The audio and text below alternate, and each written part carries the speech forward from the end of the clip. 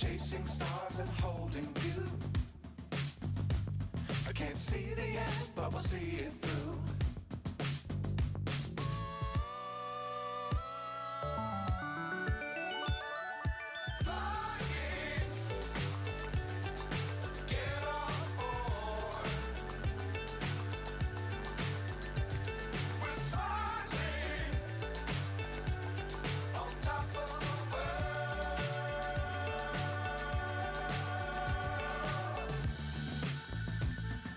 Dangerous times, don't fly too high. Be sure to keep the ground in sight. Fly forever if you keep it tight. Love the world, but keep the sky on your mind. Get on board. We're soaring on top of the world. Flying. Get on board. We're soaring on top of the world.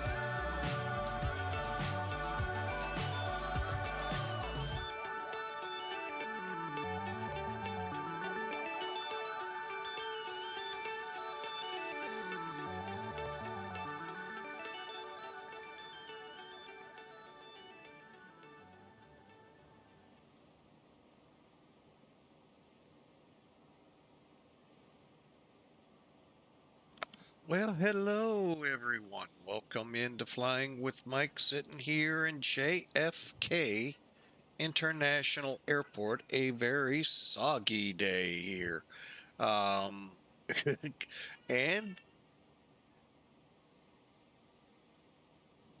they could see some snow. Sorry, I heard the granddaughter screaming and just wondering what's going on. Oh, it's been another crazy day, folks. Disappointment all over the place. Giving up on the X-Plane Discord. Just gonna refer all my issues over to X-Plane themselves via the bug report. And I just realized we're in an ad break, so give me about a minute.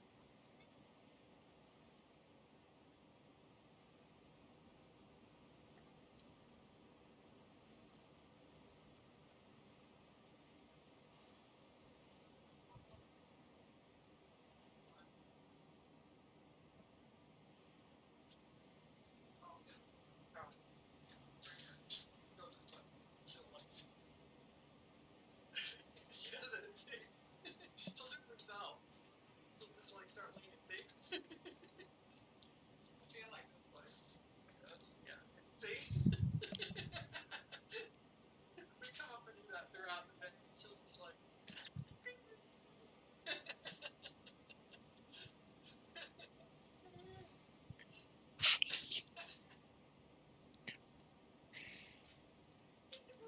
Hi. Hi.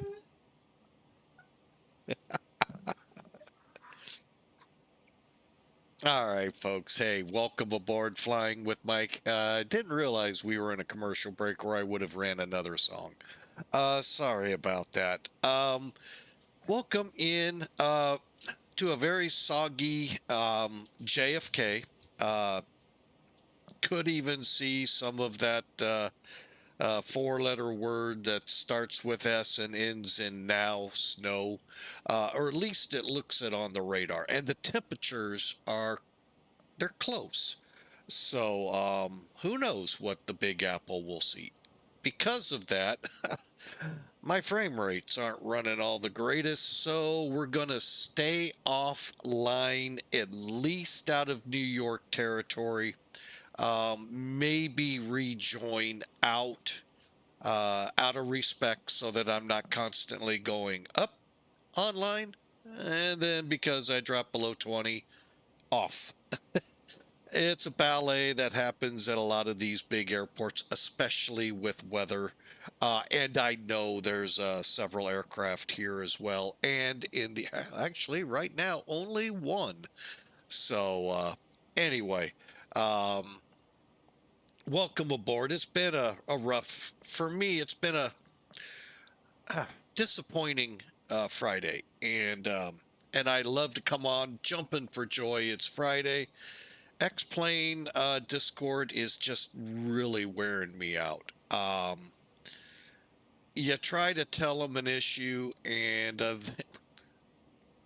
I don't know. So I just said, you know what? We'll just send bug reports in, and hopefully somebody above them actually reads them, actually takes action. All I want to know is these Vulcan losing device errors, which seem to only occur to me on the rotate MD11, a rotate MD11 issue for them to work out or not. And then they say disable zinc. I'm on NVIDIA, and everyone's told me NVIDIA zinc has nothing to do with. So I don't know what disabling that would do. Explain it better. Dumb it down for someone who's almost 60. Anyway, it's just been that kind of day. I really hope this flight goes off without any hitches. Um, we had a great flight, the Flight Factor A350 yesterday, 3+ hours online with y'all. Two great Airbus flights and a Zibo flight on top of it the day before.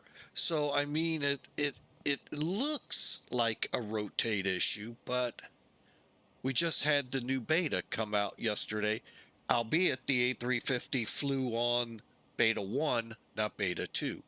So, and the three crashed to desktops, two of which beta 1, one beta 2 with the rotate MD11. All of that to say, yes, I'm biting my nails on this trip.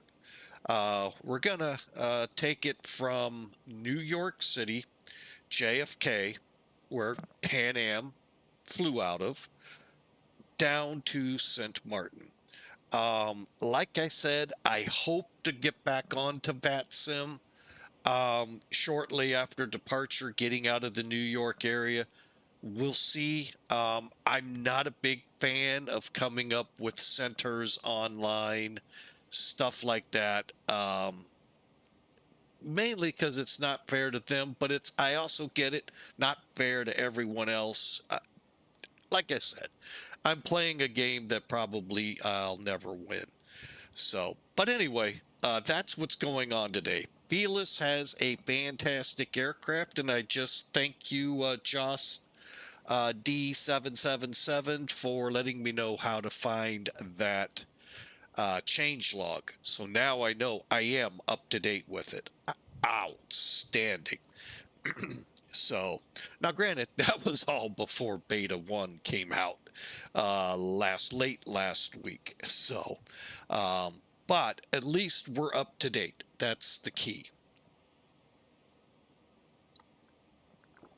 All right, so let's get in the plane, do a quick pre-flight, and get this thing rolling, shall we? I have noticed one thing with beta, with these.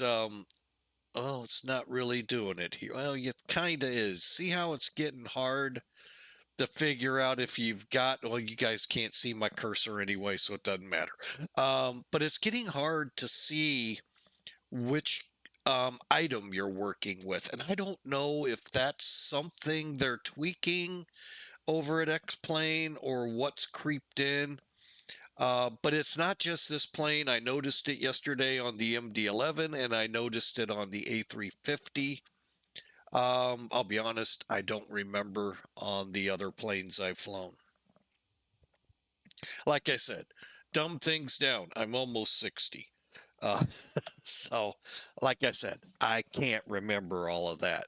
So, but yeah, I'm getting to a point where I just am only going to go to the X-Plane Discord to find out if a new beta is out there before I fire up.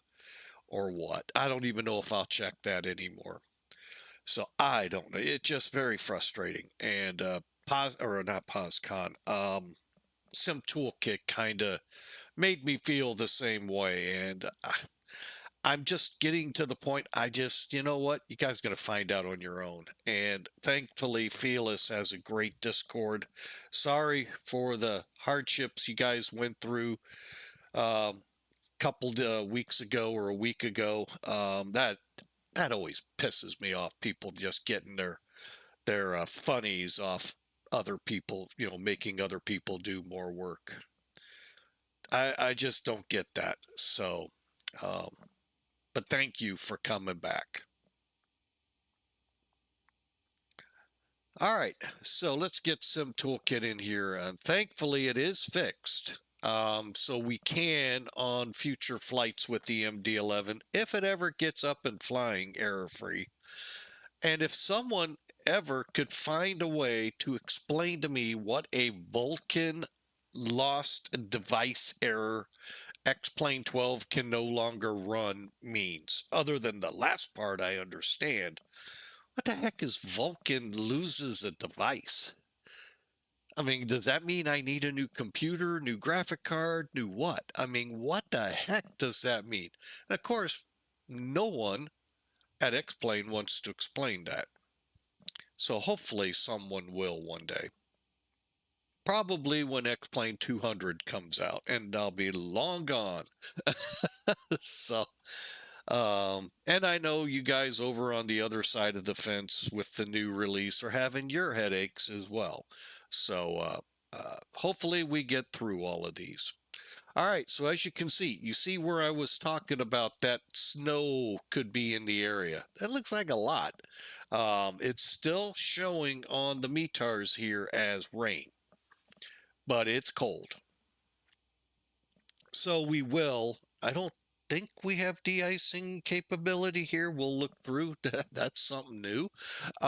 If it is, I do know a lot of the other aircraft do have that ability. So, uh, we'll check it as we go through our checkout. And lastly, I do plan to do this kind of hurriedly.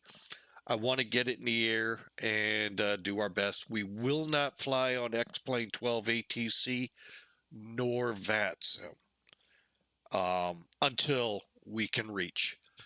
And with regard to VATSIM, if you didn't know, somewhere in the Caribbean today, I got a feeling I know where it's going to be. Is the Friday night op. Just got a feeling I know where it's going to be. So, all right, let's get into this here. We got Sim Toolkit up.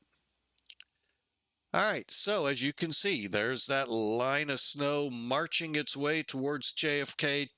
We got great approach controllers, tower, everything I would love to fly with, but with this weather, the JFK scenery, well, not JFK, New York City's intense scenery, I can barely pull down 20 to 25 frame rates. And folks, when it drops below 20 for a period of time, guess what? You get disconnected from VATSIM. That's a X Pilot client um, um, internal setup. I wouldn't be surprised if others did it. And I've kind of seen it on other events. So, but anyway, you can see quite busy. New York approach does extend out here a little bit. I don't know if Oceanic came up.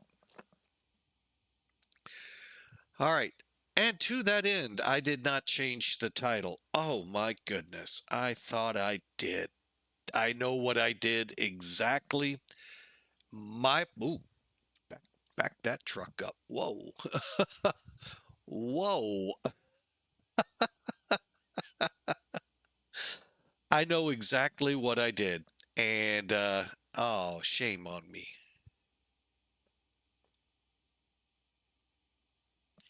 All right, so hang on. We're going to make that change here.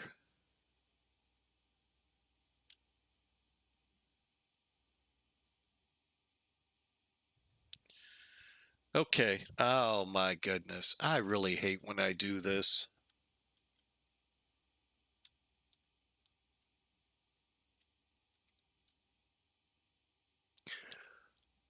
Well, I'll change it, but it doesn't really reflect anything. Okay, JFK.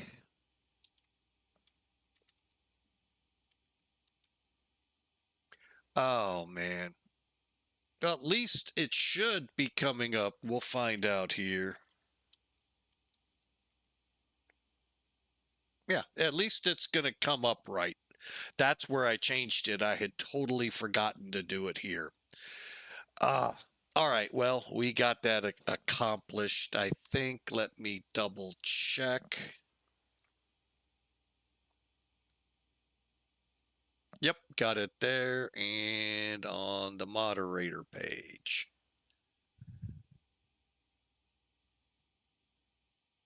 Perfect. All right. Well, the plan's somewhat coming together, man, and let's do it. All right. So again, JFK will be offline here. If we stay out of center, once we get out of here, I may come up, or I may come up in out over the water, just to be away from the weather and all of that to cause trouble. Anyway, today's loadout, let's not focus on 366. We'll work on that like always. Um, but we are going to go to 37,000 at Mach 0.85. 22 rights the runway out of here. I think if it ever said 28 in Sint Maarten, I'd be like, holy mackerel, how the heck do you fly that runway? That would be a great approach because you're going to have to RNAV it in, RNIP it, all that good stuff. But it always seems to be 1-0. I think they could have a 50 knot tailwind on you on coming in for 1-0. They'd still put you on 1-0. So it's just amazing. And anyway, I don't know what the weather is there, other than it's probably tranquil. Um, Speaking of, here at JFK, we do have VATSIM weather. VATSIM here, 23017, gusts up to 26, very windy, 10 miles, rain, as they're saying. So we have at least a wet runway. Broken 2900, overcast. Boy, the way he typed that, I would not know the altitude. 3600, temperature 6 degrees Celsius. If it got down around 3 degrees, I'd be worried heavily about snow. Now, that doesn't mean inland it may not be. So approach 22 left, departure 22 right, operated Xp, yeah, that's our typical VATSIM stuff. And read back short instructions. It's short. It's old. Short instructions. It's one word. Trying to very hard. And there is a SIG. I hope that's not price, but if it is, we'll have them on anyway. Down in the tropics, where everyone's wanting to go this Friday. Oh, wind out of the southeast at 8. A few clouds at 1800 and a chilly willy 31 degrees Celsius. 88 degrees. Oh, rough weather. Rough weather awaits us down there, folks. I don't think we can take that. So, anyway, let's have some fun, shall we? Not going to worry about filing. That's not fair to these guys to think they're going to get someone. I can't come up with weather conditions like this. I mean, I can. Don't get me wrong. I can fly in them. It's when I have frame rates doing this. I can't do it. It's not fair to the controllers or anyone on the deck when they say, do this, do that, and then I've dropped to come back and never replied. So, and that happened in an event, and that was, oh my gosh, Not fair to anyone. See, right now, if it would bottom, this would be the bottom numbers and we'd be up in the 30s. Heck yeah, I'd be on it. But then we drop here and then we drop offline. So, um, you're not seeing any of that. Oh man, I am just such a bad host. There we go. Now you can see those numbers. And again, we still only have one individual here.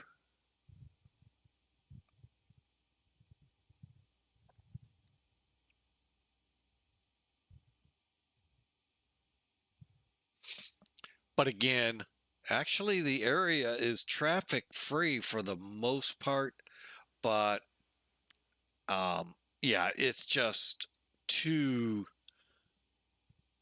dicey. So let's get to work, shall we? Enough belly aching, enough low today. It's Friday. We can't have low days on Fridays. Just not allowed. It's in the handbook. Didn't you know that? All right, let me get rid of this. And by the way, yeah, this black bar, if you didn't know, that's your hide yoke or bring it back. All right, so what I do, come in, hit the batteries, hit standby power, then I come over here, hit ground, put the chocks on, he'll tell you, disconnect or connect GPU, he'll do that, then you'll connect ACU. You don't get anything for that. That's fine. Cargo doors I open, get the jetway over and open door 1 on the left side. All right, and then I just head up quickly, throw our INS units into a line, anti-skid on by closing the cover, open the cover, put it to arm, the body gear steering. Sorry, was having a mind fart. Rather smelly. And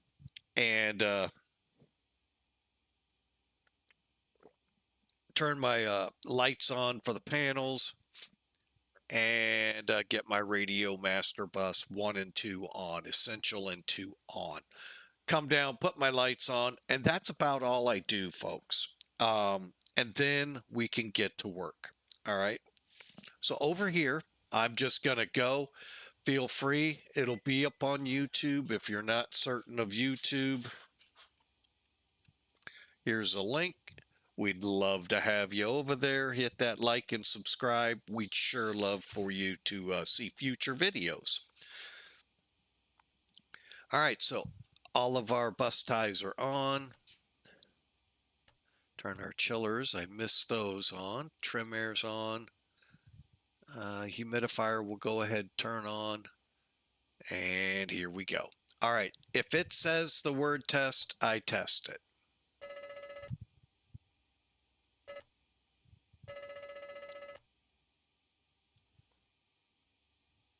And like I said, what I'm finding is I'll put my mouse over things and I'm not getting the usual indications, but yet it's working. So I don't know. All right, hang on. Why I scooted the eye view back is just makes it easier to see up front.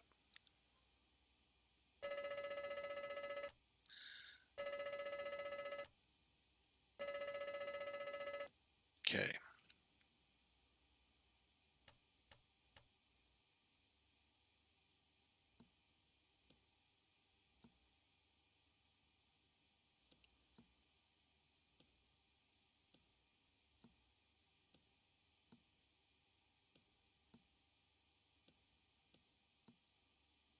All right. And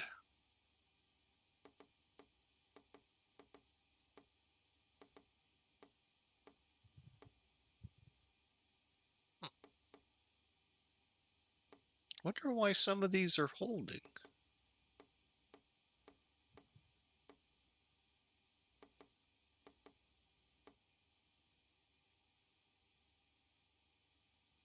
Which one is that?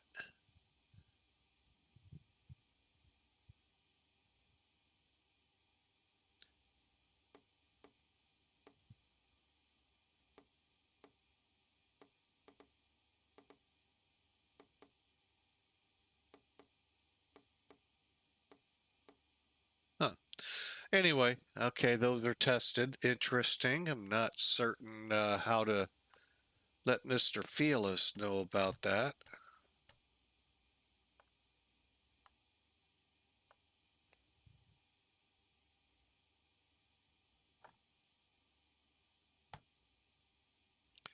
All right, and quantity check. Wait a minute. What the heck? The heck is going on here?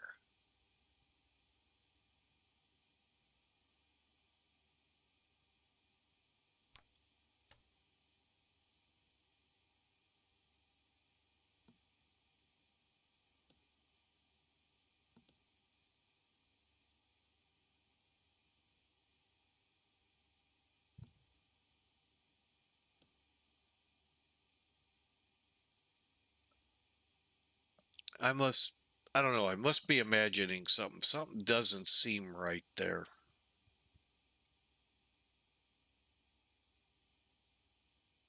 Okay.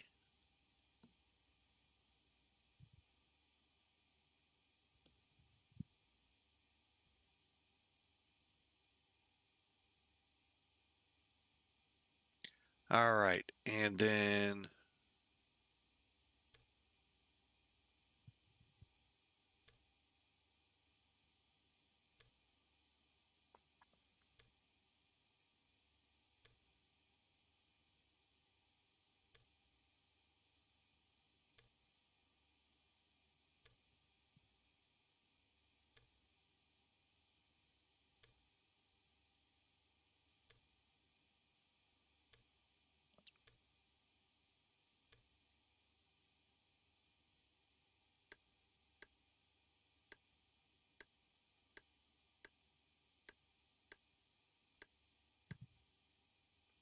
okay, all the lights went out except for these because the tank is already empty.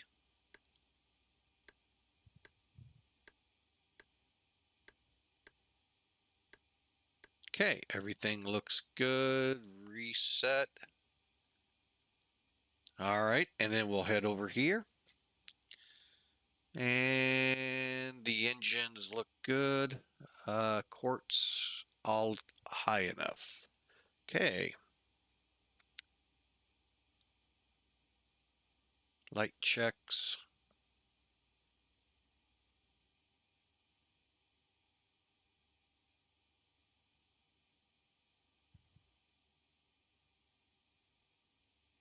Okay.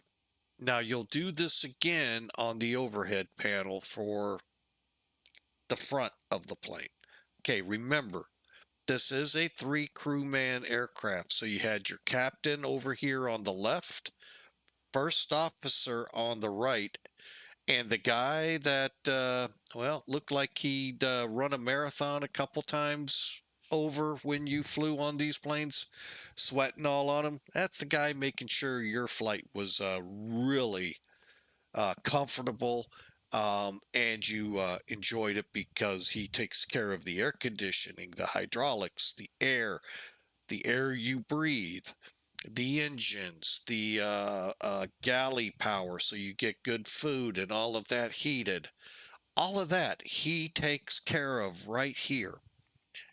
So those guys up front that you all think gave you such a spectacular drive, you can only really thank them that you actually got to your destination where you were supposed to go. There were times these two somehow ended up at the wrong airport. Not sure, but we call them the pretty boys for that reason. Hey, spaceman, welcome in. Welcome aboard, sir. Thank you for taking care of that with Pan Am Virtual. Let's going to be getting to that here shortly. But welcome in, sir.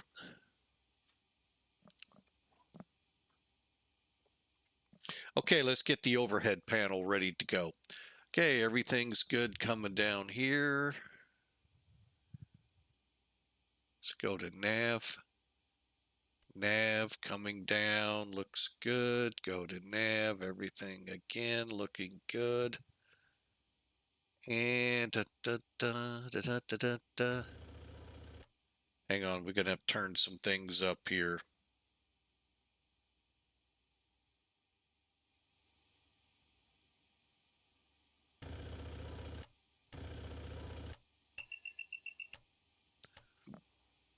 Then we're back to the silent kind.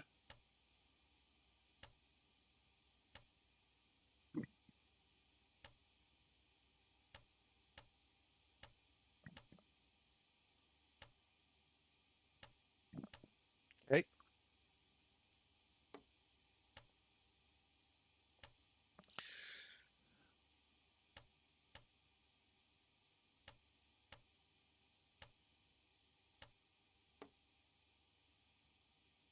All right, everything's ready. Start valves closed, engines are all looking good. Lights, nav, and logos are on. Here we go. All right, now we come down to the fun gauges. Let's just do the top half here first.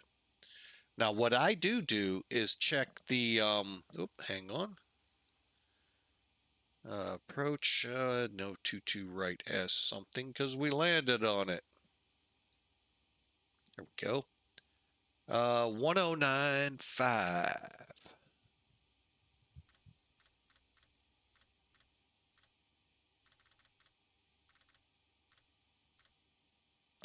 Okay. And we can set it over here to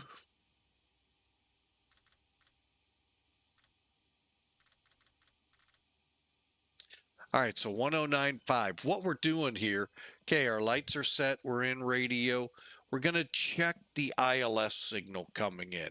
So what we're going to be looking at here, let me kind of slide this over a little bit, is the up indication on the glide slopes and the needle move left.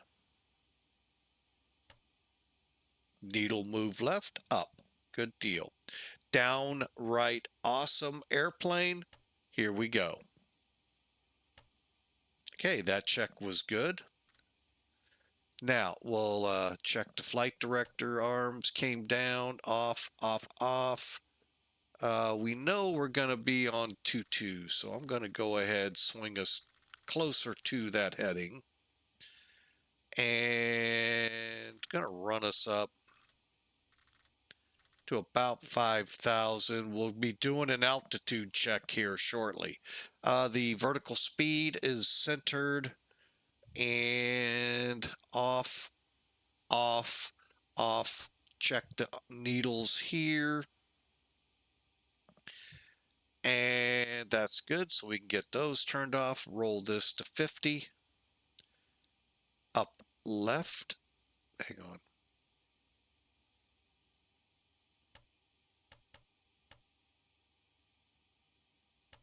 Okay, both work good. That was weird. Why is it hanging? Huh. Interesting how things are hanging.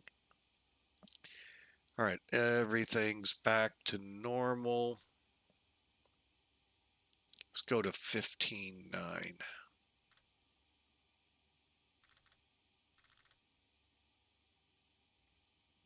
Okay, and that's JFK, by the way.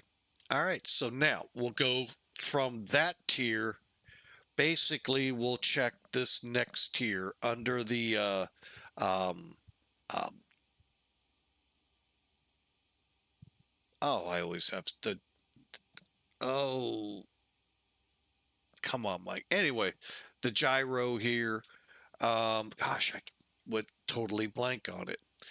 Been saying PFD for so many years, and that's not what that is.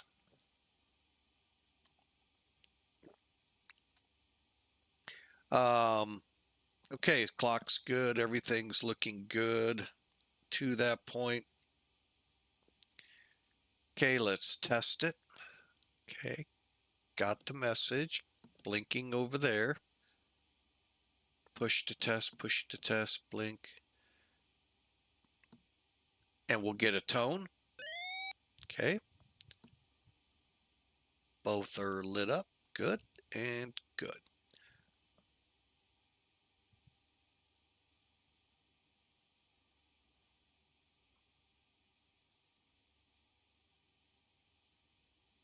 For now, we'll set it at 200, even though we're going to go to 400 here. All right, max indication, reset.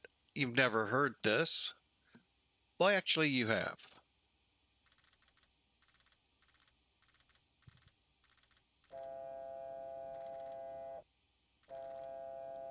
Your altitude alert. Reset to 5. Usually clearances, if we get one, or start at 5 and go up. Now, never do you ever hear these call outs. Pull up, glide slope, pull up. Never on stream do you hear those. Maybe we're in a commercial break all the time. I don't know. But anyway, rudder ratio, it's just an idiot light right there. And then we check the other side.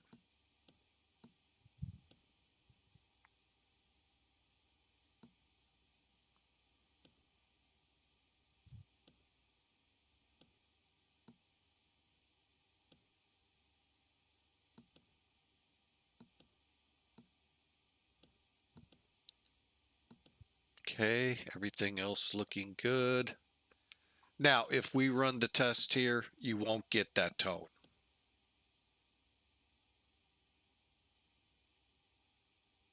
And now I will set it to 400. Okay, coming back through, look good down. Flap indications all 0, 0, match the flap. Yep. Engines look good. Proper lights are out again through the bottom. Let's go 40. And yes. Power up the CRTs. Most of you have never heard or seen one unless your grandparents still have old TVs. And by old, they're not hanging on your walls. They're a console in front of you. And those tubes needed to be warmed up. Okay, moving across. Everything looks good. CRT's warming up there. All right, so let's come here. Do a quick look. Flaps are up in both 1 and 2, showing spoilers down, and takeoff config check completed. Fuel in cutoff, and yes, we will be flying here shortly out of Bogota in this plane, so we can see the difference of starting this plane near lower to sea level versus 2 miles or 1.5 miles above sea level. Radios are set. Transponder 2000, Xponder, radar set, and we'll leave these as is. We're ready to start going through, getting our flight in here.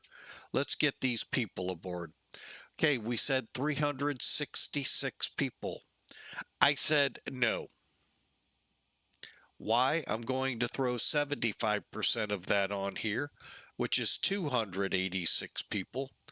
And I'm going to throw 25% cargo on board. Make up the difference the airline might not get with stuff under the plane.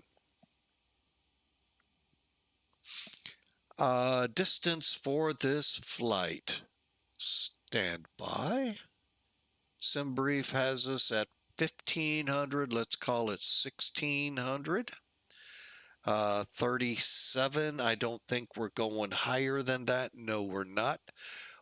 Winds 233. Now that means southwesterly. When we look at our flight plan, we're going south, so we got a headwind.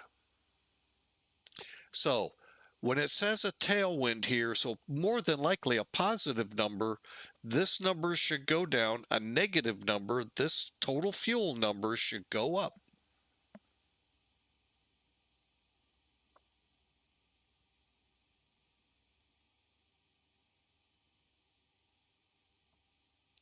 All right. Oh, we're 30.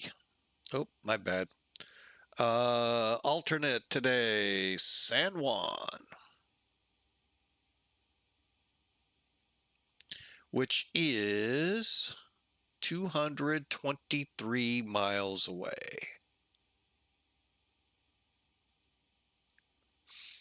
I like to go minimum 10%. Let's throw a 30-minute taxi in. That gives us 20 here, 10 there. Well, I need more here. And now the fuel we were told by dispatch, 123,235, equated out to 132,894 when you factor it into the plane. Let me try something, because I run with a 5%. That got us even closer, but anyway, we're going to run with the 10% because of that strong headwind and be able to make, because guess what? We only have Bermuda to bail out at, folks, if we start getting low on fuel.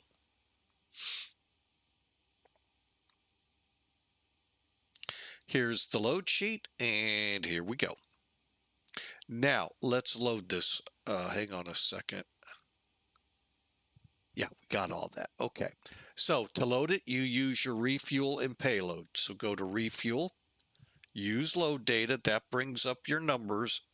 You can either wait on it to pump in the fuel, or because currently we're at 55,000, so it's going to need about 70, or I like to just go instant. Payload, data sheet, brings our people in, shows our crew, and we're ready to go. So all we can do here, I am going to go ahead, load cargo, and I'm going to allow the people to board while we work on the flight plan. Finally, the last thing I do is fill out this page, just because it's real easy to get done quickly. Maybe 22 right is 12,000. We'll call it feet long.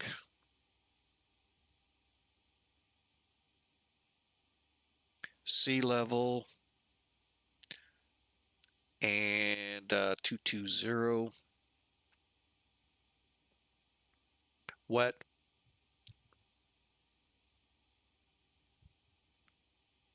Okay, let me pull up that real quick. Uh-oh. Oh, no.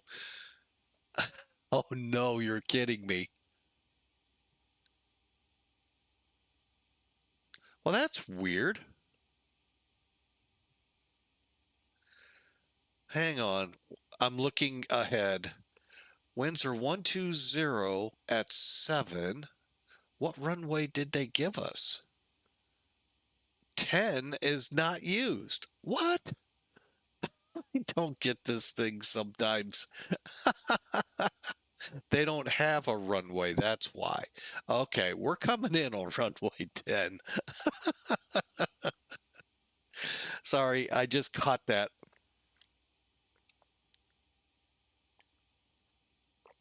Out of the corner of my eye. New York is, what are we working on? Temperature, I believe 6. Bathymetric pressure. This is incredible, folks. 2937. That's pretty low. We had it like that a couple days ago here as well. So that is kind of super low. All right, and we loaded the data sheet. All right, so we're gonna fly out of here.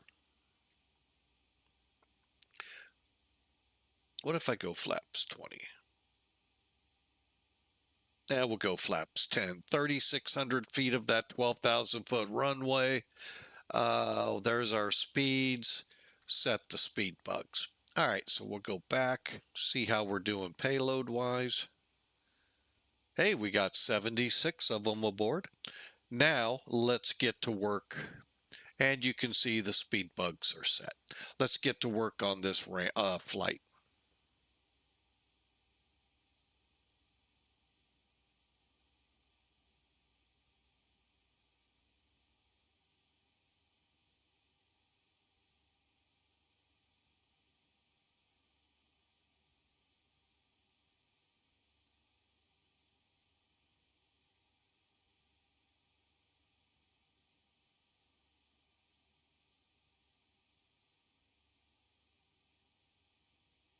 All right, Dennis Burkamp. Yeah, I have said Microsoft. It's failed me many times, but I'm not sure what are all the references. I'm going back to check. But yeah, please, no swearing here. It's um, good way to get yourself banned. So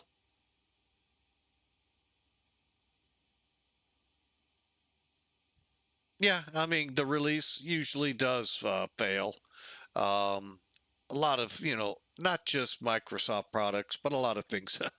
They had a lot of things fail back in the uh, early 2000s.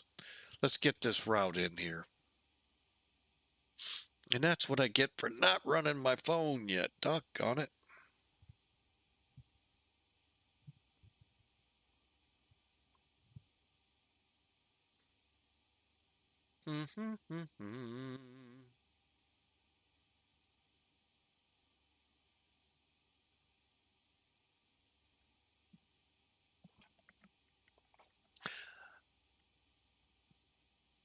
Okay.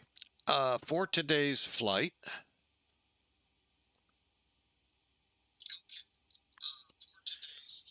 Oh, I forgot to turn it down. There we go. All right. Route menu. Now the fun part.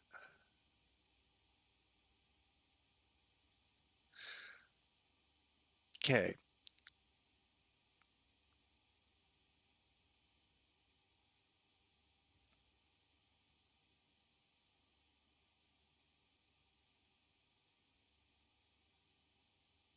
Okay, to Derek's, to Hancy.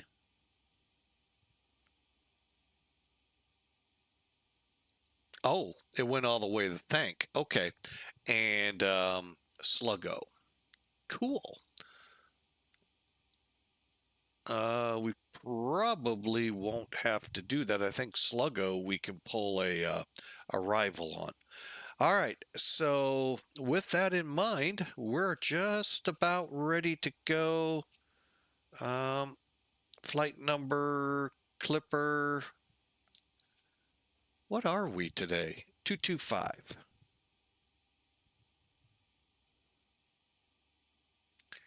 Execute. All right. Let's go in here, check our departures. 22 right. And let me check.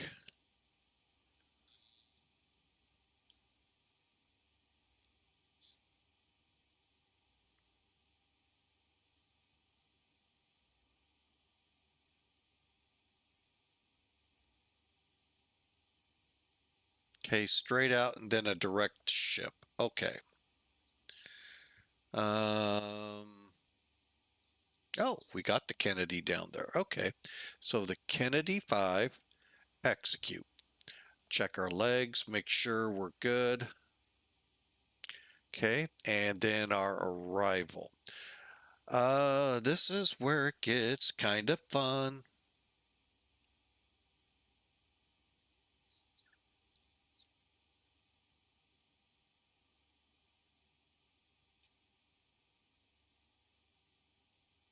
Okay, so hang on, I gotta fix something here.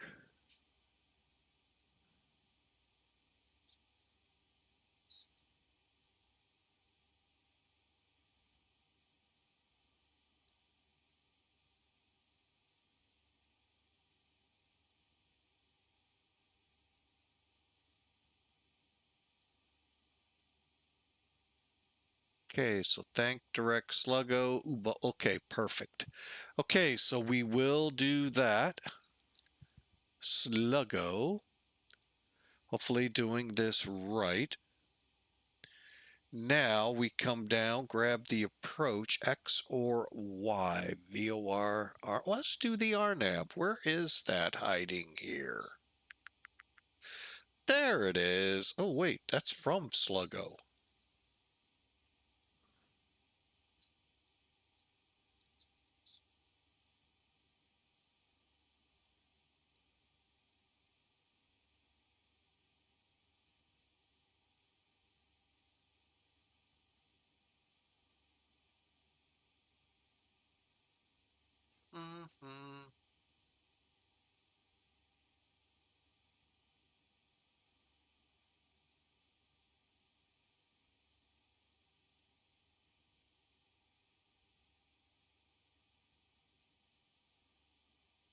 Let me see that RNAV.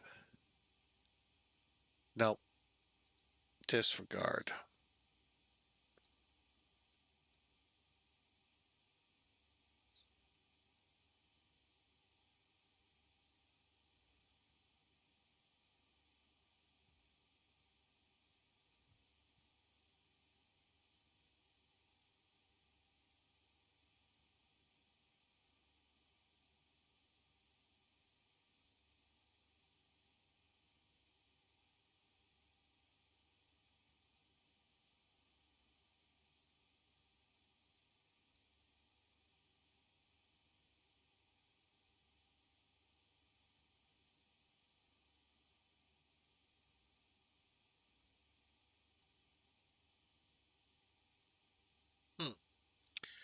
All right, well,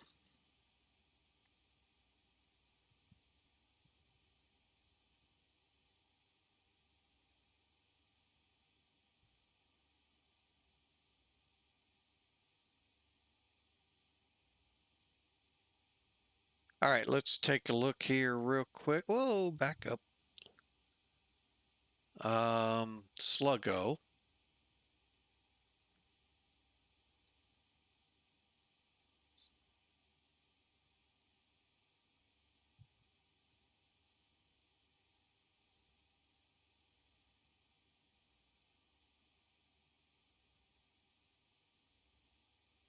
Okay, that did not play out right.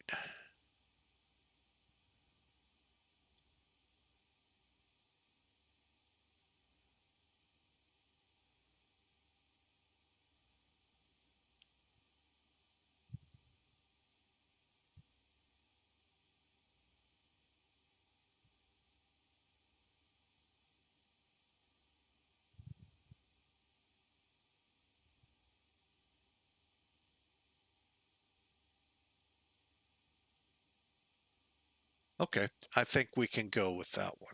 Go. All right, so that's set. Performance. Back to here.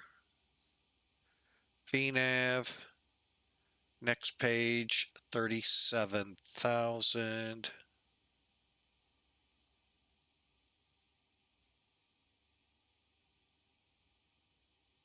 All right, we got 1,380 miles to go, folks, to top of descent. So let's get to work.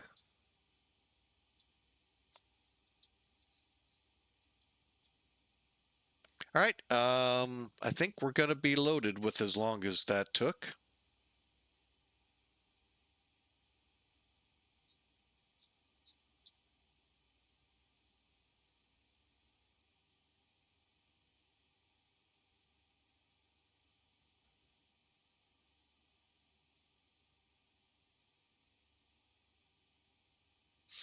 Okay, and we'll click, not that. There we go. All right, and let's get this thing ready to go. That's not bad, folks. Took us 55 minutes to get to this point. Let me look over here real quick. We have 286 people aboard, 30,000 pounds of cargo. We got our fuel. Let's double check. We do indeed. Head over here.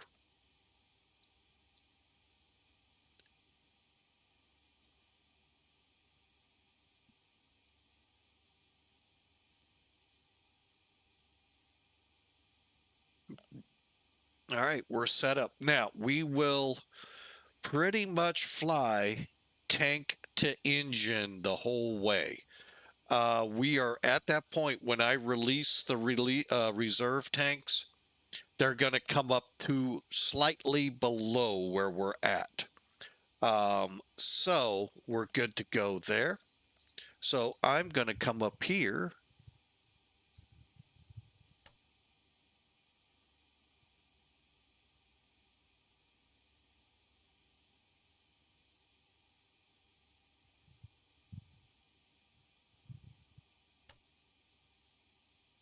Three, go. All right, here we go, folks. Again, welcome aboard. Thank you so much for being a part of Flying with Mike. Hang on a second.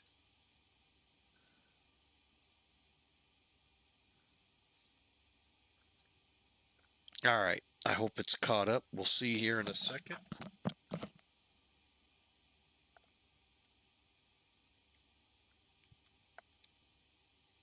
Perfect.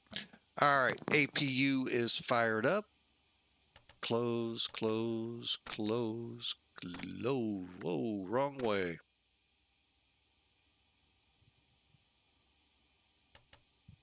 Okay, our APU is indeed.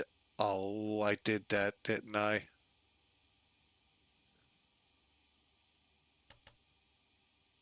Close. And we can turn off the external power. Cockpit to ground. Disconnect ground power. If I did everything right, nothing should happen.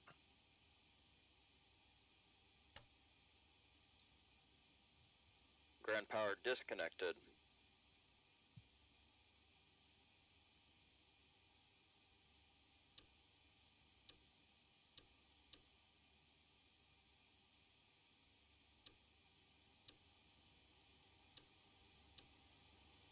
All right, we're ready to go, folks. I know, a lot of stuff if you follow the procedures and all.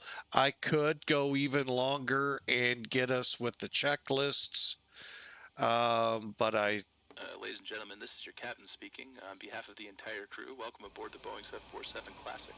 We will depart shortly after we have our clearance and the cabin crew is finished with their preparations. For now, I wish you a pleasant flight, and I will be back during the flight with further flight information.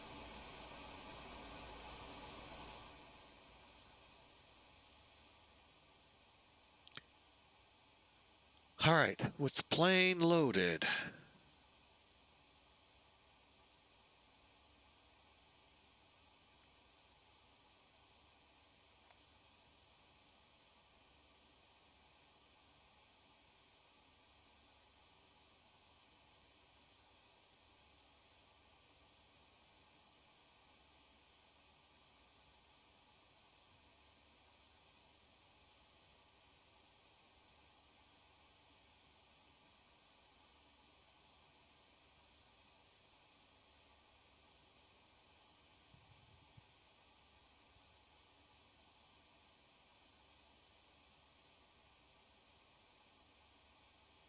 Okay, ACARS is up and running.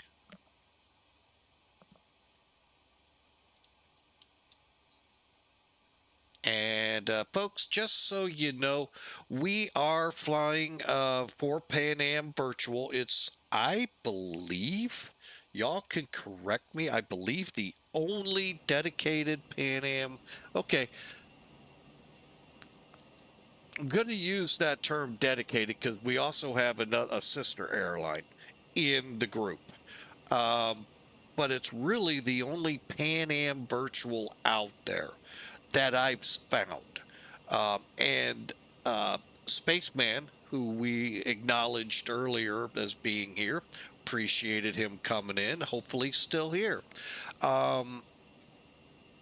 Really has made a wonderful site, a really good airline, and that sister airline, you might want to sit down because it will kind of make you laugh if you know airline history. TWA. I know. Airlines that hated each other, we have under the same roof.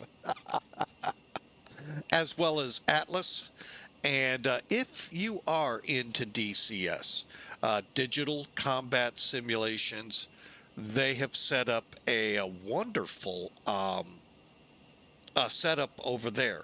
A wing squadron that flies digital combat, and at time they call upon pilots of Pan Am and TWA to help them move to a different theater within DCS. We just simulate picking them up and dropping them off, maybe from 50,000 feet. Who knows where we're going? No, just kidding. But yeah, that's a whole different system. Talk to Spaceman. Talk to the CEO when you come aboard, if you would have been interested in that as well, because I do not know anything about that side of the house. But Pan Am, I've been building a lot of routes for them. I've kind of slacked. I've been a slacker here of late with the Caribbean. It's a tougher place to do these. And I filled in Europe, I think, pretty dead on with the 85 schedule.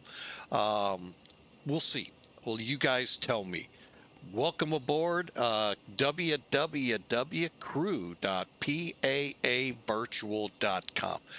By the way, we have a great Discord channel uh, available, as well as a great ACARS system we use off PHP, I think it's called. And it does a really good job of tracking things. Like all ACARS systems, I kind of go, where'd you get that number from on my landing? It wasn't that hard. Just because the wheels went through the concrete doesn't make it 10,000 feet a minute. No, no, seriously. I don't know the exact variables they record, but yeah, it's a great system. Great system on the website to get your flight booked, ready to go. It just overall www.crew.paavirtual.com. Look forward to seeing you over there.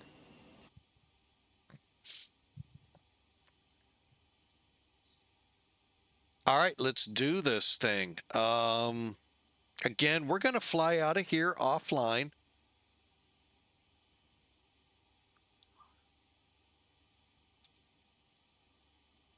Jetways away. And I'm glad to see Better Pushback has fixed an annoyance when you went to start. It wouldn't go to start. I want to go right here. Let's see. I got to see my yellow lines. Now, in the real world, folks, what they would do in a pushback, they'd get to here and then push it a little further to make sure the body gear, steering, the wheels were straight, not cockeyed off from turning. That's how they made those short turns. So, all right. Now, one thing about running those checklists, it really does help to catch things.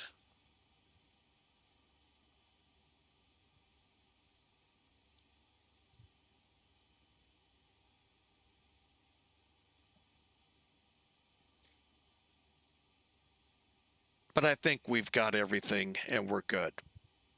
Famous last words, I know.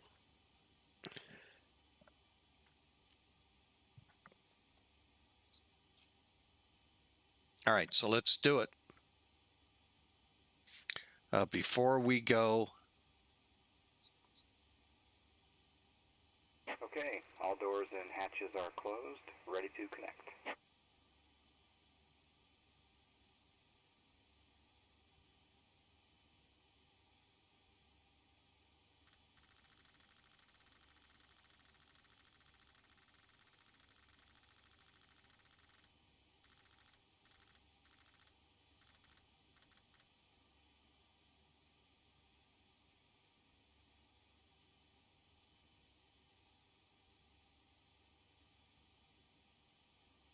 two, two, four. Okay.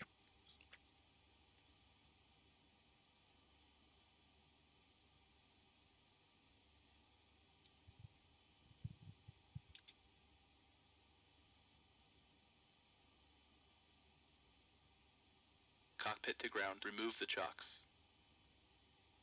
So connected and bypass pin inserted. Release parking brake. Chocks removed. Okay, one last check here.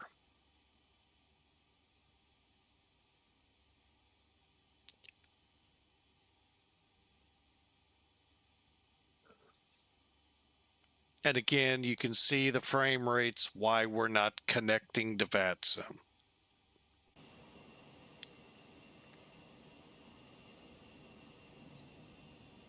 Out of curiosity, am I gonna really, oh man. Yeah, but there's 6 people here. That would just kill my friend.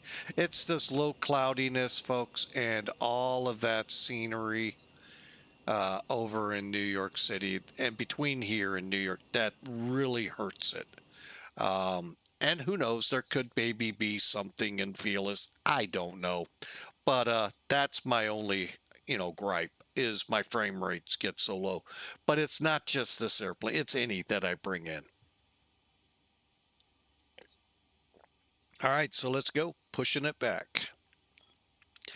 I find that if I click Parking on brake it, released. I get the audio. If I don't, And you may start I engine. may not get the audio.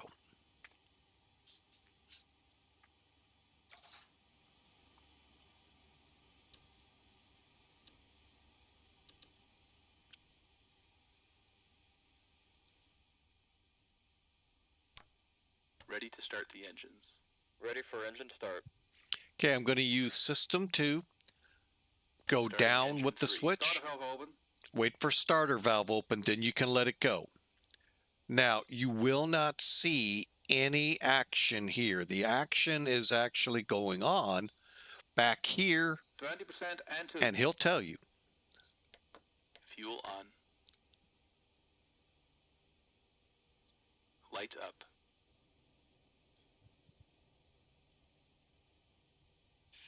So he'll actually tell you.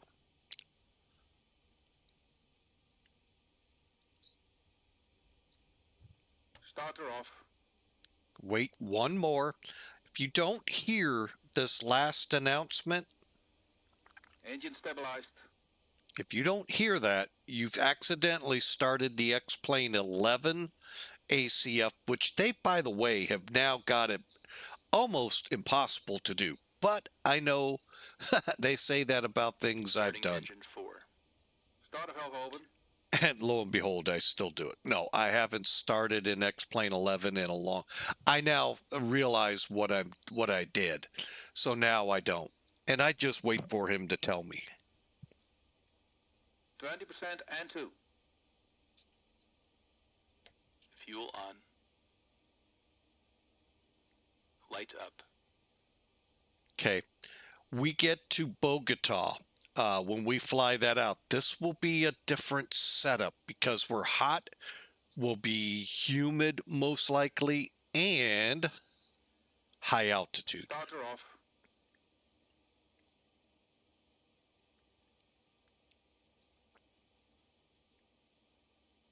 Engine stabilized. Okay, now, Operation complete. Set parking brake. okay, hang on. Parking brake set. Disconnecting tow. Stand by. All right, now you can actually start 2 engines at the same time. I usually wait till I get these 2 running and then do it. Starting engine 1. Starter valve open. And I screwed up. I meant to be on System 2. Starting engine 2. Starter valve open. Okay.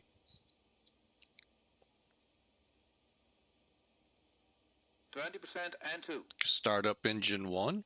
Fuel on. Light up. 20% and 2. Fuel on. Light up. Okay, they're both started.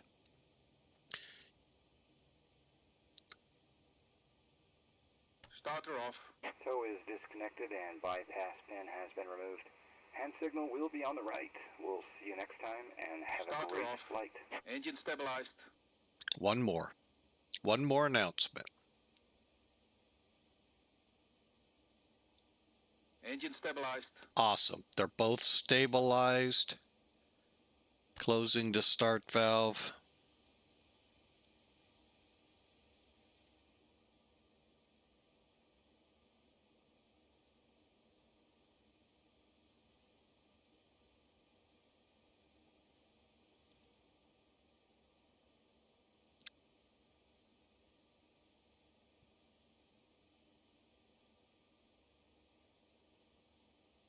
All right. All right. Pins are out. Let's go. I gave up trying to get to them. I'm gonna have to set up a new view somewhere. Gonna have to figure that one out. All right. Let's finish this up. So the engines are running. Gen up, up, up. Whoop. Close. Bleed off. Off.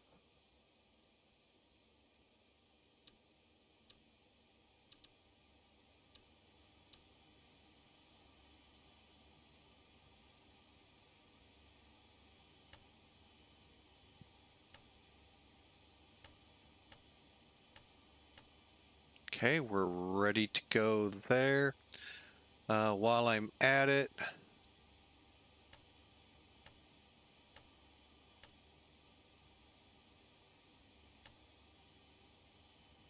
okay.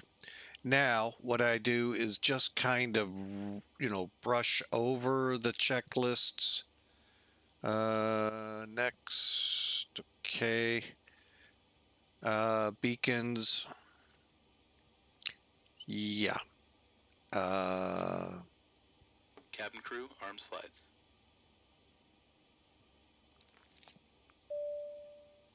All doors are closed and armed. Okay, pack valves, door warning, hydraulics starts. Okay, next. Flaps, Entire crew, I wish you welcome on board. Please take your Flaps seats 10. and fasten perfect. your seatbelt. Okay, takeoff data, state trim in the green. And the back of your seat is in the upright Okay, position. to find that, you go to your performance. Will demonstrate the safety features of the aircraft. We're looking at Illuminate.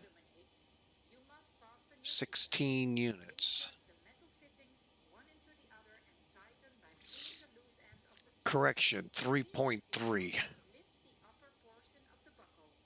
We recommend that you keep your seatbelt fastened while in your seat. If you are seated next to the emergency exit, please read the instructions on the safety on board card. You will find it in the seat pocket in front of you. If you do not wish to perform the functions described in the event of an emergency, please ask the flight attendant to receive you. There are All several right. emergency exits on this aircraft. Please take a moment to locate the nearest exit. The exit may be behind you. If you need to evacuate the aircraft, floor level lighting will guide you towards the exit. Doors can be opened by moving the handle in the direction of the arrow. Each door is equipped with an inflatable slide. All right, fuel heat. Oh, probe heat. Yeah, let's get up here, make sure the overhead's set. Will appear automatically in front of you. To start the flow of oxygen, pull the mask towards you. Place the mask over nose and mouth. Adjust the headband and breathe normally. Nacelles on. Does not inflate. Going to wing ice. If you are traveling with children or someone who requires assistance, please secure your own mask first. Yaw damper seat, APU heat is good. Engineer cargo heat's all on. We're ready to taxi. The only thing I do need to do is a flight control check. Your gauge is over there by the landing gear, far right side by the landing gear lever. You can watch the needles. Between the armrests. When instructed, open the plastic bag and remove the vest. Slip your head through the opening, fasten the strap around your back, and attach it in front. We are at the door opening. Inflate your life vest Okay. by pulling the red tag. More air can be added by blowing into the tube, using the whistle and light to attract attention. All electronic devices must be set in airplane mode during flight until further notice upon arrival. Please let me remind you that this is a non-smoking flight. Here we go. Also, the use of electronic cigarettes, Parking brake released. sensors located in the left wrist is prohibited by law. You will find this and all the other safety procedures in the safety on board card, located in the seat pocket in front of you. We advise you to read the card before takeoff. If you have any questions, please don't hesitate to ask one of our crew members. We wish you all a pleasant flight.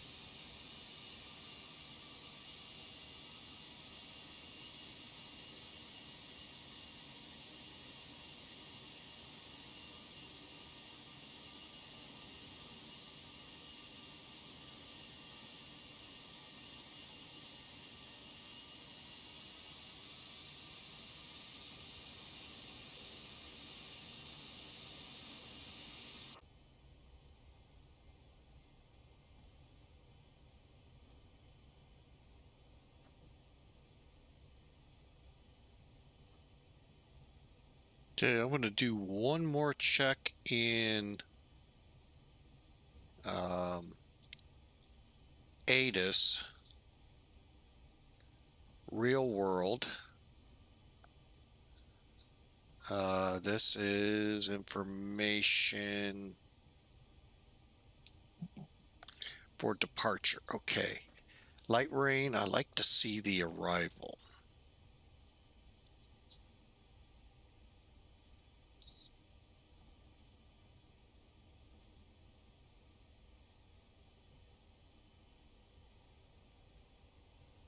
Two 938. Okay, I'll check that.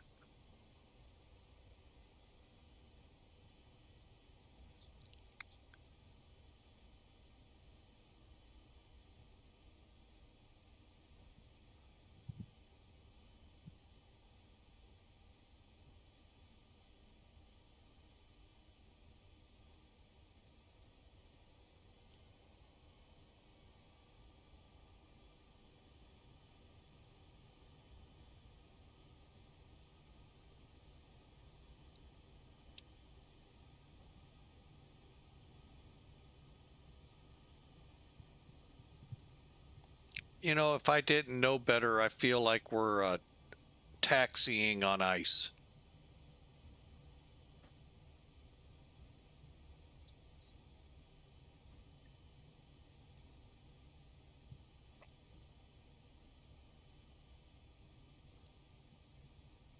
Yeah. Oh, no VATSIM. Okay.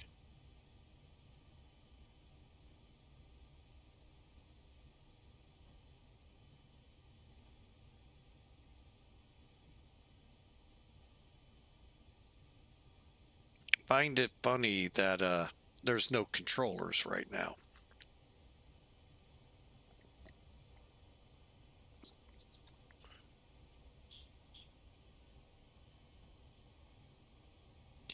Normally, I would say thank you, but with 5 people on the deck and frame rates under 20, no.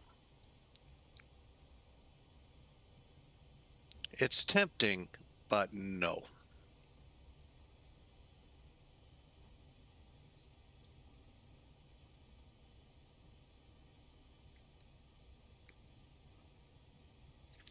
All right, we're headed up to 22 right. One of the longer taxis we'd make here.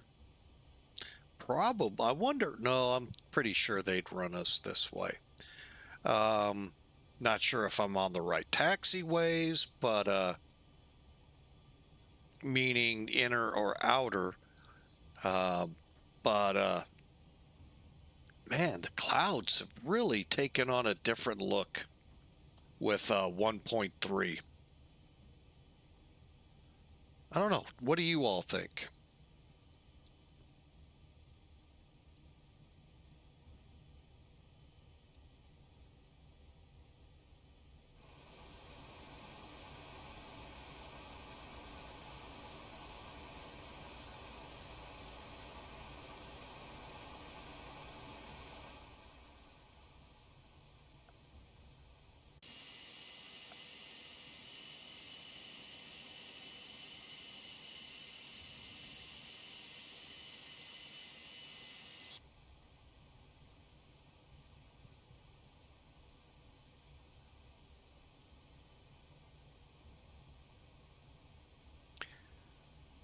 All right, so we're taxiing out for takeoff. I hope you all have great weekends planned. I know this weekend leading into Thanksgiving is a very busy one. The travel season begins, and why does it? Wait a minute, we got an engine not running.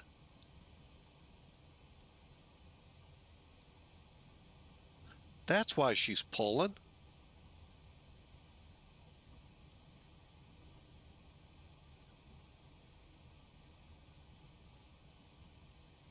What the heck's going on with number 4?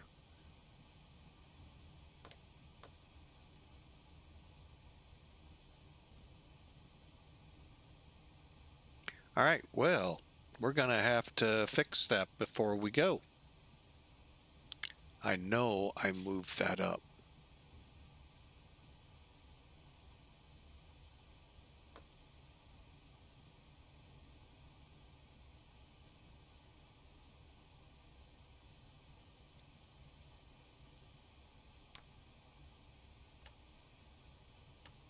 ready to start the engines.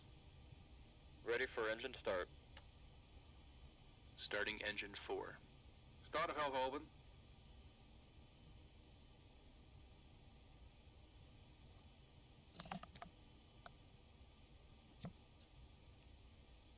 Would have swore that engine came up. 20% and 2. Fuel on. Light up.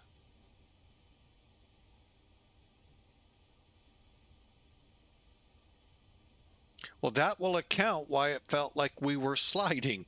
I was getting too much power on the other side. Starter off. And then we'll get over and get that generator running. All right, I think I heard our cabin. Cabin ready. Engine stabilized. Cabin crew, take your seats.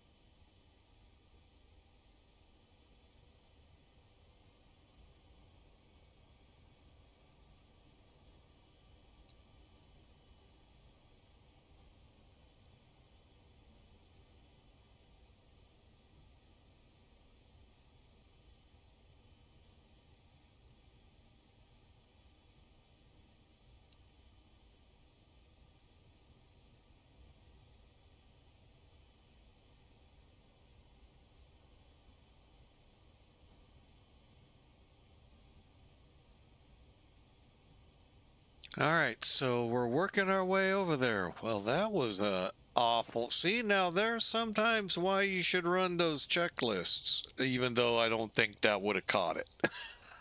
It might have. I don't know. I don't know what I did there, folks.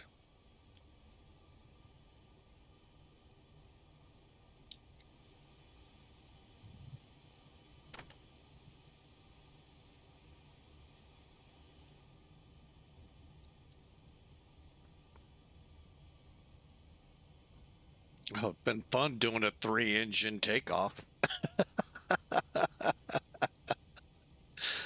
I'm glad I looked. I'm like, wait a minute, something's not right with the engines. Okay, we are not on default ATC. We're also not on VATSIM. So, all right. So I hope you all have great weekends ahead. We're trying to get you down to Sint Maarten for a good weekend. We can make sure all the engines are running. And I did forget a panel light, this one. That's why things look so dismal there.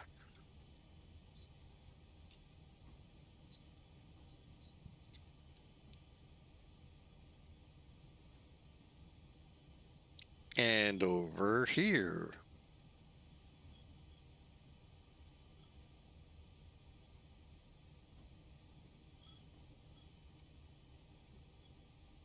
All right, here we go. JFK traffic, Clipper 225 heavy, departing 22 right.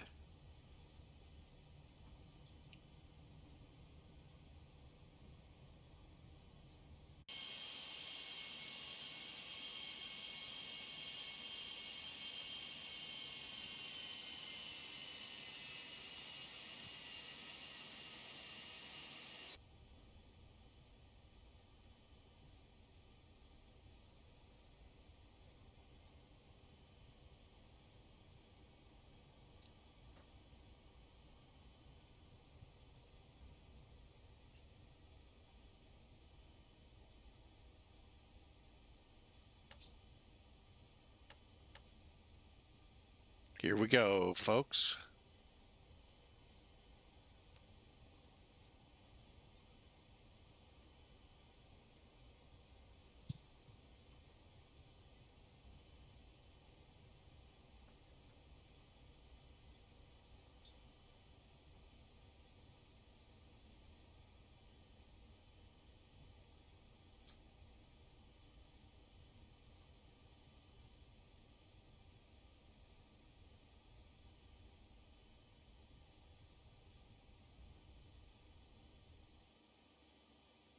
Okay.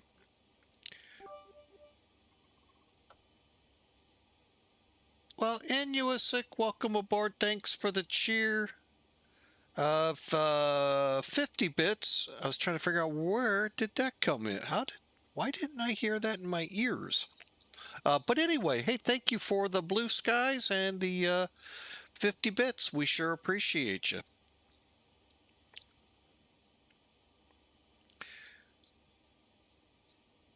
All right, trim set. Although we're not getting many blue skies on takeoff out of here.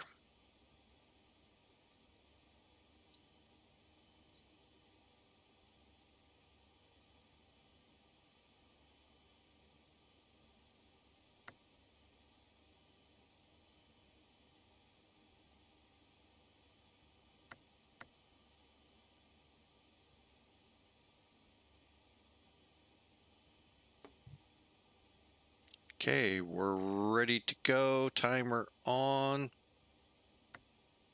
Here we go.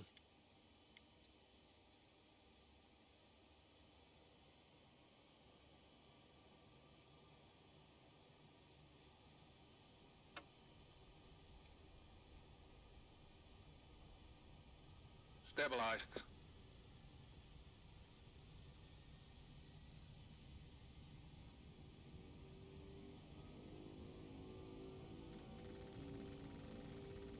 Thrust set.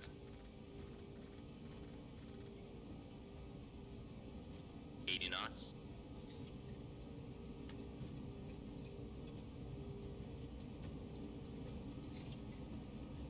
V1. Rotate.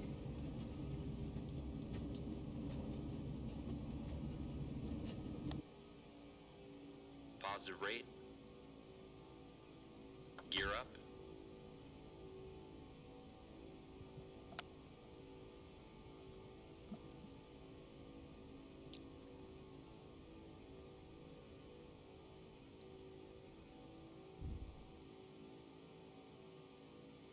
Gears up.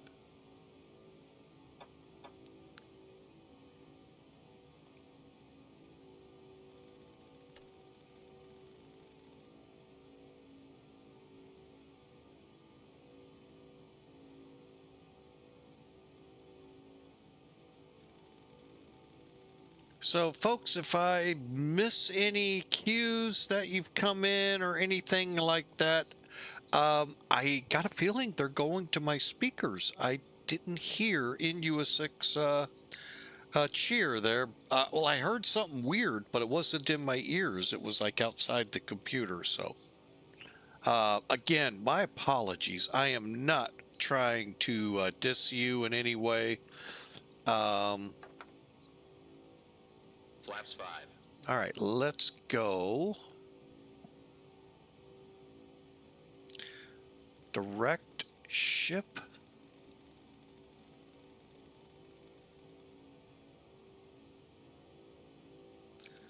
INS.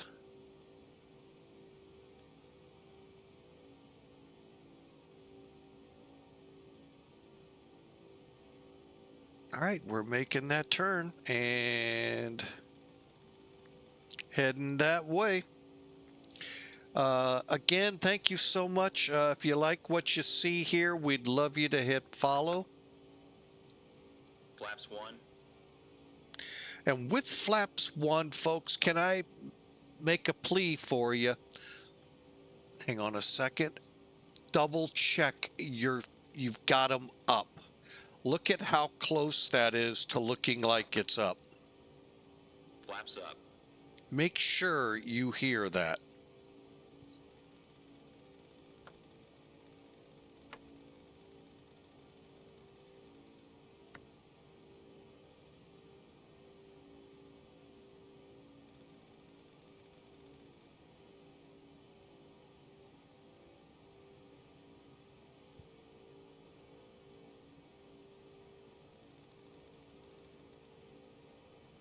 Okay, and I'm going to go ahead, go to en route climb.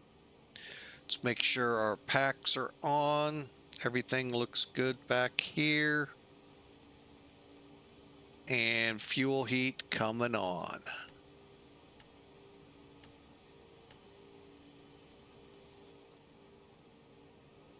There we go.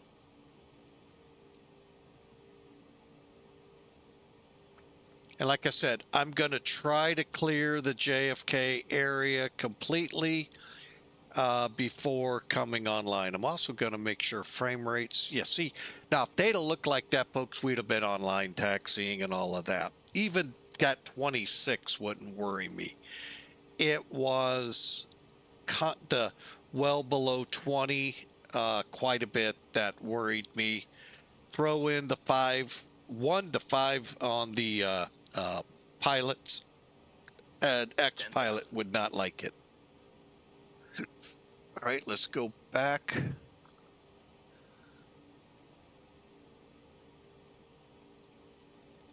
Set about 1,000. What was it?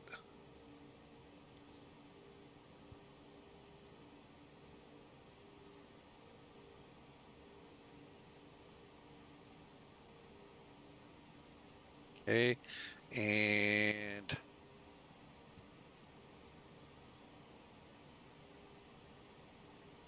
308. Okay.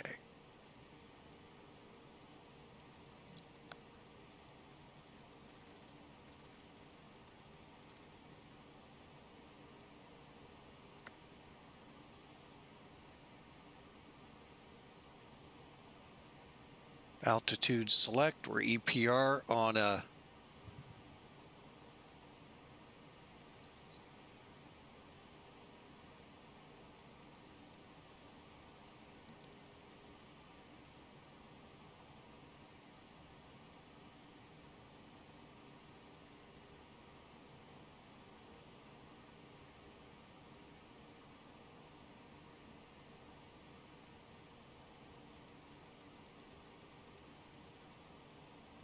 all right, we're just trying to get through this layer.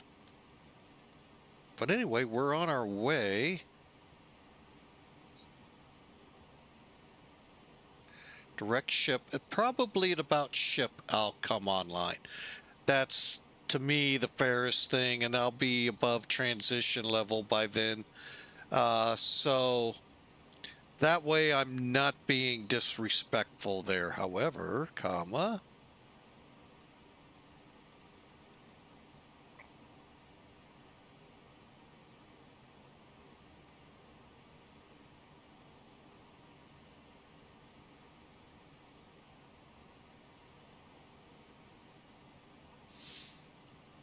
All right, we didn't do too bad on our pushback by 1855Z.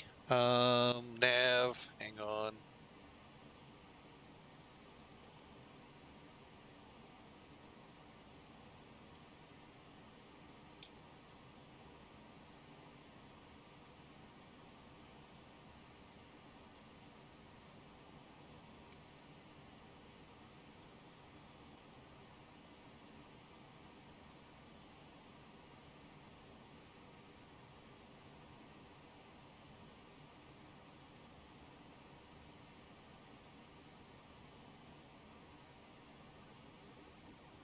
Now the fun.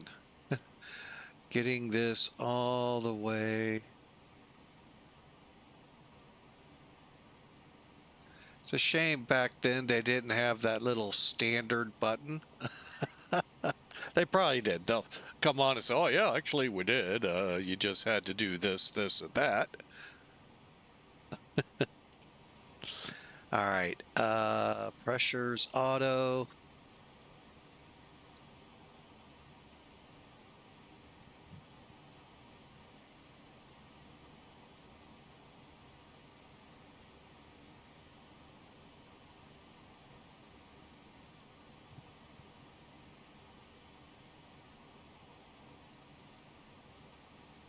Perfect.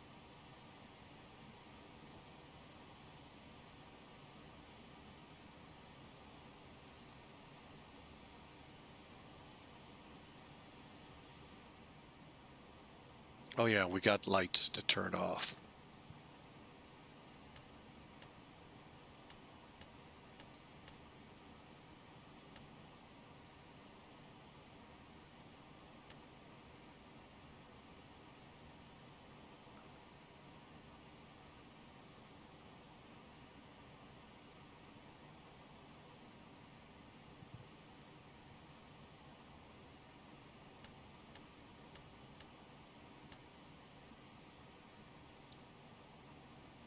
All right, we're on our way, folks. 9 minutes from break release, and we're through 24,000, headed for 37,000.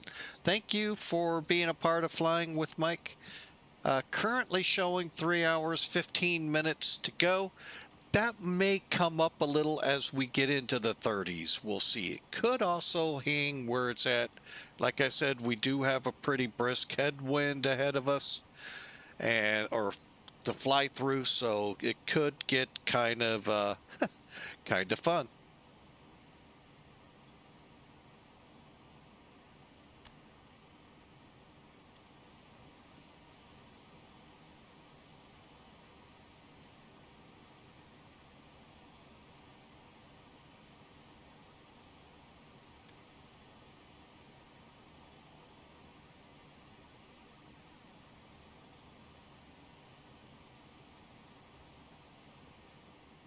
All right, so Discord's up. If you all want to join me in chat, you'd be more than welcome.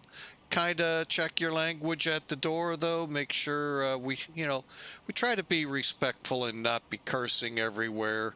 You never know who may be actually listening in, and so trying to keep it more family oriented than the bar room.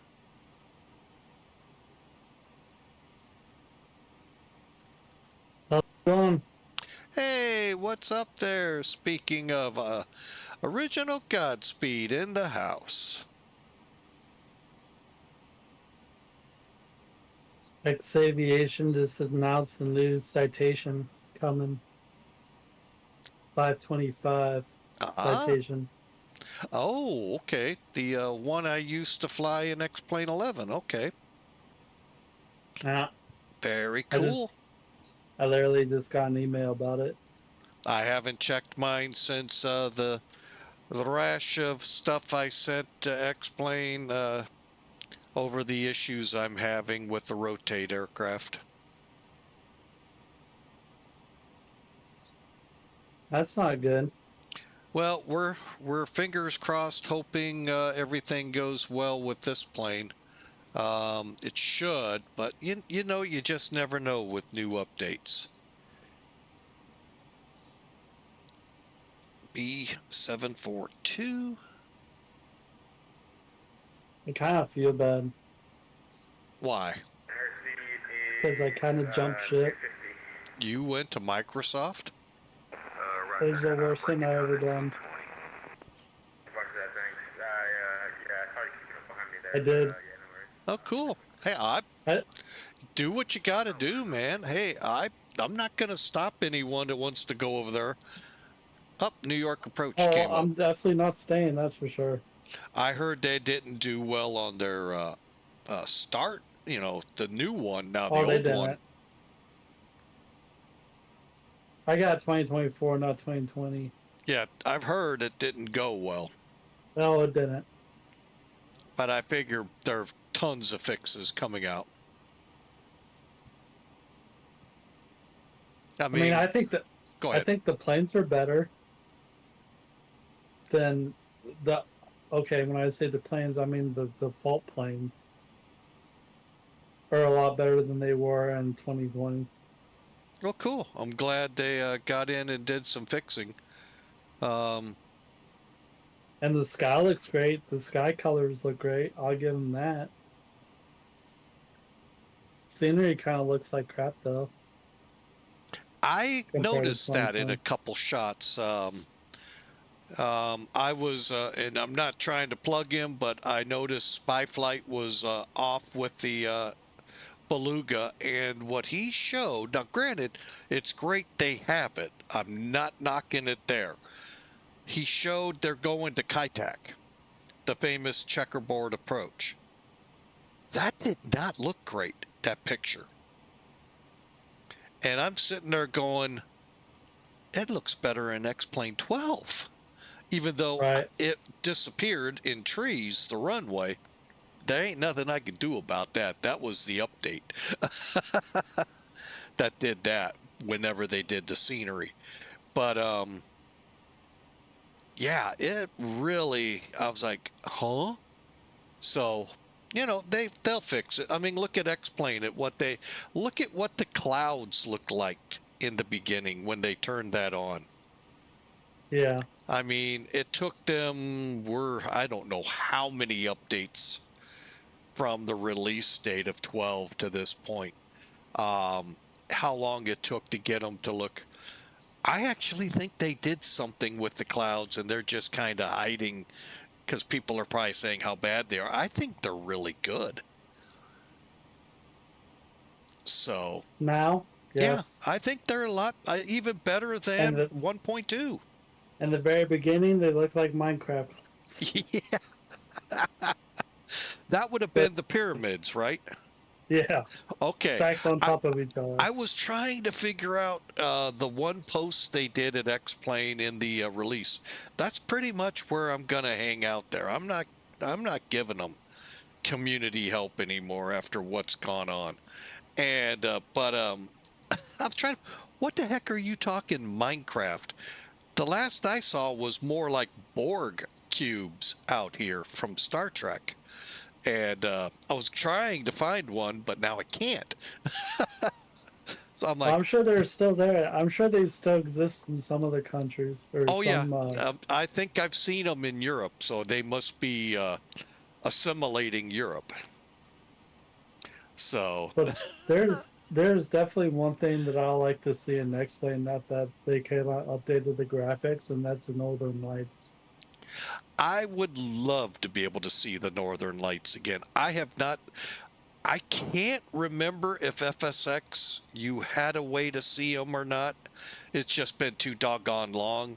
But when I saw them in a Century of Flight, that was spectacular to have them. But they weren't there in FSX. Yeah. I'm pretty sure. Again, I'm sure someone in chat out there will go, "Oh yeah, they were." Okay, then I don't know, but yeah, I miss those. I would definitely love to write Austin, but I know it's probably like not even a thing on their list. I would actually like to see their list. What they Yeah. see as important.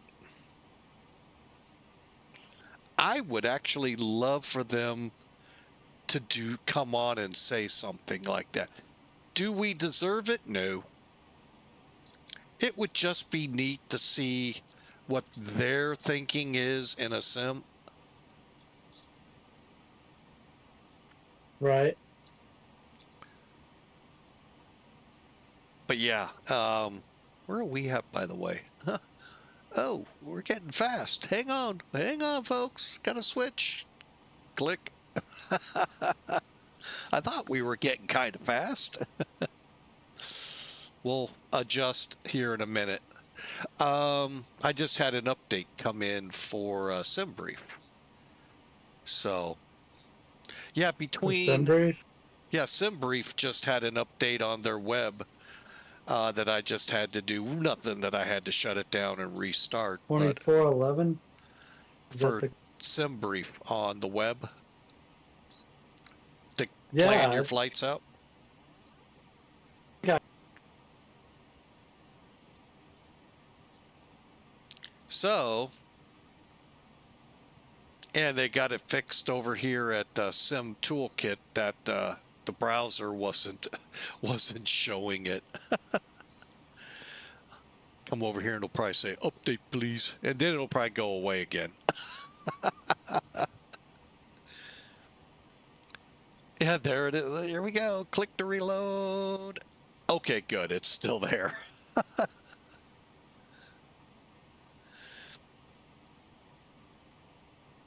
All right.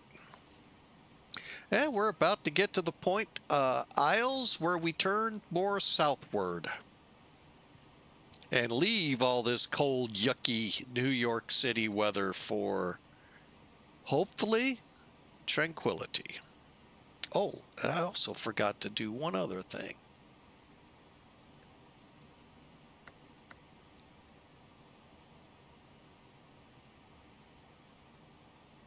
I just feel like the X-Plane feels more realistic to me. That's why I stick around. I don't see that in Microsoft.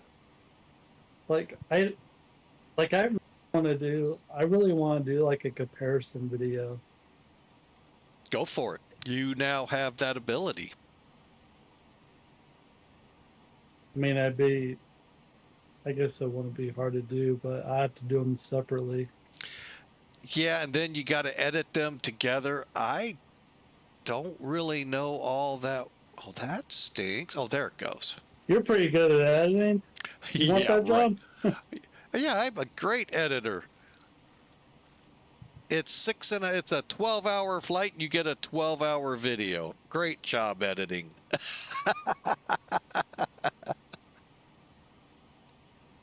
But No, I do not understand that art. As my uncle calls it, it's an art to be able to edit. And I just don't understand.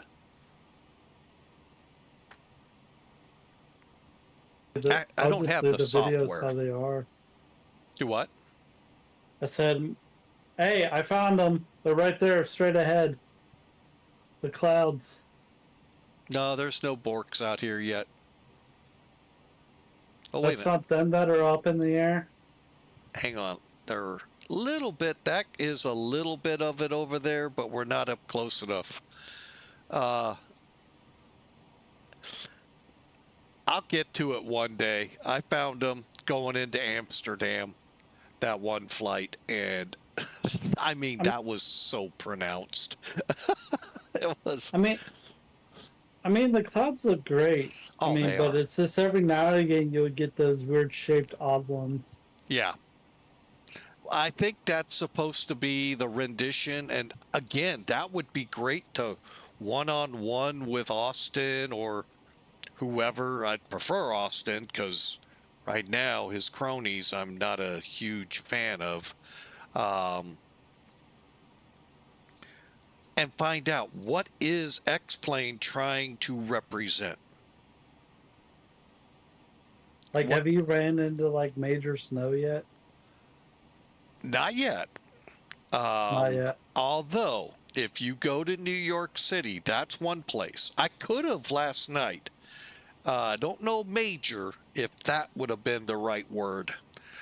But I was on a trying rotate MD-11 since we had the new beta come out. And again, the Vulcan lost contact with device. I don't know what all that means. Anyway, I guess X-Plane can't run with it. So it's a graphic issue then. Yeah, I don't know if it's my card. Is it rotate? Because everything else, quote, quote, appears to run fine. So I'm leaning, and this flight will determine that. Because it's rather long. It's not super long, but it's actually longer than any other flight. Inuisic, what's your card? Ace of Hearts.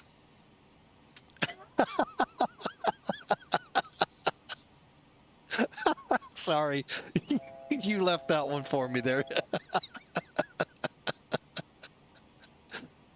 Yeah, that's what it is. Is RTX? Is that what it's actually called? I go NVIDIA. Yeah, there are RTXs. Is that okay? And here's the thing, Inuisic, and you're the one I think that told me this. I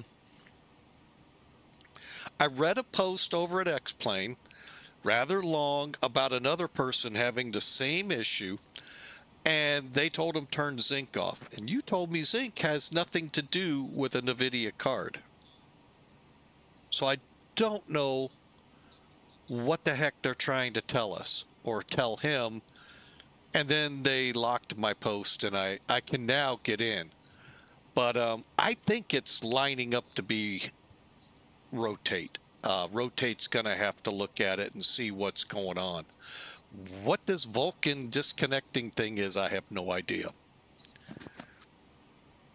Like I almost joked with them, but then I thought if I joke with them, they'll just totally disregard me. Spock didn't make it home. I don't know. Um,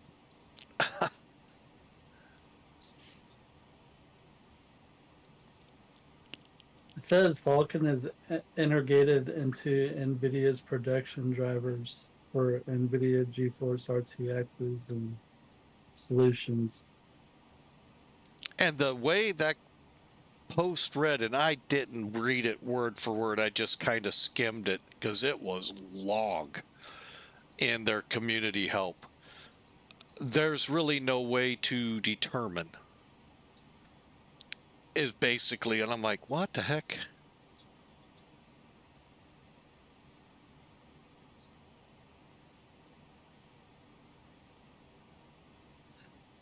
Well, we can find out. Dun, dun, dun, unless they do it in the back end. No, I got it showing the zinc plug-in bridge check marked. I know I'm not going to uncheck it right now, but So I'm pretty sure Zinc is for AMD and that's what and everyone's Vulcan's been for telling me. NVIDIA. And I think even in that post he said that. So I'm like, why are we focusing on zinc?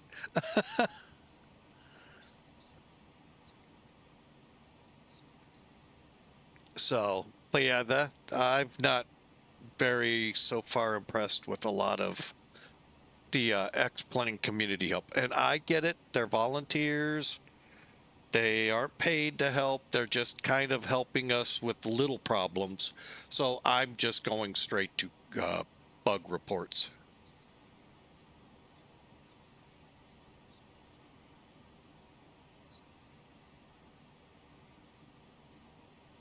Do what now? I often use DDU to ensure a clean system, chipset drivers. I don't even... I think you're talking to me in Vulcan.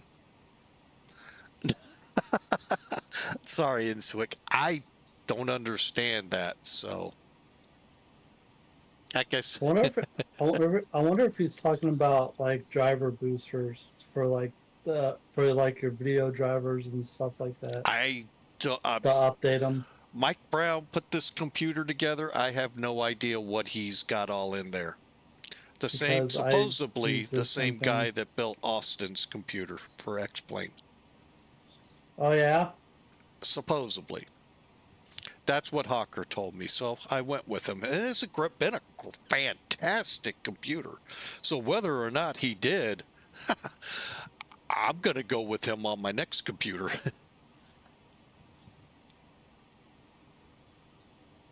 I still definitely prefer X-Plane, but I'm trying to figure out Microsoft. I haven't updated my drivers in a while, so well, in about a month. So I'll see if I have an update and take a look at that after this flight. I know it's never a good thing to do while flying. Do you use GeForce now for your NVIDIA drivers, video drivers? What the heck is it called? Hang on. Because you might want to get that. Yes, I think that's what it is. Okay. Right now it just says NVIDIA settings, but Yeah, hang on. but then you like... Hang on, let me check one other way. Let me see if I can pull it up in my desktop. But don't do it when you're streaming. Oh, no, I'm trying to see if I have it I don't on want my that on me. desktop. I have don't want something that on on my desktop. Of course, it's going to be one of those that doesn't show up. Even though it says it'll show them all. That doesn't show up.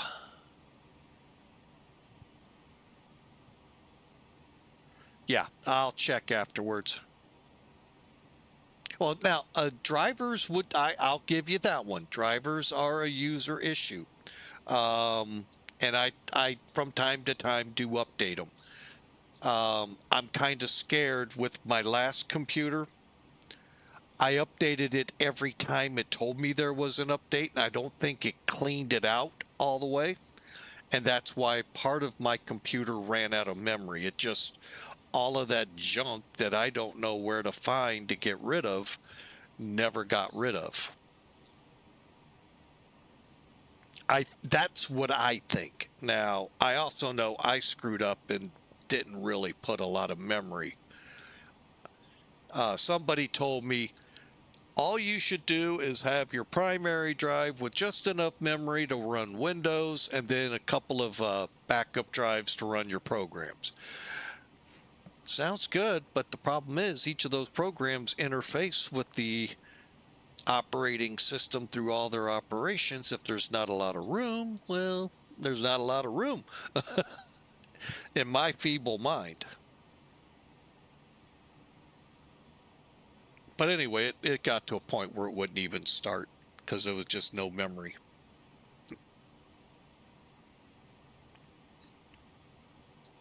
Hence why I have this wonderful computer that is 5 years old.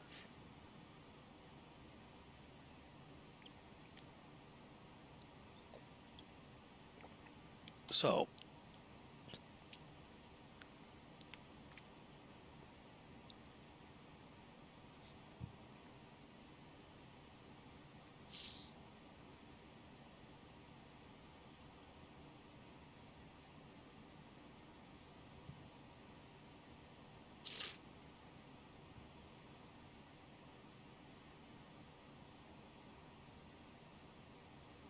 all right, let me see what we're, oh yeah, we're way out there over the ocean. Cool. Let me turn my radio up.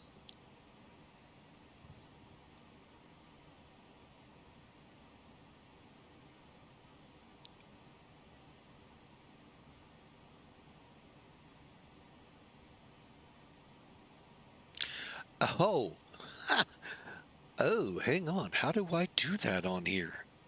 Let me try this. Oh, all right. What you guys just saw. I just realized something. Being that I am online now.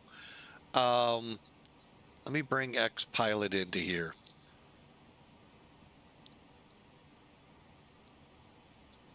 Okay. Now everything was fine. Mode C. That as soon as you turn it from standby on your transponder in the middle there, where you see 2000, to anything to the right, puts it to green. You're good there. However, where I was in trouble, TX, RX, COM1, that was great. 21500 is now, we have to have that squawk on there so they can yell at us, hey, contact me on frequency, blah, blah, blah, blah, blah, blah, blah. And mine was dark. Thankfully, I was above 18,000 feet or higher when I left New York traffic, so I should, in all actuality, be out of approach's control. But yeah, if he was yelling at me, I would have never heard him because I had my volume. See, look, when you take it all the way down, it's dark again. Again, uh-oh, New York Center's up. Ruh-roh.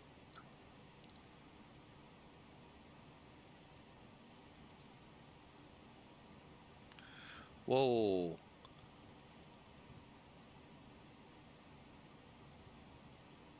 Maybe. I don't know if they are or not for me.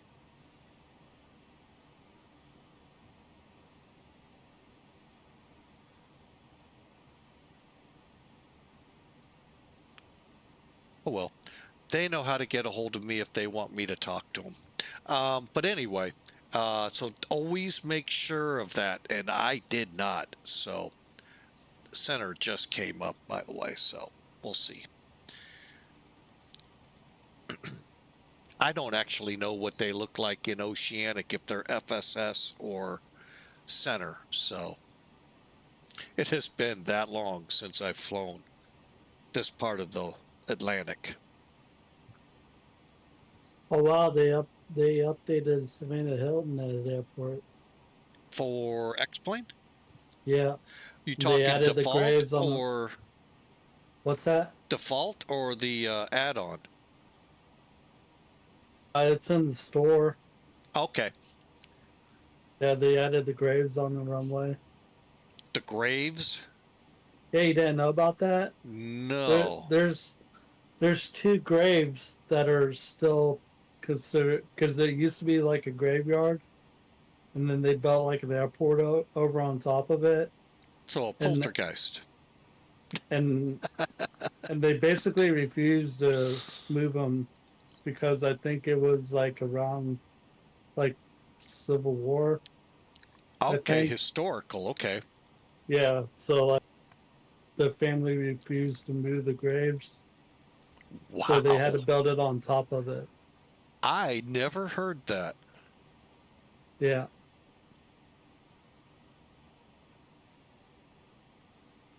Oh, wait. Now that I think about it, I've heard of an airport like that, but I didn't know which one. That is bizarre. Yeah, it's in Georgia. Yeah, I used to live in Charleston, South Carolina. I used to love to go down to And Savannah. you never knew about that? Well, that airport wasn't there then. We're Oh, talking 1970s. damn. They flew out of actually Savannah, Georgia, not near Hilton Head.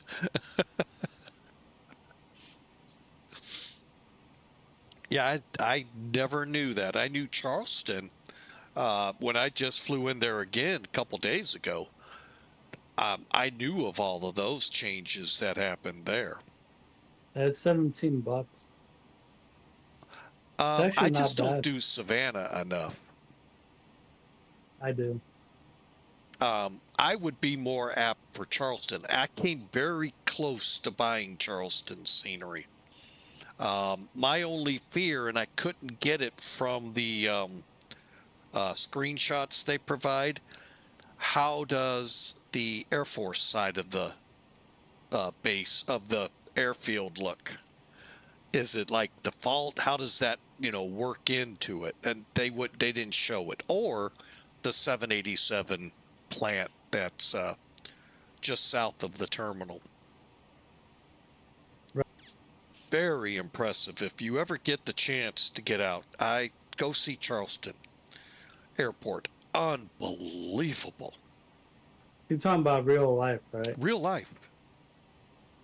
Yeah, we were there 5, 6 years ago.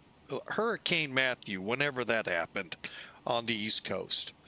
And we were there one day after. And it was not like, ooh, we went in after a major hurricane. It was a hurricane category 1. It was major down in Jacksonville and that area. But by the time it got to Charleston, it had weakened significantly. But still damaged nonetheless. And wow, that airport, what changes have happened there from what I remember in the mid 70s. They have actually moved the terminal from where it was to where it is today. That is not where I'm trying to even think. And I'd have to probably consult my dad. I do not think that runway that runs more northerly, southerly was there. 15 and 30. I think that right? No, 33 was the only runway. Oh yeah, a lot of changes.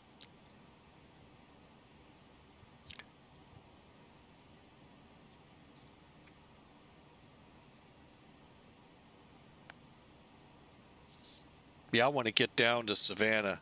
I barely remember it, but I want to get back and see it.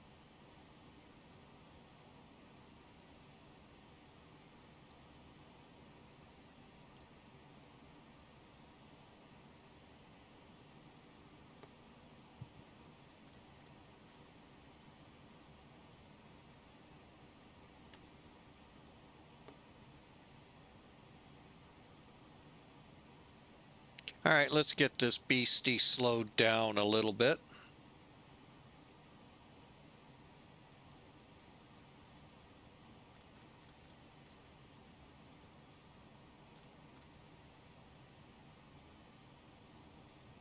You ever watch that Kev dude? He flies a lot of cargo planes on X-Plane. Who? It's like Kev something. Yeah, shoot it to me and I'll check him out every. Kev Mikwa. Is he on right now? No, he's not on right now. But I could have sworn I seen you in there before. I may have. The name doesn't ring off a bell, but all right, Mach. Hold. All right, we're at 37. Let's go to altitude hold. INS off. Okay, and how are we doing on airspeed?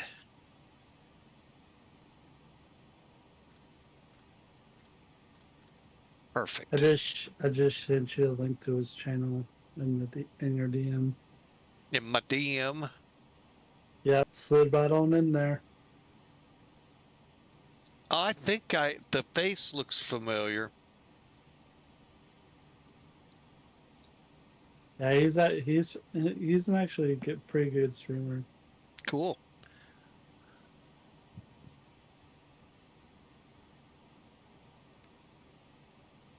I will check him out. Yeah, if he's on and you're not on, and I'll watch him. Well, I'll just head over and follow him so I know when he comes on next time. And by the way, folks, if you're new, if you hit that follow button here, you'll get an email notice letting you know the next time we go live. You can join us. Love to have you.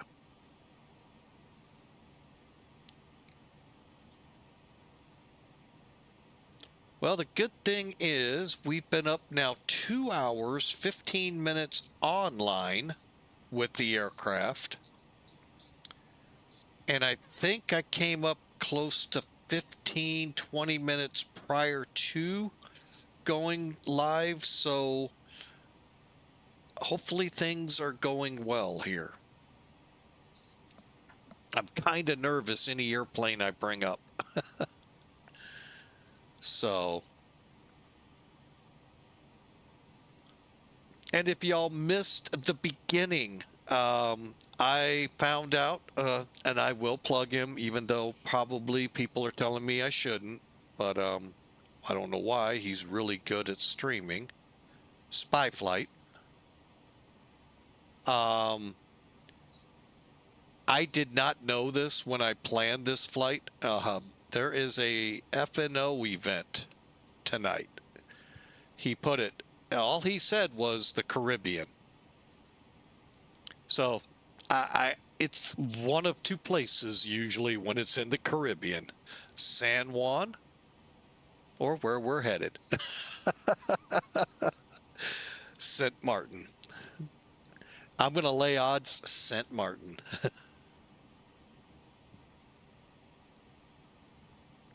So that'll be cool. At least we're flying in and not trying to get a clearance out of there. Holy mackerel.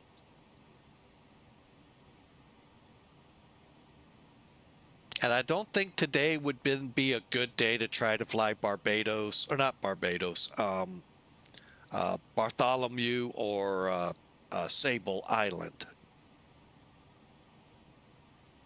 I'm kind of curious, how would that VFR clearance go, come to think, if they would even need one? Huh.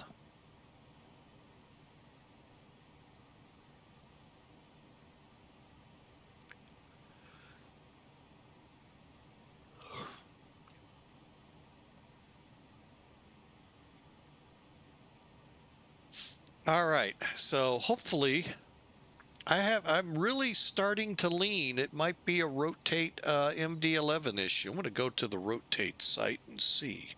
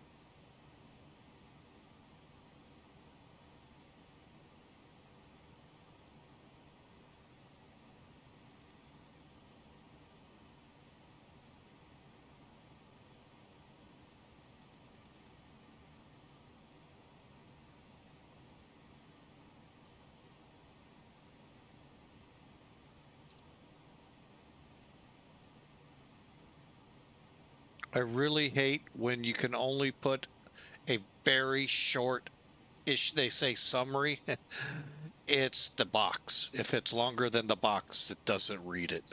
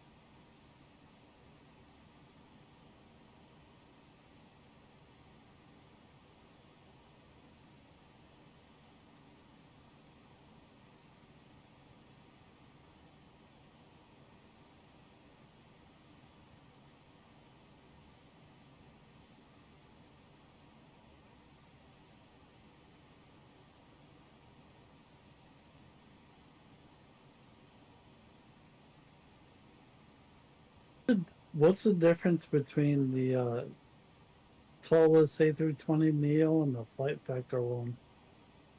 Okay, the tallest A320 is a Neo, so it's got the bigger looking engine openings than the um, uh, flight factor, which is the what they call CO, conventional engines. Supposedly, those bigger engines that are on the A320 and A321s are better fuel mileage or mileage, better fuel economy. I don't know that. That's way above my head if it's true or not. But that's the big difference. I mean, are the graphics better in the Neo than the Flight Factor? Yes. Okay. I think Flight Factor, what they really need is they did a survey several months ago asking, users, what they thought. And we all said, change the cockpit. It hasn't changed. And at the time, you couldn't even fly the doggone plane because their little policy of not, fixing things in betas, and it had completely become inflyable. And people are spending a lot of money on garbage when you can't fly it. And their thing is, we'll go back to the release client. Why should I? So, and I'm sure that's what I'm going to get back from Rotate. 100% positive. So I'm writing Rotate right now.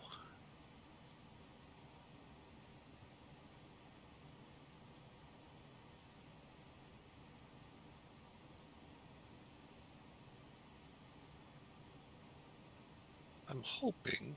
I'm probably gonna have to wait until next check to get that plane payment. Which one? The Neo. The Neo is good. I like the A321. Granted, it's a little bigger. The funny thing is, the Neo engine, I think, has more power. It seems to get it to altitude better than the regular conventional engines. I mean, it feels like just a pig trying to climb.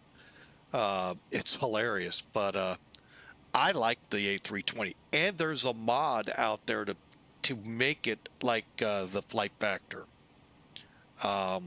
It's just too much for me to jump into. Why would you want to do that? Well, because a lot of people, because of issues with TOLUS or Flight Factor and not updating the aircraft, and TOLUS has some things on it like you can actually load 180 people. Okay. Hang on. NUSIC has chimed in here. Hang on.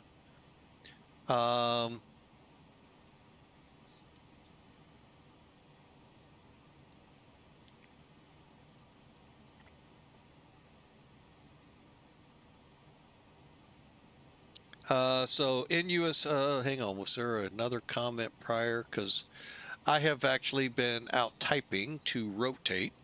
Let's see, it makes sense. Originally, Airbus wanted to equip with the A340, 200, 300 engines with IAE superfans.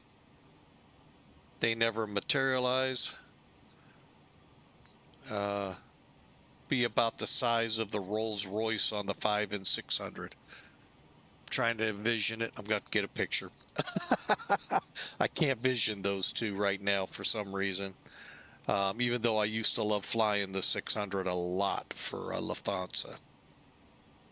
The CEO and Neos are approximately the same power, but large fans okay, more in because there's a lot of thrust produced by the front fan as well as the back, the exhaust. A lot of people don't know that with these turbofans. Where in the past, all the thrust was in the back. All those fan blades that are in the back of the engine did most of the thrust. They still do today, but that big fan they've actually set up when it's spinning is actually generating thrust too, helping the fuel economy. That's why these engines are what they really want. I do have the A319 and the A321 though. Yeah, now if you get the Neo, you'll get those bigger engines too for the A321. The Rolls Royce.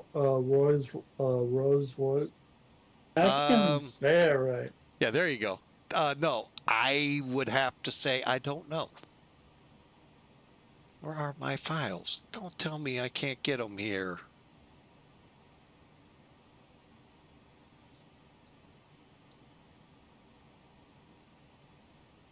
Really?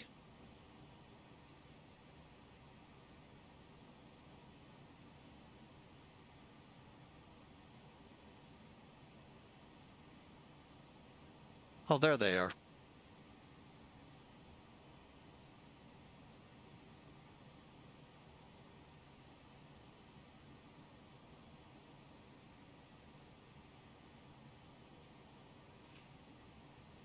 Yep, loading up all my crash reports and log text. I didn't know that X-Plane had those crash reports stored in it. So when The they ask log for it, file. the log file, and like, when you get a CTD, it sends a report to VAT or X-Plane telling them about it. Yeah. It saves those logs in a folder too. Oh, And nice. the bug report, I think it was the bug report, I forget where, pointed me to include that as well. So I did. And I'm doing it to these guys too.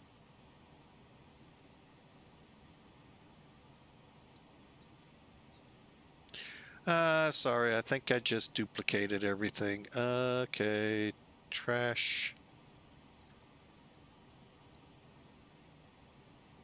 Man, next week is gonna be a good week. Only 3 days for most people. I gotta work Friday, but I only work 4 hours on Wednesdays, so I mean, it Oh, kind of that's not makes up bad. for it. Yeah. Oh, I screwed up. Hang on. Doggone it. I screwed this up.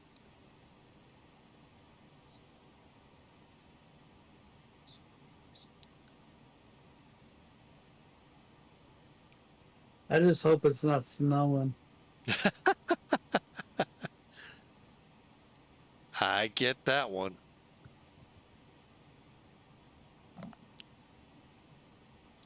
Oh, it's going to be a pain. I think.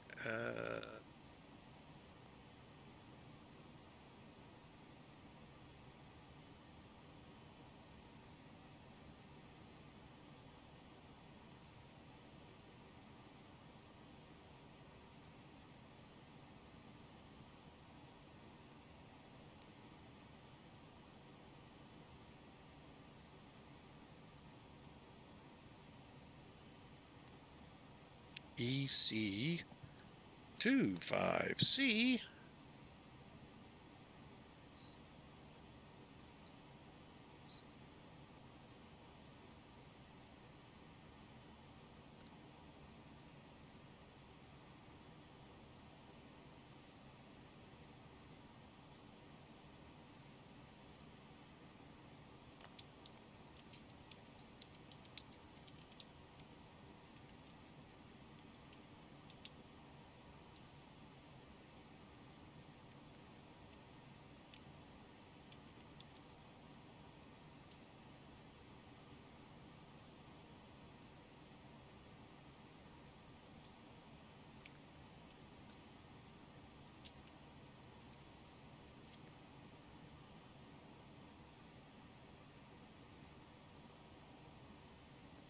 Hey, I got a support ticket created with rotate now.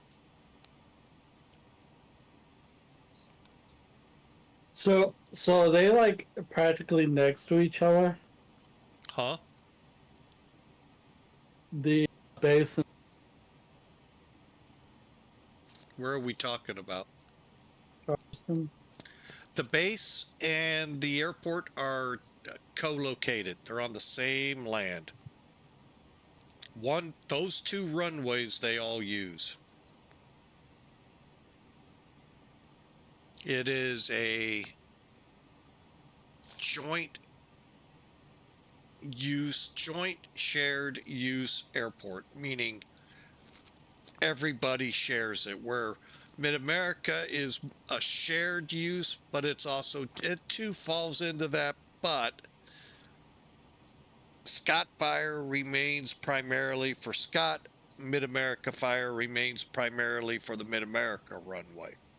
We have two runways a mile apart. They're all together. I mean, from the terminal, you can see the C-17s at Charleston. They're right across the runway.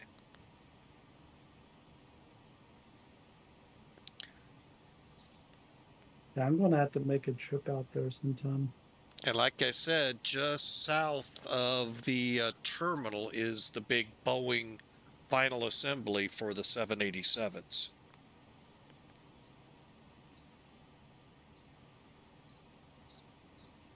You get like a thing out there or no? What do you mean? A tour? Like, yeah.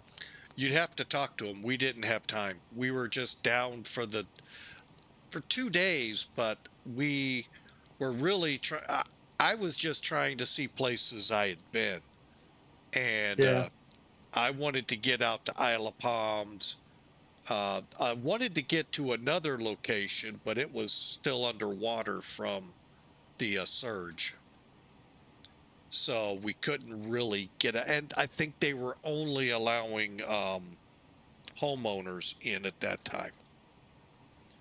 So, and rightly so. I don't want to see someone's home wrecked because of storm surge from a hurricane. They had these neat treehouse houses on Seabrook Island. They were really cool that I remembered from the 70s, kind of like a little tree you lived in, but it's not a house in a tree. It just kind of looked like a tree. Whole island full of them, and a golf course. Of course, it's down south. Gotta have a golf course.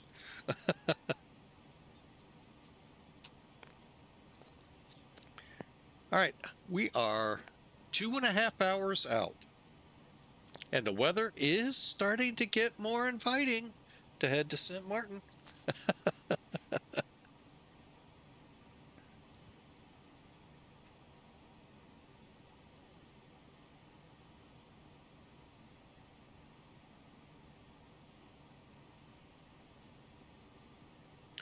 But I'm still waiting for X-Plane or any flight sim default, not get Active Sky or what's the other one? I forget, XP Reality or whatever it's called. Better looking thunderstorms, cumulonimbus. They're close here in X-Plane. But again, I understand default. We got to make a system that, embraces a lot of different computer systems. So mine now probably could be considered on the lower end because it's 5 years old.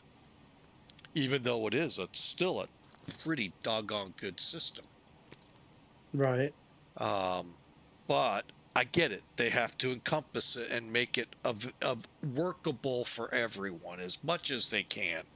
Microsoft doesn't believe in that too much. So they believe buy a new computer if you want to fly for us. And it's been that way for many years.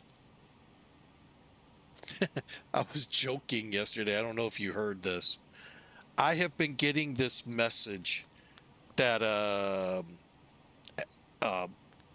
Microsoft Windows 10 is soon to no longer have service updates in like October of 2025. Yeah, 2025, yeah. In the fine print below, it says, buy a new computer and come to 11.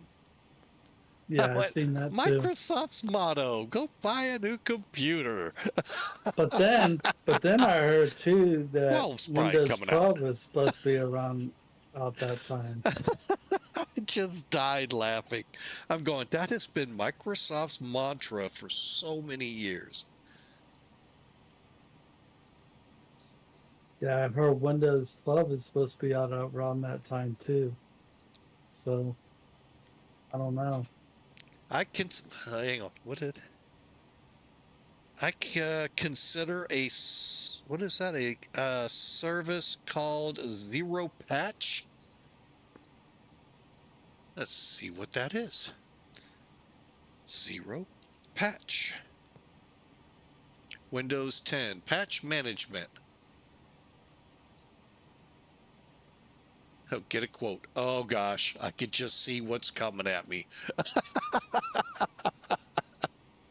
Oh, anytime I hear the word quote. This, by the way, it's a joke between me and my wife. Anytime we ever wanted to quote, what's another $10,000? When we were trying to get work done on our house, what's another $10,000? Oh my gosh. With the hard code minimum requirements for Windows, skips entire hardware generations. Yeah, well, like I said in USIC, it did say buy a new computer. Oh, I just went, oh my gosh, really, Microsoft? Be right back.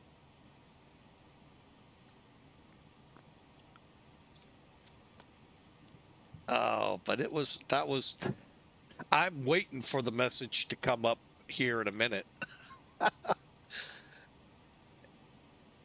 It's like been trying to do this every day. Like I said, if I could go to Apple, I'd be gone right now. But those executables that we use with the flight sims just won't work over in the Apple side of the house. Linux, possibly.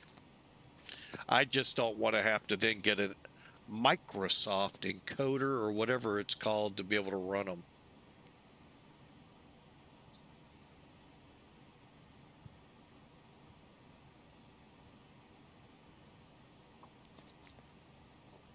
Because I'd like to put Microsoft to the grave in my house and be done with them here, at least for me. I know my wife has to deal with them with her work because the university still believes in them. Probably well, I know why. Word, Excel, Outlook, all of that.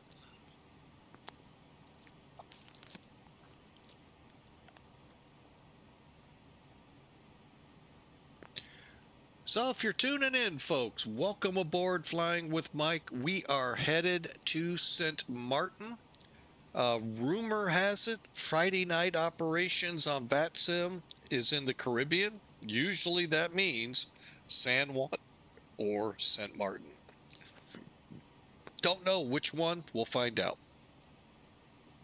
And we may get in early enough where we don't catch the hardcore traffic.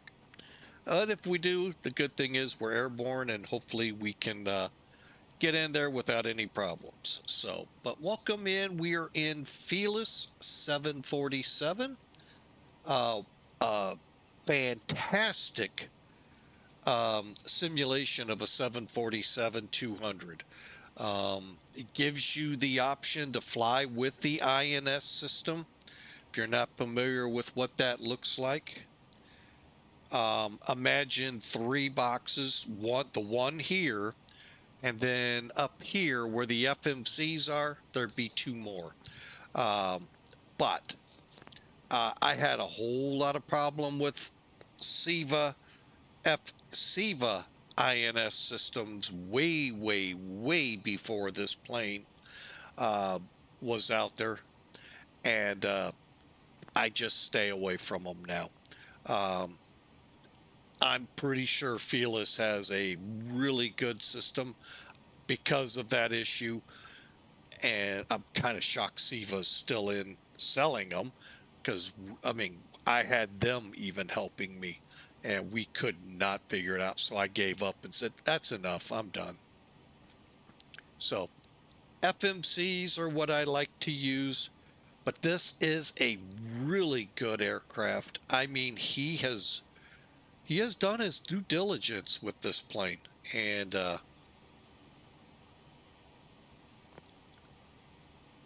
it's just simply amazing.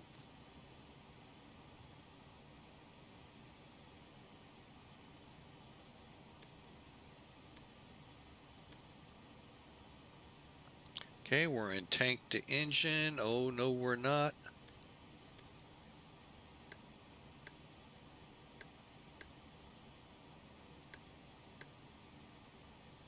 How the heck did I miss that? How my engine's doing? Holy Toledo.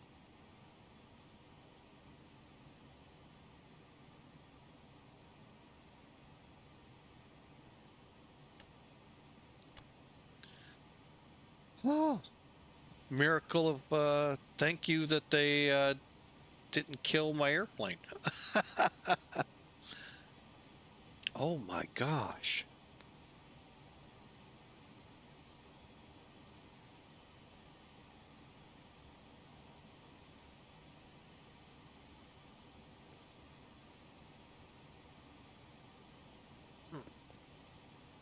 All right, note to self, we are going to run the checklists from now on. Because that was missed, and that was important. Fuel pumps on. Thank you, Felis, for that generosity of flight with them off. Uh-oh. 2 Miami centers. What do we got here?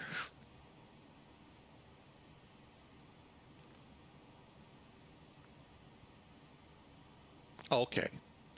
Yeah.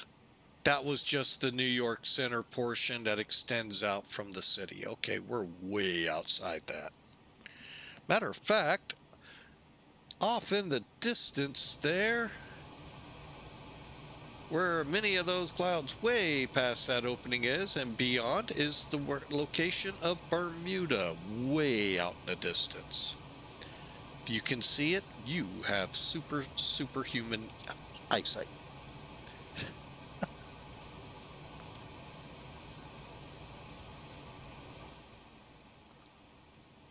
Have you tried using any more of that ATC? Yes.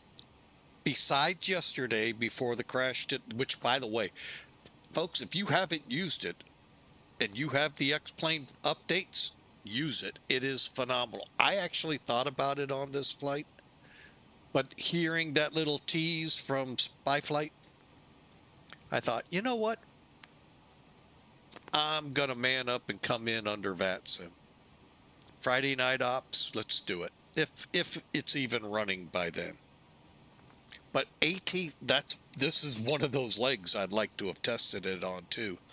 But it is just phenomenal. I had one issue last night besides the CTD. Normally it was descending us a little bit earlier.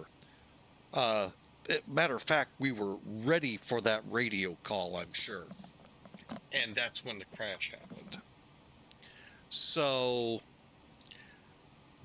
up until then, they descend you earlier than you'd expect, but you get that usually in the real world anyway. But it is phenomenal. So you talking about like way before you hit your star, they descend you? Yeah, where you're top of descent, like if you're flying an Airbus or the 737 on your nav display, you'll Yeah. see top of descent or the hockey stick, depending which version you're flying. Yeah, they would descend you 20, 30 miles prior to that. Nothing wrong with that. But there were, I guess, an outcry over on X-Planes Discord, and they changed that. And I was almost ready to hit the thing to say descend now, or whatever the wording is in the ATC, to make it descend, or request lower.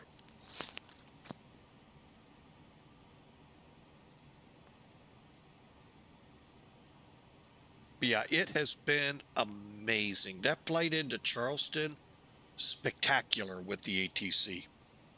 No complaints on this guy. I mean, I wish they hadn't changed anything with regard. Now, I saw something in the notes. Hang on. Yeah, they fixed for the weather, misinterpreted RVR and general visibility in parsing out the METARs. Okay, I'm not sure what all that meant, but it seemed fine for me. And I guess people were complaining about the G1000 XRAD colors. I don't know how to use that, so I don't usually fly those airplanes.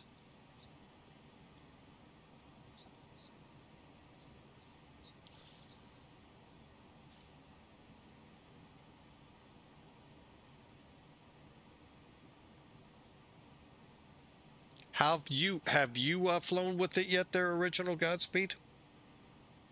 I tried to once, but I was having issues with it. I think that was on like the first day it got released. It's a little tricky. By the way, here, I'll go ahead and just send it to you. But over in the general section of, I have posted, and I will send it to you in the DM, ATC manual. For the A330? No, for X-Plane, the new ATC system. Oh, okay. No, I have not seen it yet. It's over at the X-Plane site, but I also have it in the Flying with Mike General Discord. And I have not sat down. I plan to do that over the weekend and dig into it. Find out, because I'm hoping it talks, and I didn't see it when I perused the table of contents, but I'm looking how to ease the effect of AI, so I can get a really good flight with it. The last time I put AI on this plane, my frame rates like dropped worse than we saw at JFK. I mean, they just nosedived, and that was St. Bart's. And I said, okay, uncheck. I'm doing something wrong.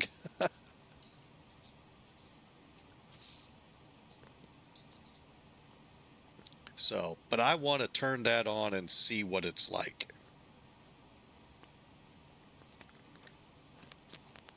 Because I would do that every so often with FSX and a Century of Flight.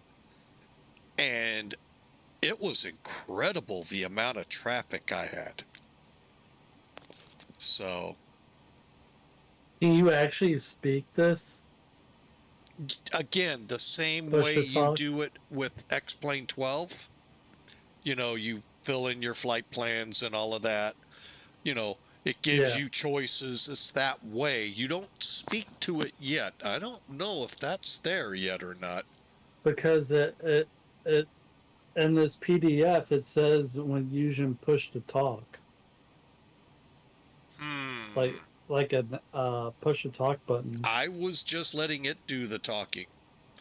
It says trigger contact ATC push to talk edit and like the in your joysticks and all that. Oh, I wonder if we can talk to it. Here, I've been going the cheapy way.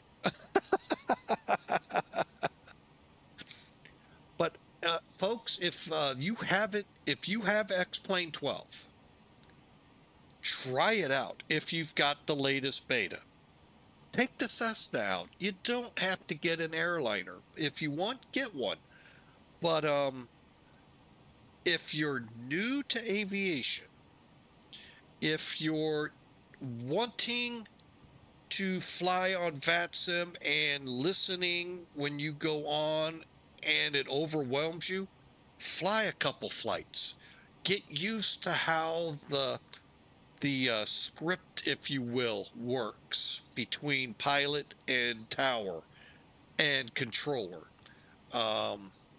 Once you start getting a grip of that, try it on VATSIM. And I've actually put this out, and I'm really hoping I can get Hawker online here one day. Get his view. I really think you folks in the badging and training at real airports could take the X-Plane 12 and the ATC and help your new drivers who have just come off the other side of the fence and trying to learn how to drive on an airfield. I really think this could help bridge the learning process of how to talk to a tower. I mean, I've taken several people out when I used to work in, they're petrified to talk to them. I don't know why. They're just people up in a building that sits a couple 100 feet above the ground. But they're petrified.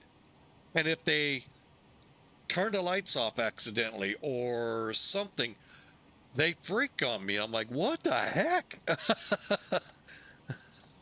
So I think that could be a really good icebreaker to help them understand how to chat with the tower.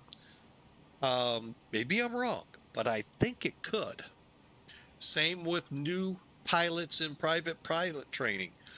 You can't use this for actual flight time, but you could use it to help them understand the lingo between pilot and controllers and help them feel a little easier the first time they go, tower, this is November 443, Mike Echo, like to taxi. Sometimes they sound like that first time on the radio, folks. Help bridge it so they feel more at ease with them. I don't know. It's just me. Maybe I'm... That's definitely how I sound on VATSIM. Huh? That's definitely how I sound on VATSIM. Well, I mean, it's not... well, VATSIM to me is just laughy land. It's... people, like I've said many a time, you've heard it here, my flight instructor would roll over in his grave listening to people talk on VATSIM. It is atrocious, their radio etiquette. And in the real world, it's important. You clear that channel as quickly as you got on, because there's another pilot that may need it because he's turning final on you. And, you know, He's about ready to run out of fuel. that too. I mean, you're not the only person. So who cares how you're getting from the runway to the terminal? Really? You really think I care? Oh, there's an airplane down there. Okay, fine. He's not near me.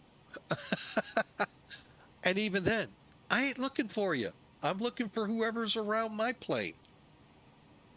So it's kind of ridiculous what they do. Now, you do that with ground to read back how they want you to get there. When you are on Unicom, advisory, you don't have to.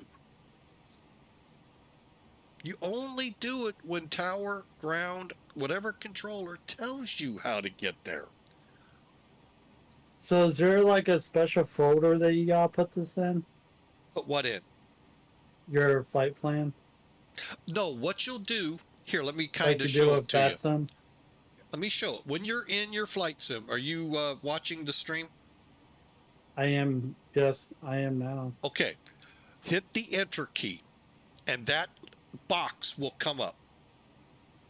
Okay. Go to the clipboard. Third one over. Yeah, the item that looks like a clipboard, now blue. And if you hover over it, it says flight plan. I didn't know that, by the way. put in your aircraft's identification number. I think mine's November 727 Papa Alpha. Make, model, usually fills in. If not, you got to drop down. Your airline. Is Pan Am in here? I've actually run across where it's not. Ran across it again. It's not in here. Pan Air, but not Pan Am. And it's Clipper. I wonder if it would be under Clipper.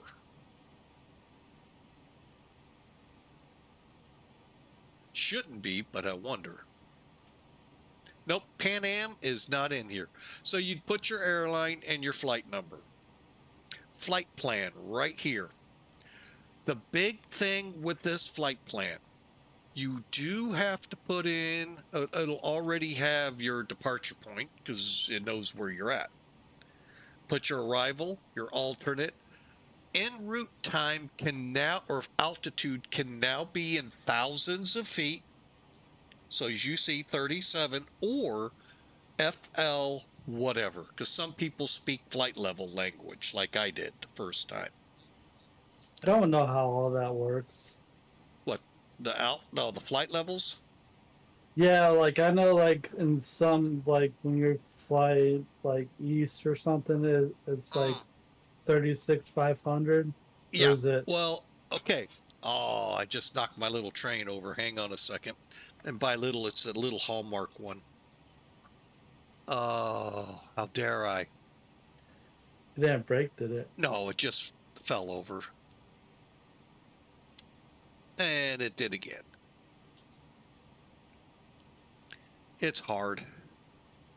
I don't know if you guys are into model railroading. I think it's smaller than Z. There we go. Anyway, I have this little handy dandy ruler I got from AOPA a long time ago. What they do is they've structured when you fly in the US west. So anywhere from 359 degrees on a general course, okay, down to 180. You fly even numbered altitudes. If you're VFR, you add 500 to it. So it pulls you up away from the IFR traffic. The whole goal is to keep you from hitting things. Mainly airplanes. West, exactly the opposite. You know, it's odd, and then VFR 500. Hang on, let's see if I can put this back without knocking my train over. There we go. Yeah, see, I gotta like actually find something that shows me. For your, now, the big thing with the route, they are very specific with runways, especially if you're departing IFR on, like, say, Heathrow, where each runway, 27 right or 27 left, has its own SID. Same procedure for the most part, is just working off a different runway. So make sure that's correct. And anything in your sim brief flight plan with a DCT, which is an abbreviation for direct. So like in my flight plan, let me pull it up here. All right, so you see how it reads. JFK 22 right ship. And then Yankee, well, you see squad and then Duroc. Well, when it gets copied and pasted, it'll say DCT between squad and Durocs. You literally just like copy and paste it in there? Yeah, you can copy paste, just remove the directs, hit file, and it'll tell you what's wrong with it. Okay. And then, you know, make those corrections. You can follow, it'll vector you if you want it to on a SID, or you can fly it. It, you know, it all depends if you check that box right below route. Not do you briefs route, or do you do like navigation? I do SimBrief, whatever, wherever you get your route.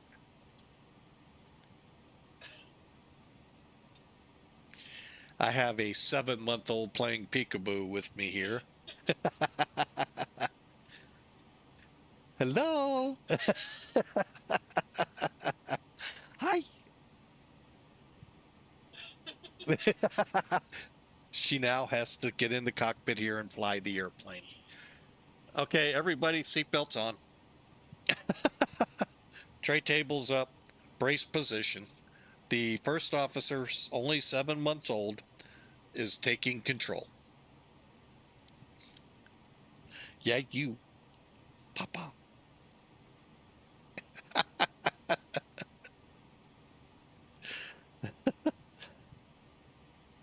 I also need to figure out how to get that thing from SimBrief for the A339. For the what? I don't. What do you got to get from SimBrief? The that code or whatever that they make you get. I'll have to one day have you come online and let me see what you're talking about. Yeah, you know the like so when you're doing like the tablet stuff and like SimBrief and all that, Oh, where you it have to asks you have for the your account number?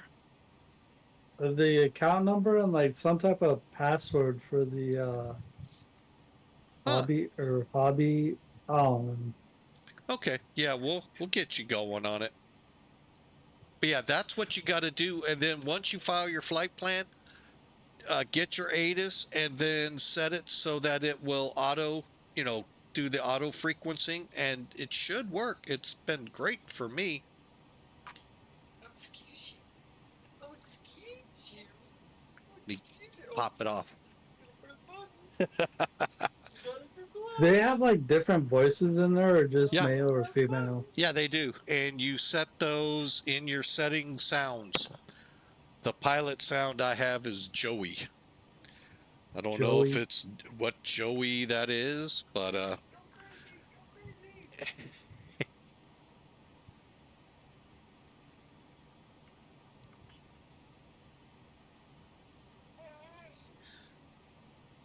so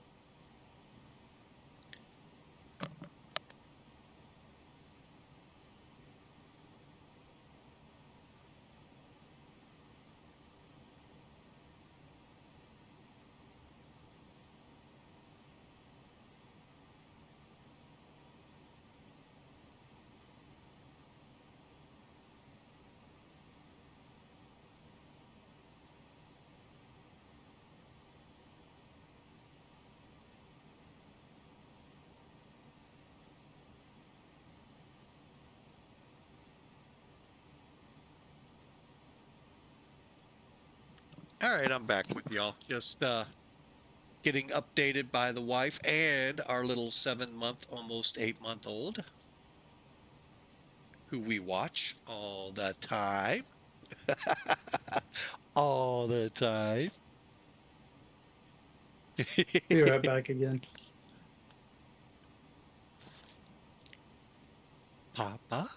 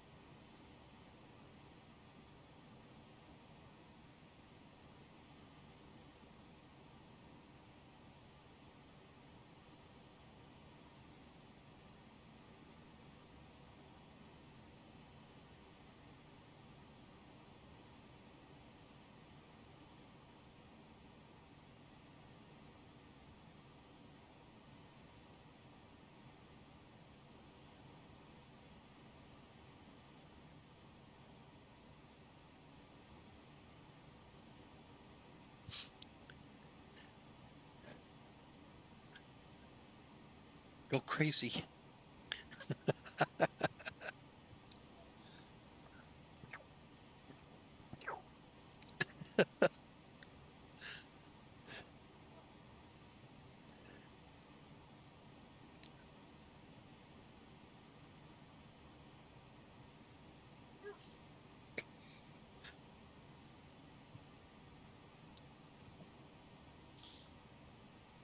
You do a much better job flying the plane than I do. Are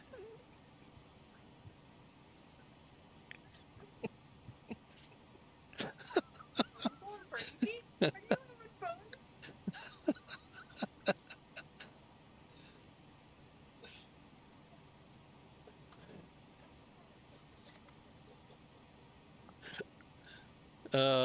Nothing like having a 7-month-old bouncing on you. I didn't know I was a bouncer. Papa.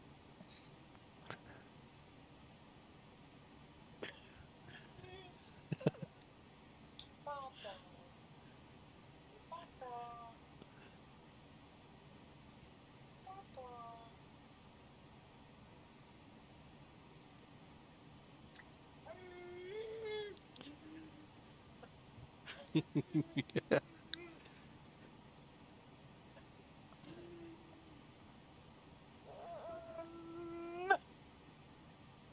Mama. Nina.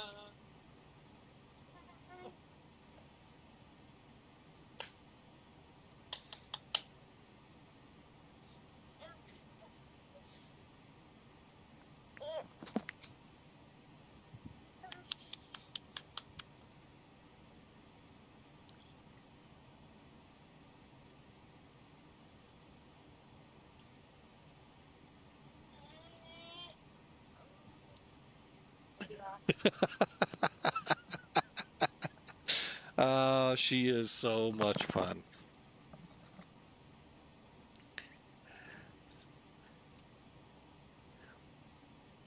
She wants the cord. She wants the cord on my ears.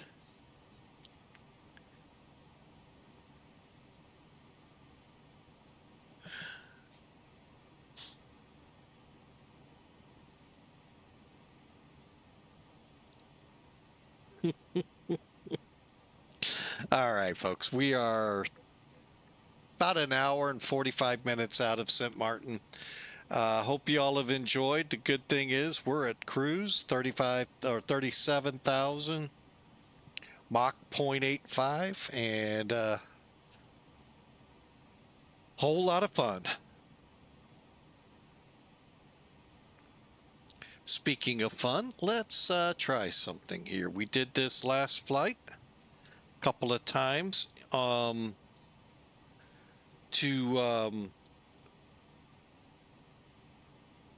Fukuoka.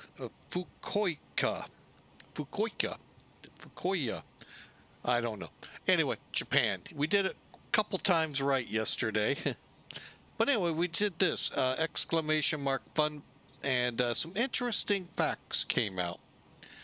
The Mandela effect was discovered and coined at a Dragon Con convention.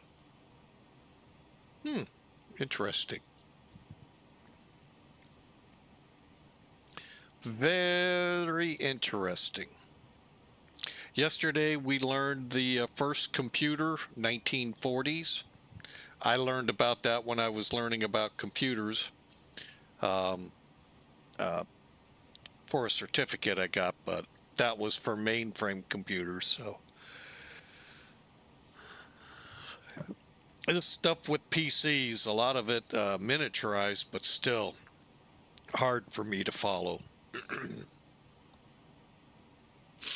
The other one we did, I cannot remember now what it was, but it's pretty neat to be able to do that. I appreciate Duluth Fly putting that neat little teaser in there to, help when we have a little bit of a longer flight like this one today. So, and again, if you're looking for a VA, look no further. check out Pan Am Virtual. I'm the one that's been putting a lot of the routes in for the Pan Am side of the house. And you're going, wait a minute, there's multiple sides to an airline called Pan Am? Yeah, I know. And when you hear what the sister airline is, you'll kind of, if you know aviation, you'll kind of laugh. But anyway, check us out. Got great website, great flight booking and information through SimBrief, as well as a great ACARS program to track your flight. So all you have to do is fire it up and hit start. Well, look for your flight, then start, and that's it. And at the end, stop it and file your flight plan. Many improvements to these ACARS programs over the years, from having to write all of that down to it's recorded, sent to the databases and such. So check us out, www.crew.pavirtual.com. And we'd love to have you aboard. Our sister airline under that umbrella, crew.paavirtual.com, TWA. I'll pause for a second for those in aviation are going, you what?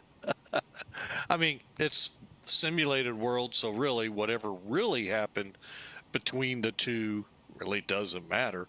But yeah, so check us out. We have both TWA, Pan Am. We also have Atlas, and the reason for a cargo carrier, we are also tasked from time to time to help out our the man that runs it all, the spaceman himself. Also has a DCS squadron or wing digital combat sim active in that world, and from time to time will help them transition from one of the theaters in digital combat to another. So we'll come alongside, and of course that means cargo, which is what Atlas is good for. So yeah, check us out, folks. One last time, www.crew.paa, that's Papa Alpha Alpha virtual.com. Love to have you on there.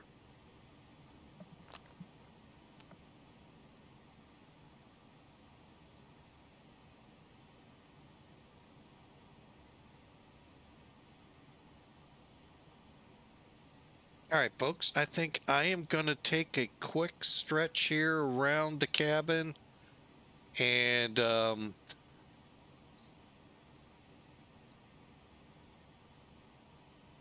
maybe hit one of the lavatories, and we'll be back shortly here as we head on to Sint Maarten.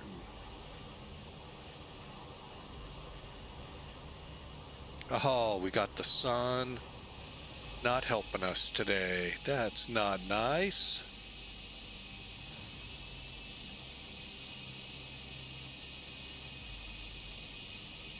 Be right back.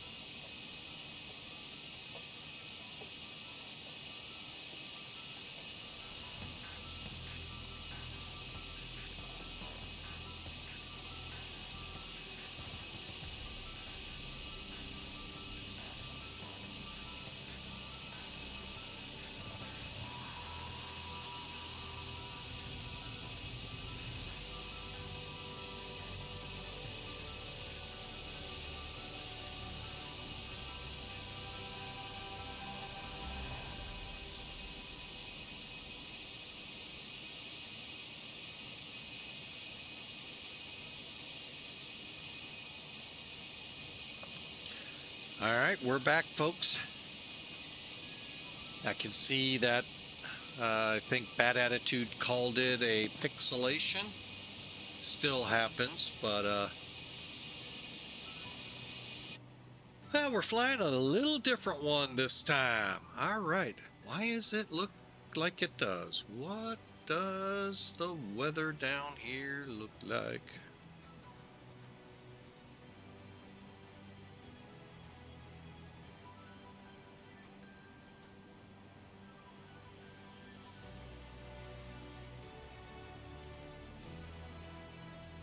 All right, so we're about halfway there, folks. If we were in an Airbus, we would see that equal time point in this vicinity on the nav display. We're not, so guess what? We just continue on. So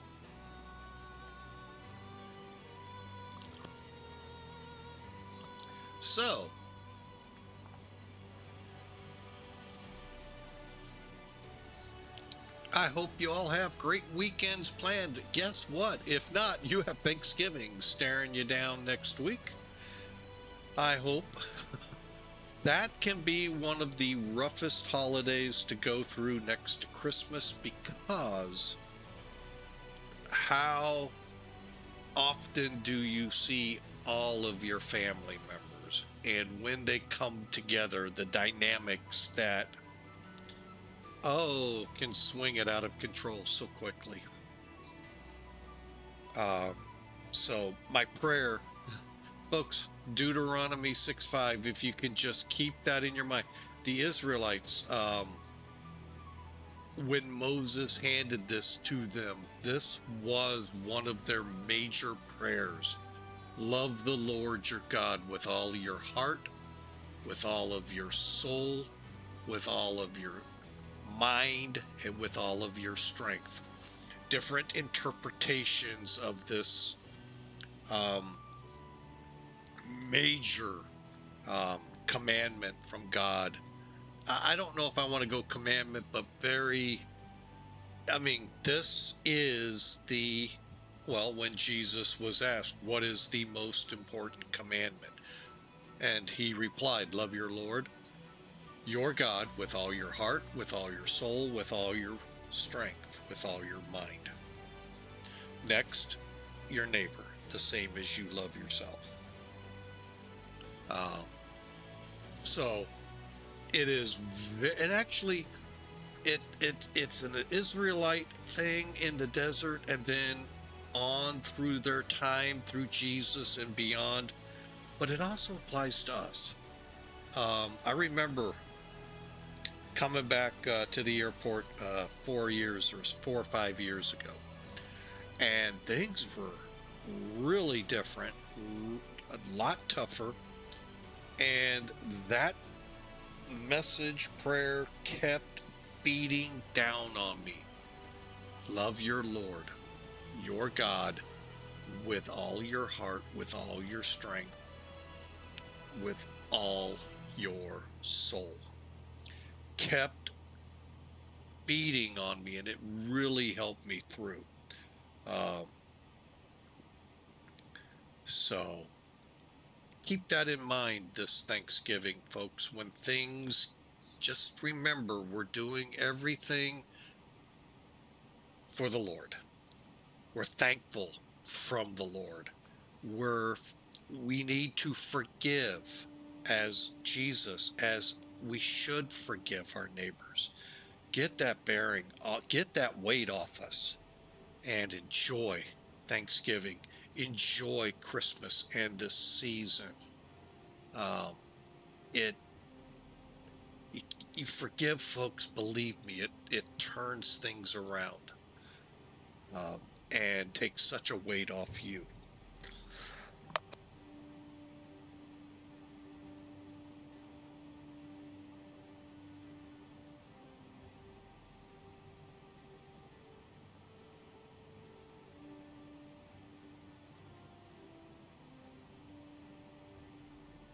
Sorry about that, folks.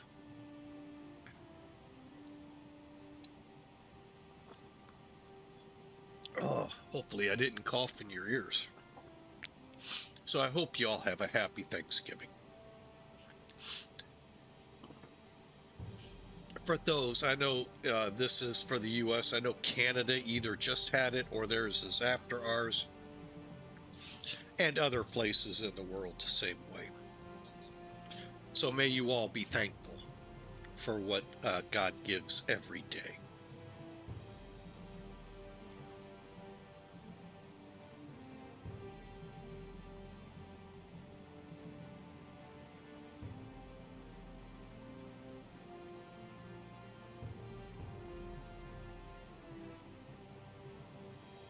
All right, hopefully that's the end of my big coughing fits. Wow. I just can't catch a break this year with allergies. So we'll just keep trucking on. And if it gets too bad, we start getting some medicine. But right now, it's pretty much under control. So, but I really do hope you all have a good Thanksgiving. It's just stressful. Oh, is it so stressful leading into it, getting all the foods and all prepared and readied, and oh, it is, there's not much you can do about that, folks, other than pack a lunch instead. No. So don't think it works that way. Oh.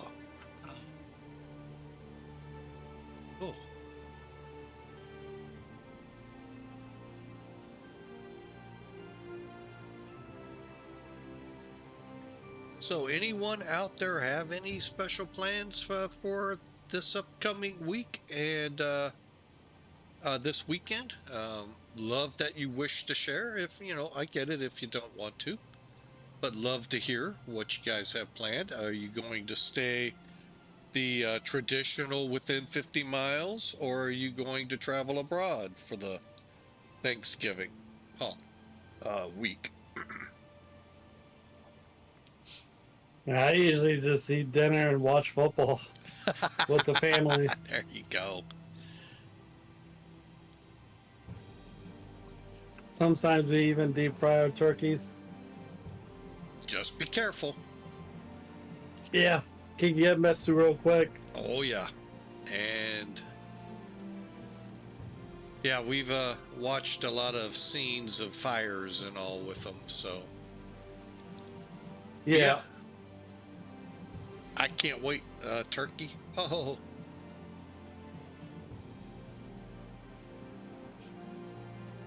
Turkey, turkey, turkey. And lots of turkey for days afterwards.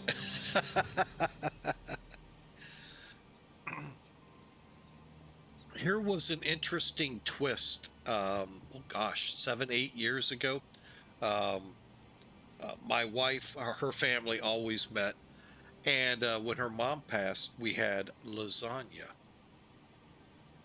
A whole different tradition. That was actually really good.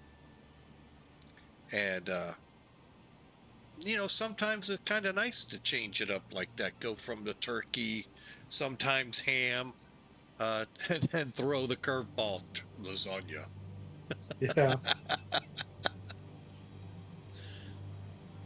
But it worked. It was really good, really easy. Especially when you have those no-boil noodles. You just lay them out in the pan, make your lasagna, stick it in, and the juices all make it work. I would have never believed that because as a kid, mom always put them in boiled them.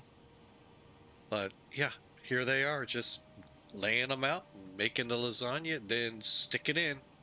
And the noodles softened up and were very edible, very delicious.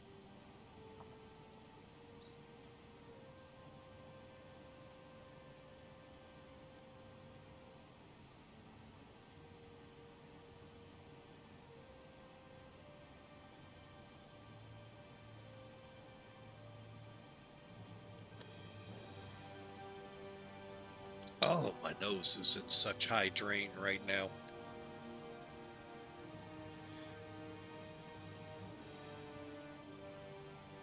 So you ready for the big temperature swings coming? Already starting to happen, and we've been getting snow. Oh, really?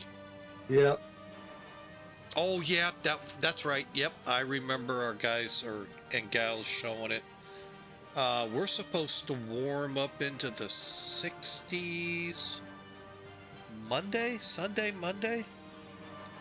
I know tomorrow we're supposed to be into the 50s, so I think it's Sunday. But then we drop again towards Thanksgiving, and that's the big fear. Well, not for me. I don't care how much snow. I don't have to go to work. So, as the big, what do they call it? Drop bomb low, whatever, that came into the West Coast now getting to us. I mean, of course you gotta go to work. Well, I'll be on stream. To your computer desk. I know. Well, I'll be on stream. That is my work. I mean, that's at least a mile, right? No, you know, I'm sorry, folks. You all complain about, you know, these folks that stay at home and work at computer and all of that. Do you realize the traffic we have to deal with? I've got a jackknife dog every day to have to go around, and a couple of... Oh my God, really?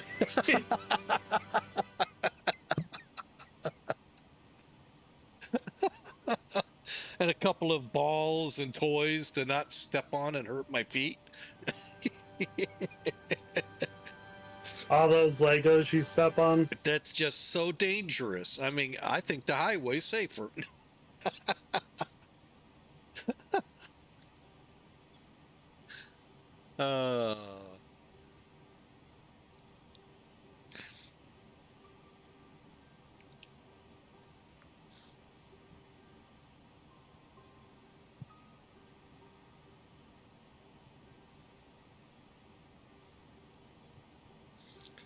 But yeah, this is my job right now, folks, till I can find something.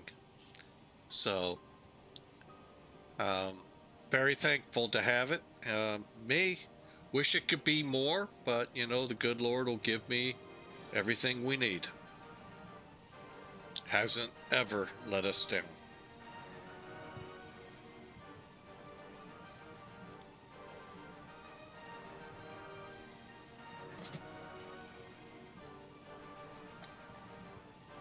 All right, what are we looking at here? An hour and 15 minutes. Wow, we're almost there.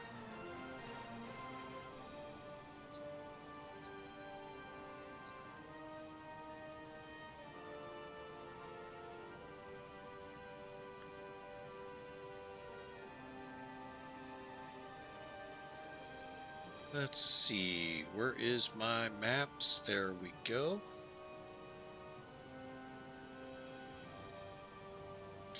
All right, in case you're all wondering, how are we planning to get into Sint Maarten? I'm going to go ahead and bring up the chart. It's a great program, this NavGraph Charts. If you have not put it on your computer, you're going to hear me shame you, shame on you. They have updated this program. Now, the Sim Toolkit people think they may have prevented the usage of it somewhere. I'm not going to get into their conspiratorial thinking because I don't know. But I'm going to tell you, it's a great program for you to use.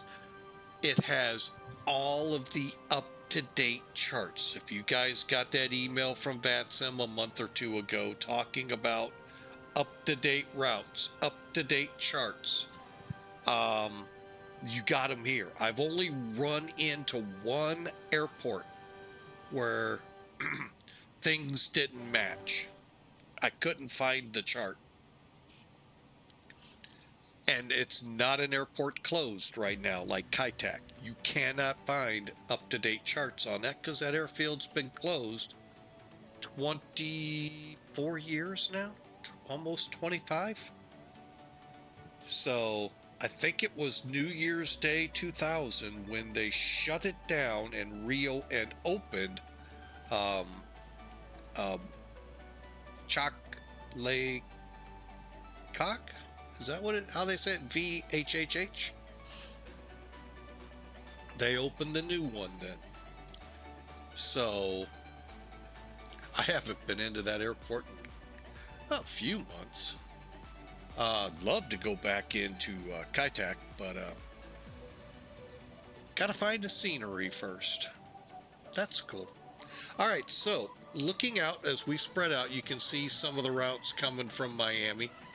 We're going to come in on what's called the ULBA 1 arrival from Sluggo.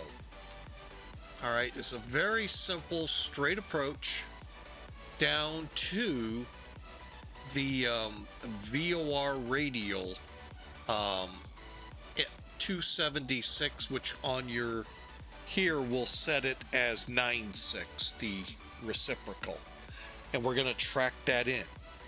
Now, this is one of those famous approaches. Those of you in Europe know Skathos, how low they can go over the beach. That's how this one was. They actually had a cabana next to the runway approach with the flights of when they took off, so you could get blasted into the ocean when the 747s would line up. And A340s and 777s, I think. But anyway, so that's what you're coming into. Y'all have seen it, picturesque, tropical, just like Skathos in Greece. Not as short. I can't remember Skathos. I want to say it was like 6,000 or 7,000 feet.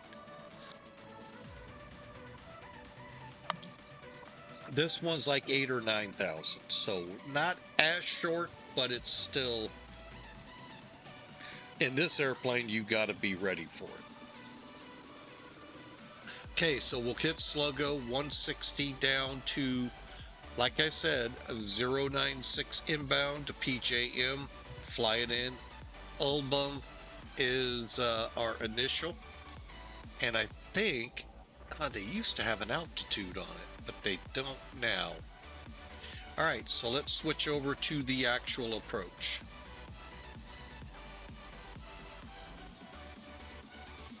All right, so we're going to come in, hit, I think Avaki is Sluggo or Ulba, and then we just track in for the airport. Basically, you want to be around 2,600 feet descending, and you're going to hit pretty close to where the fence is with this plane. You're going to land as close to that aiming point as possible, and get ready for reverse and all of that good stuff. So no frequencies to worry about other than our approach and tower. RNAV 096, lessor at 1,700.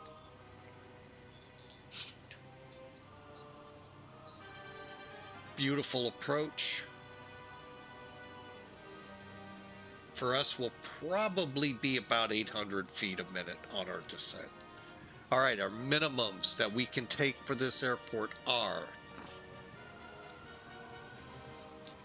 700 overcast or broken,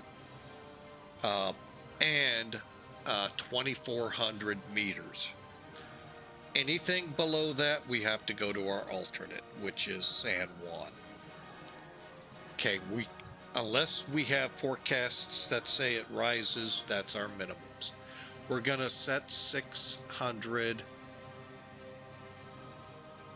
Go ahead and do that right there. Actually, let's set it 700. And I'll show you what we did. And we're ready to go. Once on the ground, we'll be parking in one of these gates, most likely. That's where I'm aiming.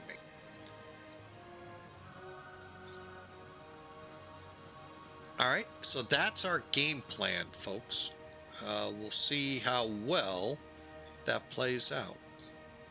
Now, what I did is I just set our radar altimeter, brought it up from 400 to around 700, so we'll know we're at minimums.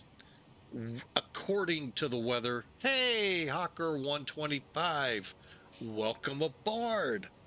Look at all of those emotes. My goodness. So,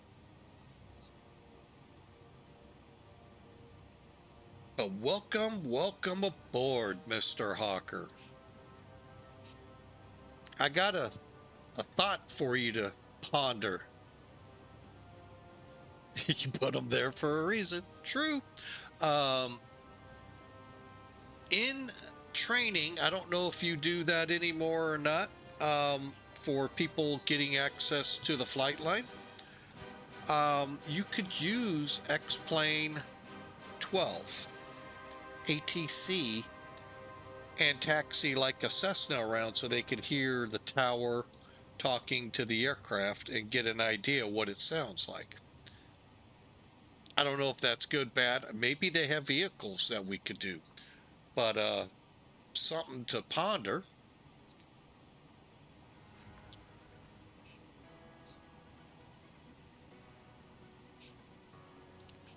I'm sure that mind of yours could figure a way to tack it in somehow. Oh, secret squirrel stuff. Ooh. It could help you gather nuts. I mean, I don't know.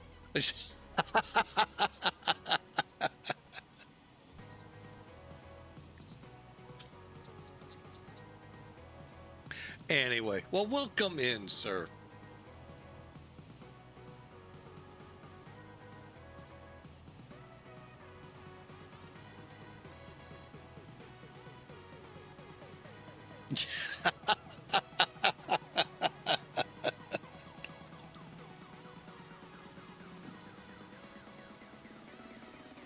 All right, Sint Maarten's up ahead. Still no other than New York Center.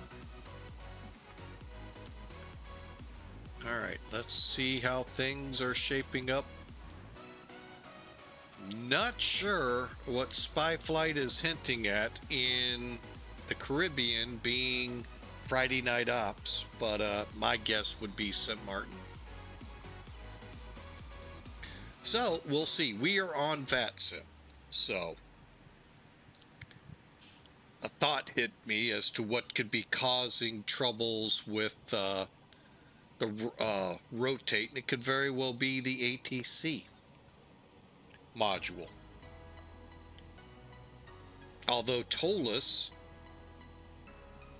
and Zibo both flew pretty good with it. You have T.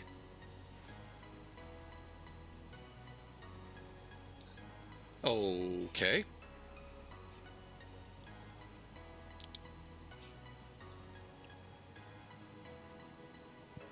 Okay, I know of one TEA, but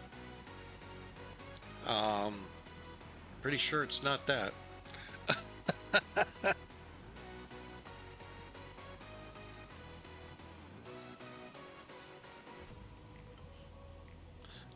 All right, well, I'll chat with you.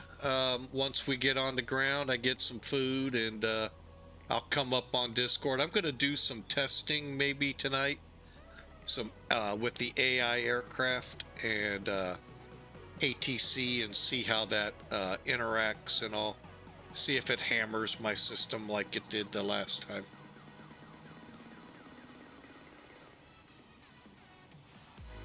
All right, well, I'll shoot you a message and see if you're available. If not, we'll figure out sometime. Not like this isn't a busy week. Come on, it's a nice, easy weekend.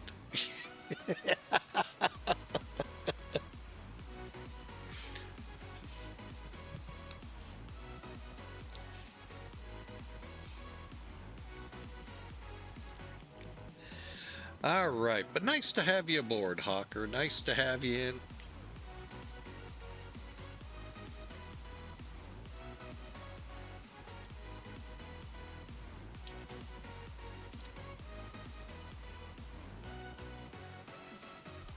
Oh yeah, you gotta include something. Oops.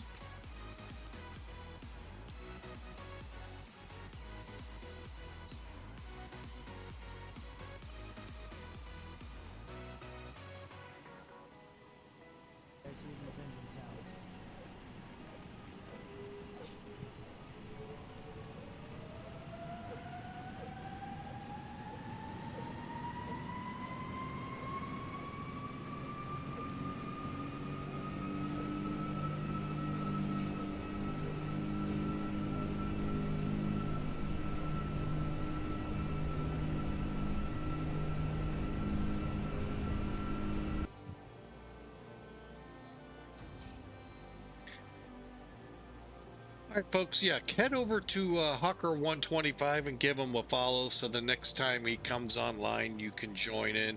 You never know what you're going to see, whether it's going to be flying in the 747 as you saw, which was weird. Not sure which 747 that was. Actually sounded a lot like an Airbus, but I know that to be wrong. Or he might be playing the drums, or just hanging out, chit-chatting and playing marbles. Who knows? So, A330 with 4 engine columns? Huh. Interesting.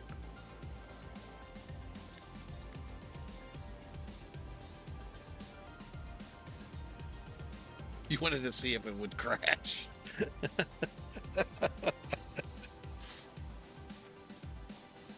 So,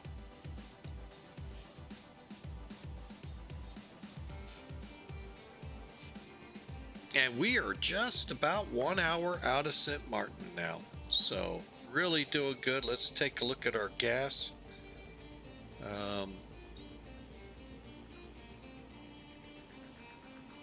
Oh yeah, we're doing great. So we'll be able to make that with no trouble.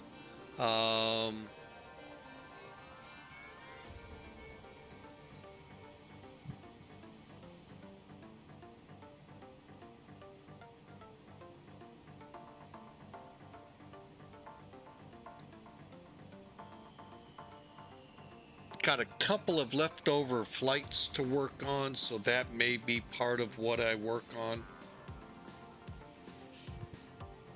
Getting those in some fashion. But anyway, welcome in everyone. Thank you so much, and hope you all have a great well, we're getting ready to head into Thanksgiving, so I know many of you start traveling tonight or tomorrow before the big Wednesday push.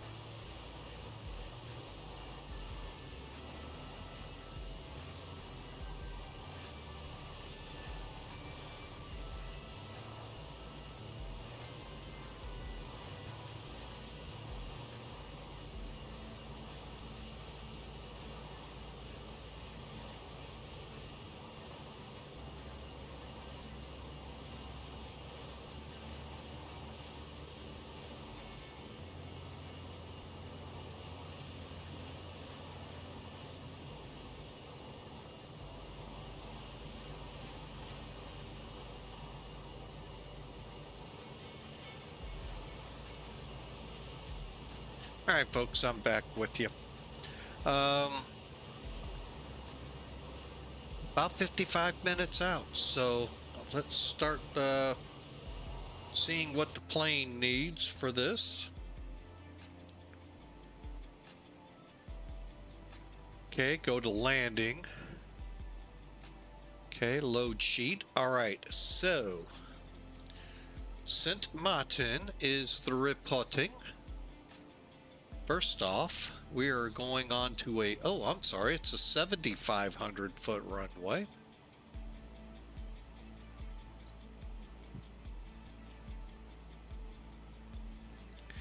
Okay, and airport elevation, I'm sure, is very close to, if not 0.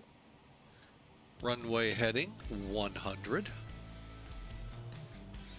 We're not going to worry about slope or that because neither apply. And 28 degrees.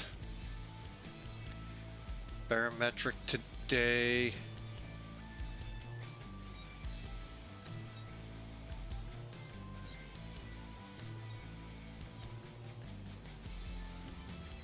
Okay, and we got a wind 090 at 4.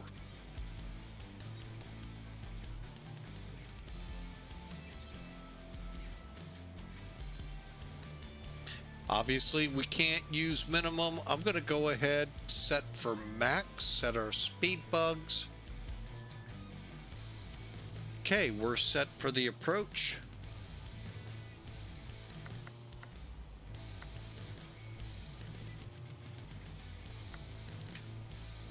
We'll go medium. What the heck?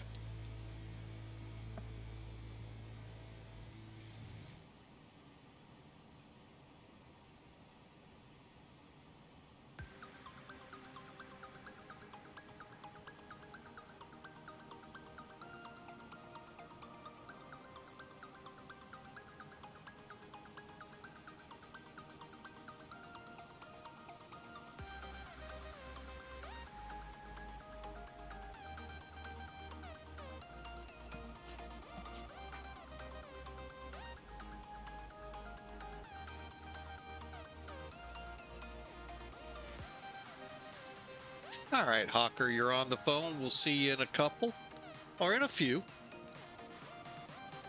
All right, so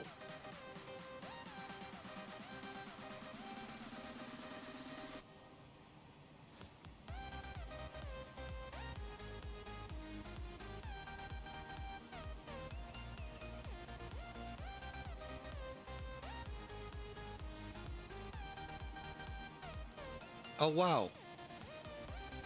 It's showing New York Center on us, yet nobody's tried calling us. Nope.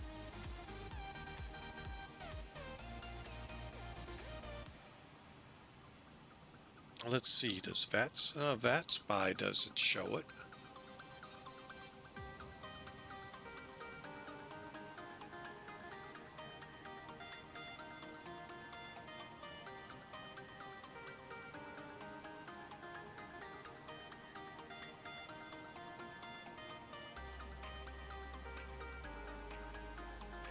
Looks like beautiful weather, some rain approaching Puerto Rico, which is a long way away from us. So looks fantastic down here.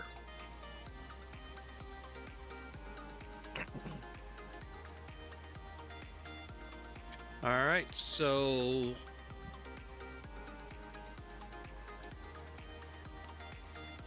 hope y'all enjoy as we approach Sint Maarten here shortly in about 50 minutes.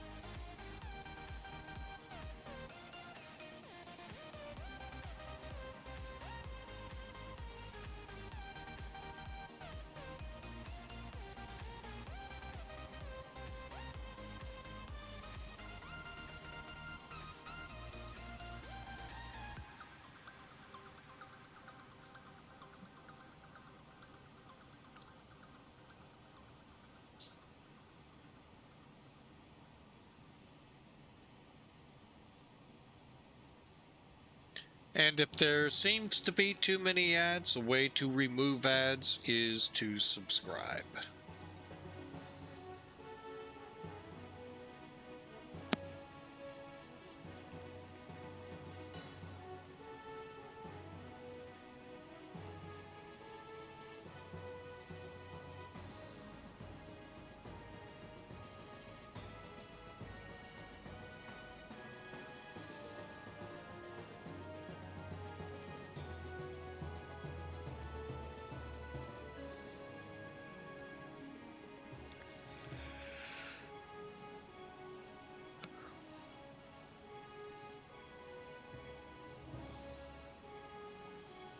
So welcome in, everyone. Welcome aboard. Hope y'all are having a great day.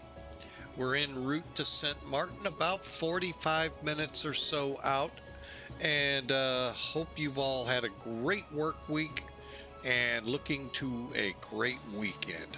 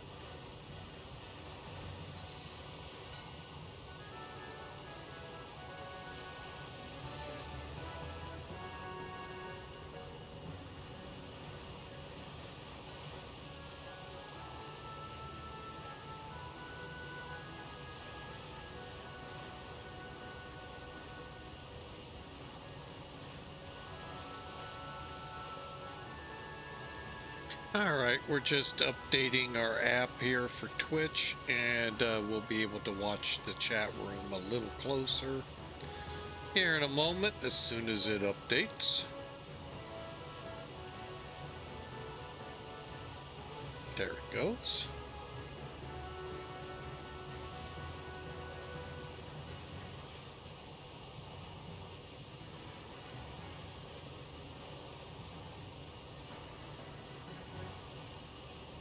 Perfect. All right. So yeah, we are closing in on Sint Maarten. We'll be in top of descent range here in about 10-15 minutes or so, and we'll begin our descent. Hope you all have enjoyed. It's beautiful weather down here. Rumor has it Friday night ops coming to the Caribbean. My guess, either San Juan or Sint Maarten, and a lot of times it falls on the island of Sint Maarten.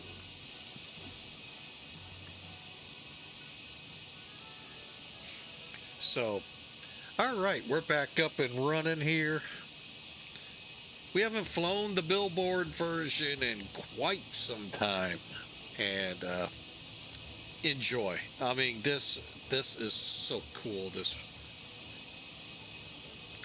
There are many times, and I know I say this just about every time we fly Pan Am, especially with Pan Am Virtual. If Pan Am and TWA could have got together and instead of trying to kill each other, work together, I wonder how that would have panned out in the long run. Would they be here still?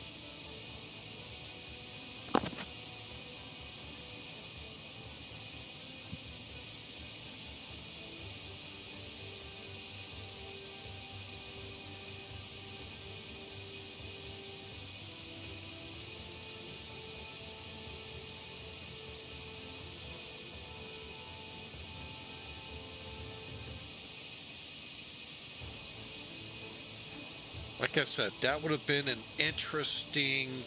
Now, they may not have been able to.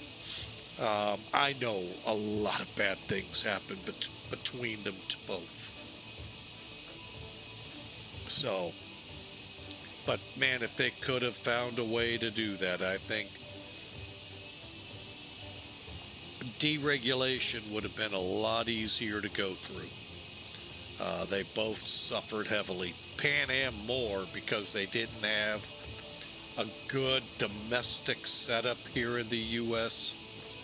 Relied pretty much on the Civil Air Authority and the way they doled out routes. And TWA, not much different, but they had a bigger domestic base. Allowed them to go on a little longer, especially when they had purchased Ozark. But it, for both of them, was just too little too late. And of course, a couple of big incidents occurring does not help image-wise. And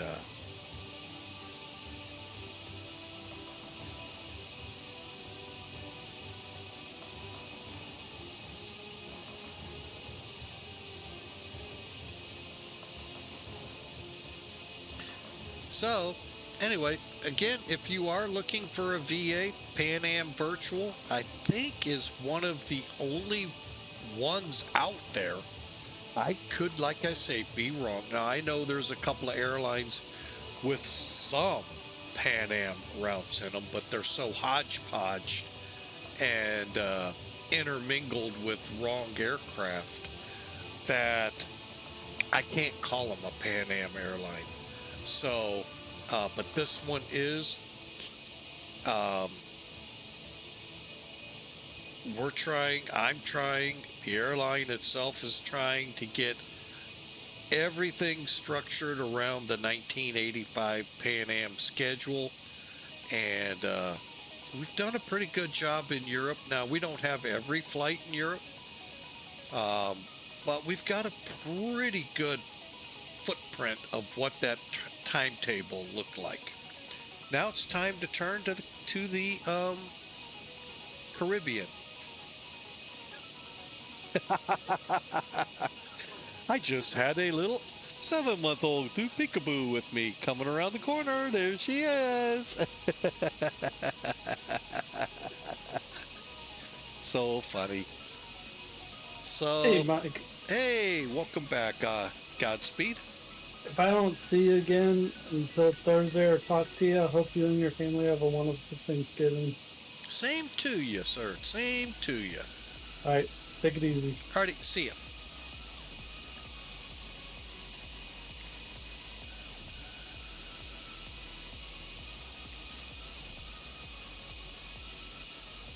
So, but if you're looking for a Pan Am airline to fly with, check us out. www.crew. Oh, you know what? I gotta pull it up. It just ran right out of my head.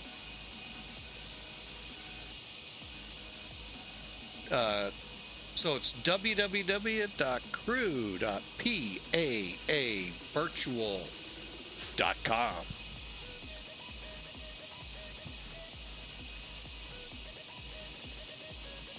And like I said, give us about 30-40 minutes. We'll be on the ground in Sint Maarten.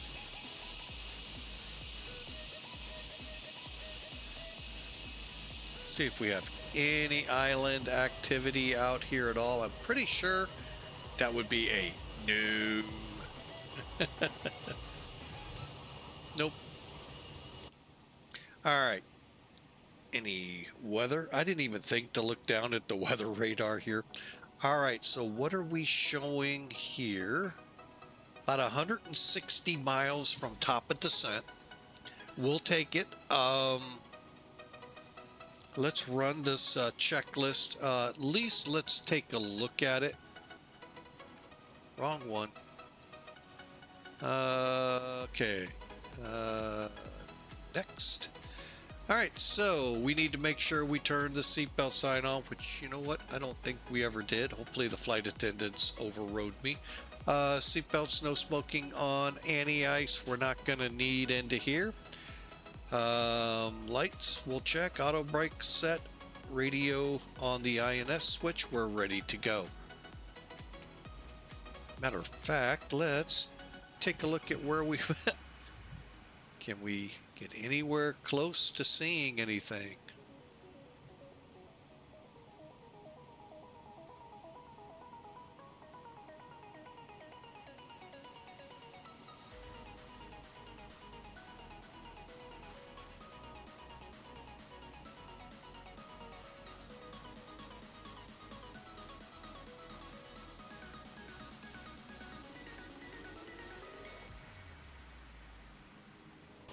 Let's see. I don't think we'll see that contrail. I think it's too far out. There it is. Air Canada going north. Pretty cool. Now that's what I want to work on. See if I can't bring in a respectable AI so we have some traffic when we do X-Plane 12 flights, which we're going to do more of with the ATC and less of VATSIM. Unless I hear a whole outcry to get back on VATSIM. But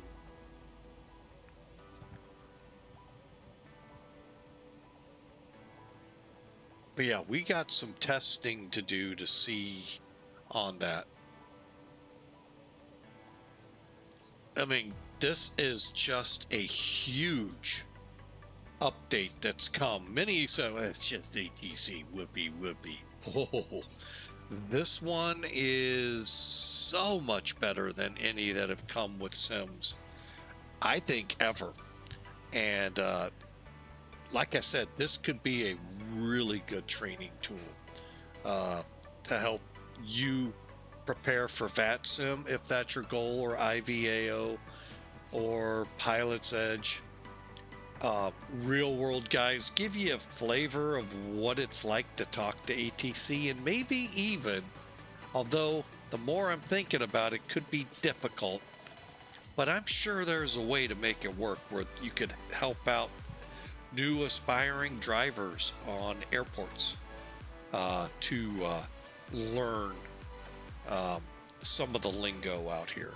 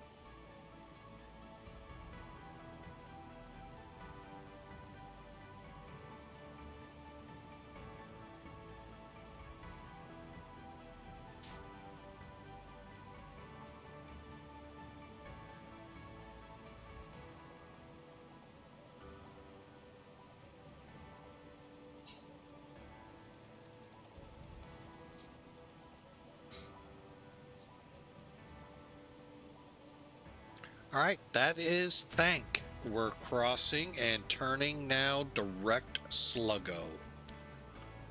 On our way to Sint Maarten.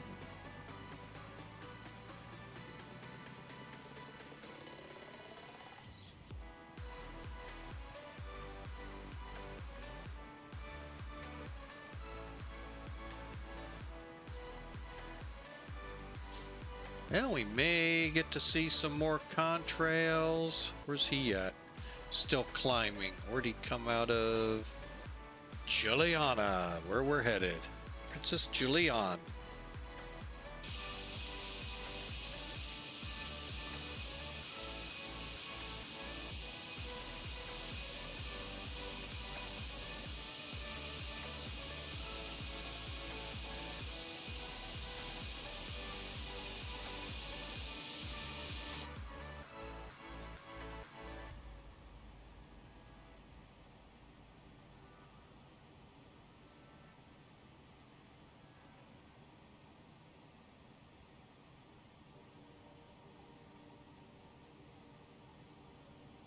All right, looking over here, we're down to 120 miles. I think we're ready for descent. Now, the key here, two keys. One, we got to make sure we put it in not altitude hold, but altitude select, 2 clicks down.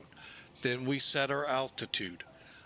Then we're going to stay in the mock hold method down until we get to, let's see, where are we at? I'm going to set the needle at 300. So once we reach that in our descent, we'll switch into indicated airspeed, maintain that airspeed with speed brakes. Okay, that's how we're going to descend Sluggo to Ulba into the VOR approach for 10. Capisci? All right, so here we go.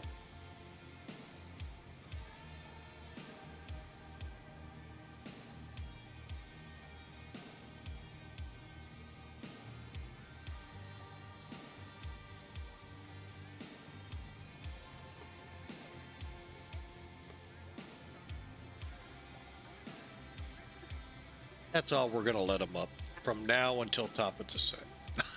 As well as a light meal. Alcoholic drinks are also available at a nominal charge. Sit back and relax and enjoy the flight.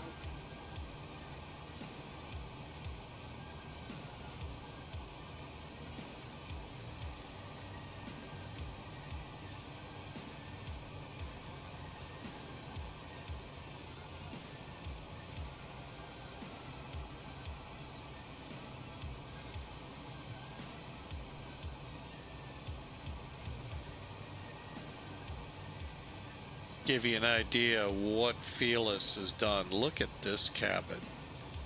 Yeah, a lot of people could fit in it. We would have walked normally, but we got into some conversations and we kind of steered away from that. So, but it's been a really good flight. Hope you've all enjoyed, and we'll begin our descent here shortly.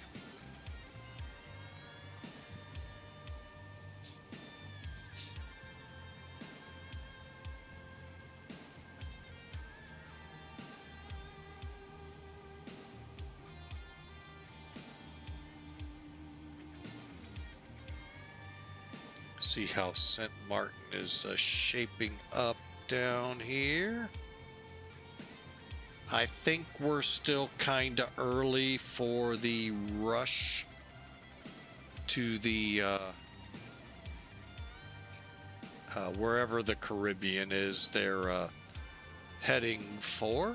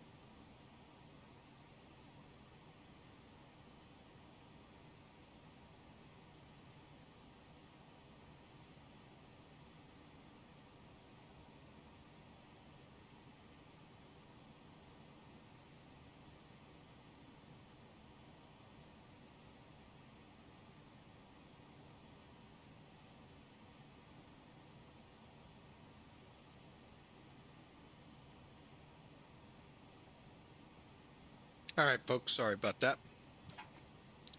The munchies crawled up on me. Needed something to eat here. We're real close to top of descent now. We're about 40 miles out. So let's get some things set up here.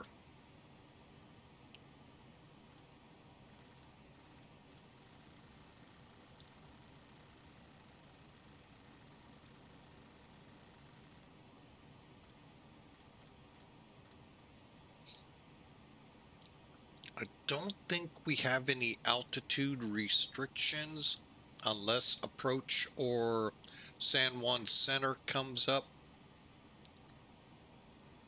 But right now,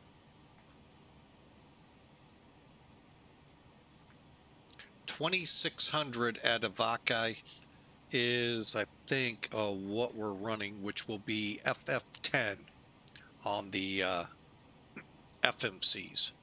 All right. So I've got a set for 11,000 at hopefully at Suco, maybe lower because from there to the approach it doesn't say. Yeah, it doesn't give us. Oh yeah, it does. 31 miles. We should be able to get down. Yeah.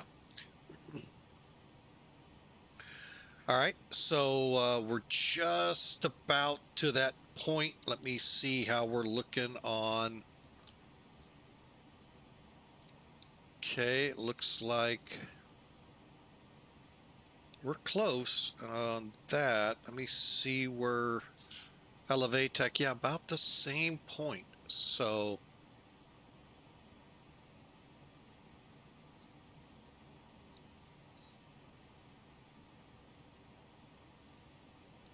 all right, so get ready, folks. We're about ready to bring this thing in for the approach. Sint Maarten.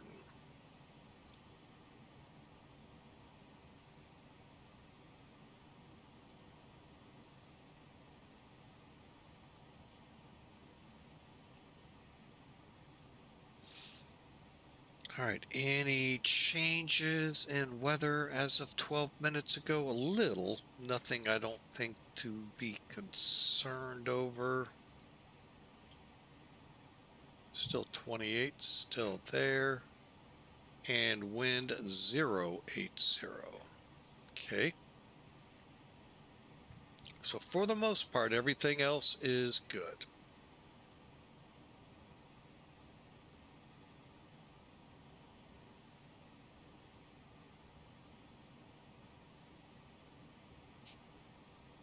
VREF 135, so we'll bring her in around 140 or thereabouts. All right, get ready, folks. We're about to start our descent.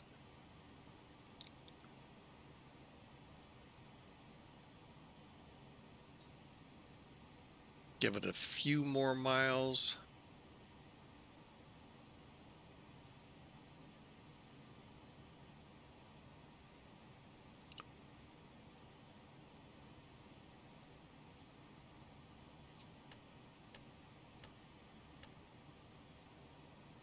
See if it'll start the descent or not. Okay, it is not.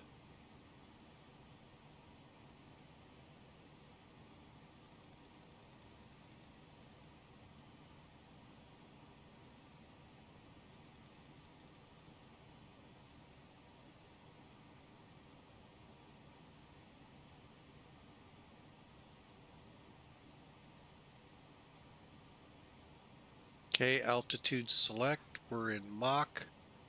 And again, I'm going for about 300.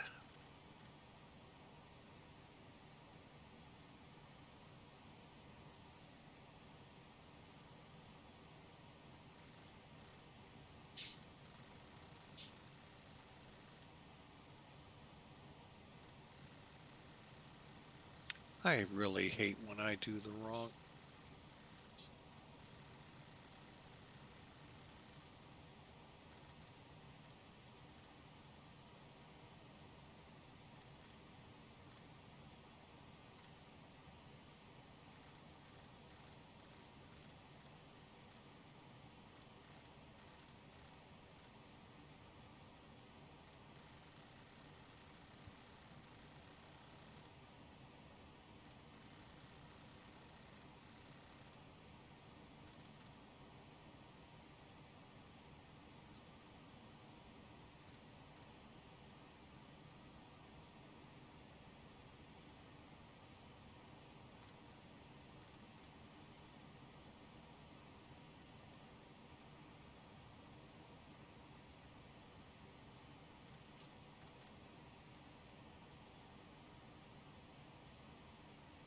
All right, we are set up, folks. Got the ILS all, well, not ILS, VOR track plugged in. And the heading, let's double check.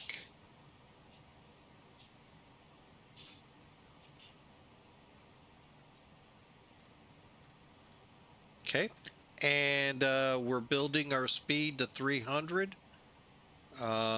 Everything's looking good. Let's go ahead, steepen that descent now.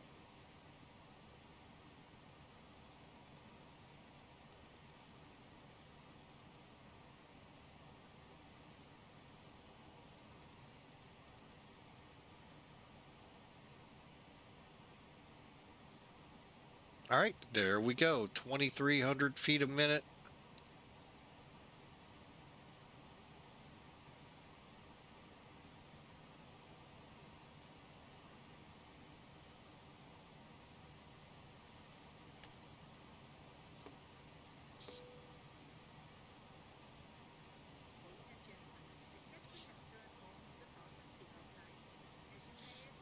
So again, if I don't see you all until after Thanksgiving, y'all have a happy Thanksgiving as we're inbound Sint Maarten.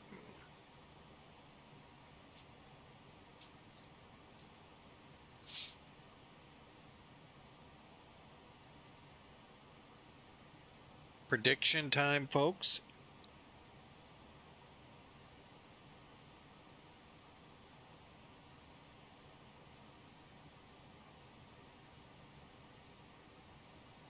All right, I'll be right back, folks.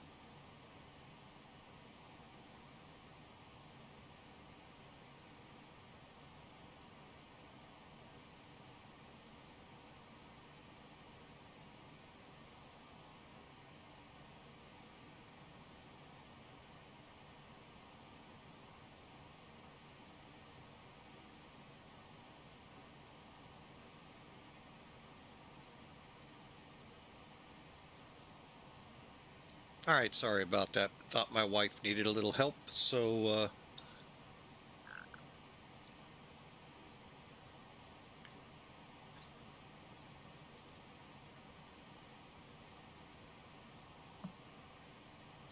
all right.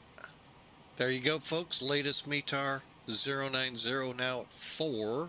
Wait a minute, that is not the latest. Or is it?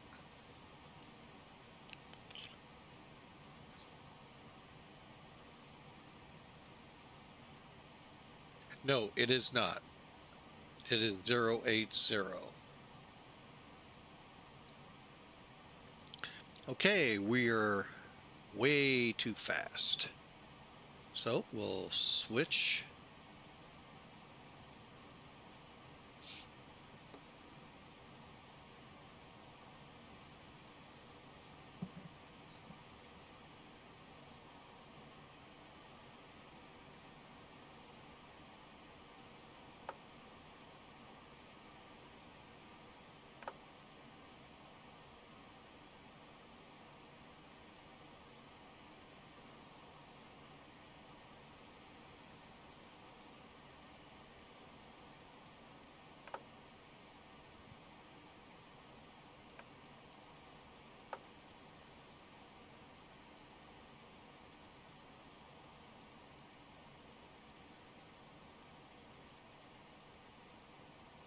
Okay, we're at 23. Let's see how we're doing towards Sluggo.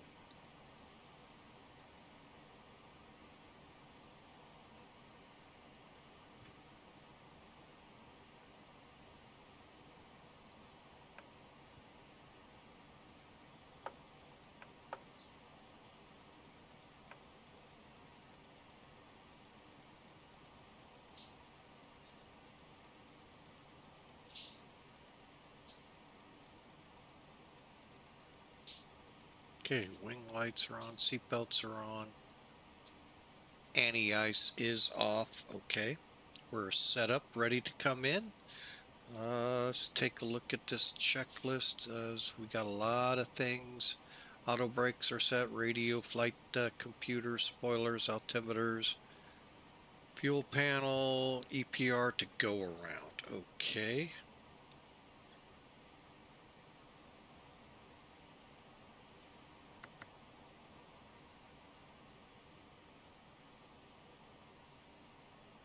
All right, we're set up. Transition 5,000.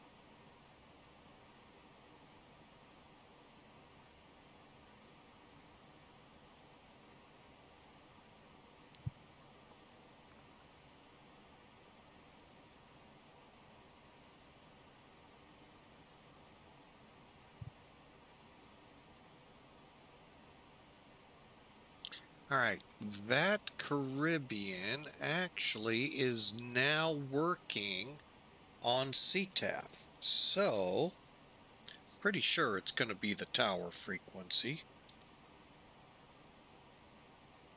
118.7. We can program that in right now. In case nobody comes online, we can be ready. Oh, wrong way.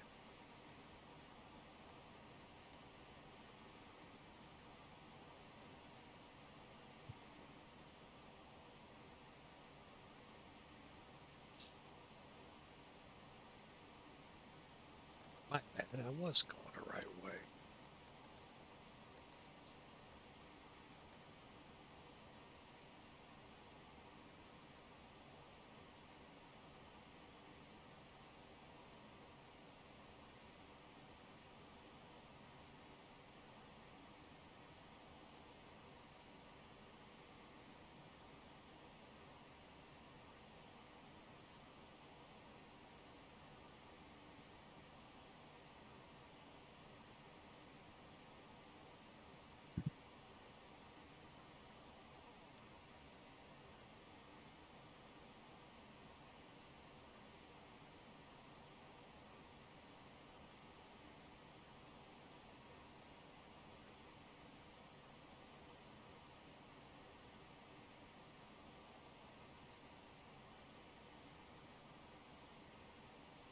We're doing a water landing. Don't worry about it, Hawker.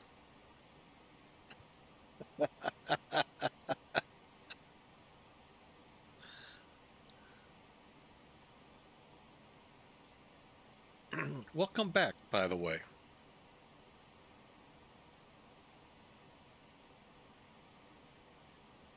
All right. Getting those guesses in.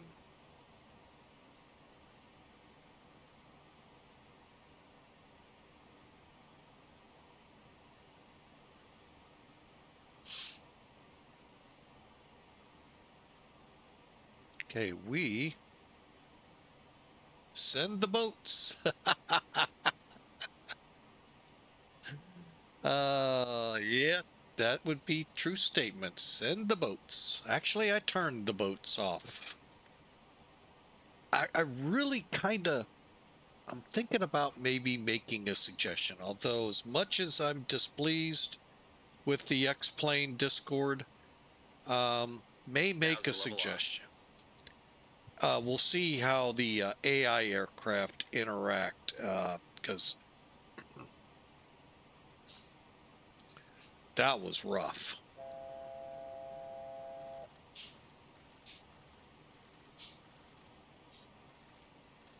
All right, let's get this thing slowing to 250 at the same time. And then we can come over Sluggo and be ready to go. Looks like we may have some traffic to deal with as we begin to level off here. I think we're going to win the race, but I don't know.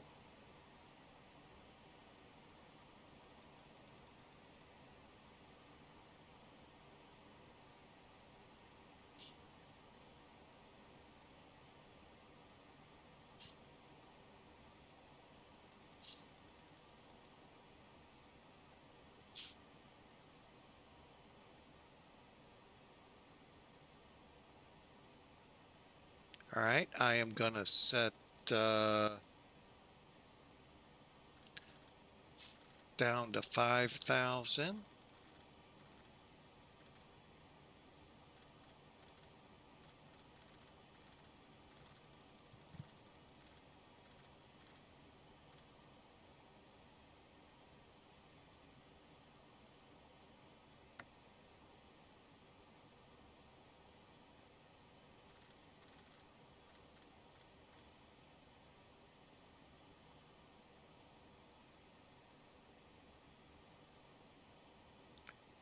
Really like to come in behind that aircraft because I don't like being rushed on an approach.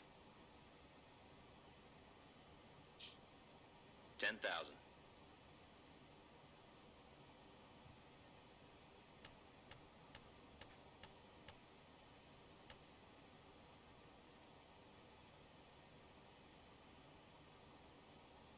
Set medium. Cabin crew, prepare for landing. Ladies and gentlemen, to prepare for landing, please fasten your seatbelts. Adjust the back of your seat in the upright position and stow your tray table. Stow your luggage in the luggage bin or under the seat in front of you. Our cabin crew will make a final check and pick up any remaining cups and glasses. All right, here we go, folks. Sluggo. Let's see if I can look at it on my chart now. Yeah.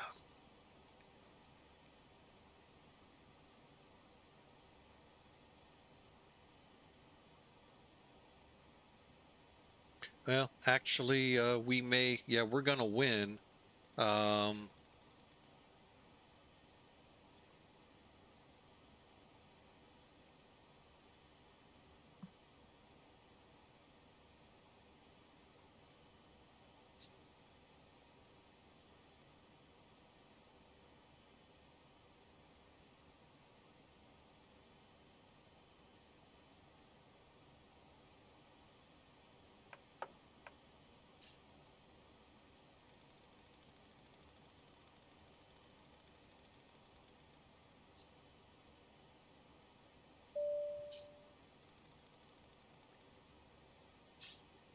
Hager Bros in with a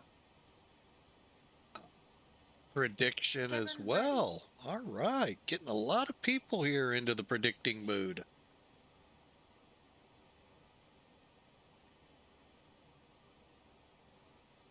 All right, I'm going to go ahead, set 1012.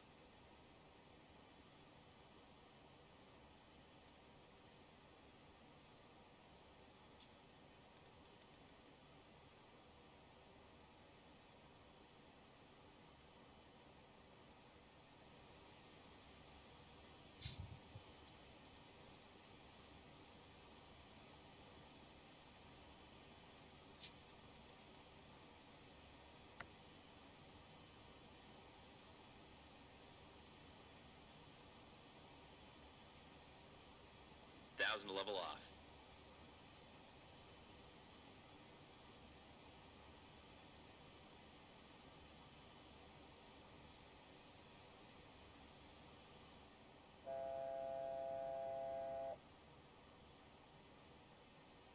All right, I'm going to go ahead, get over to common traffic, announce us.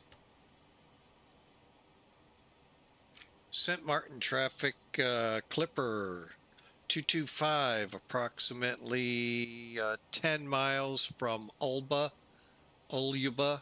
inbound for the VOR 10.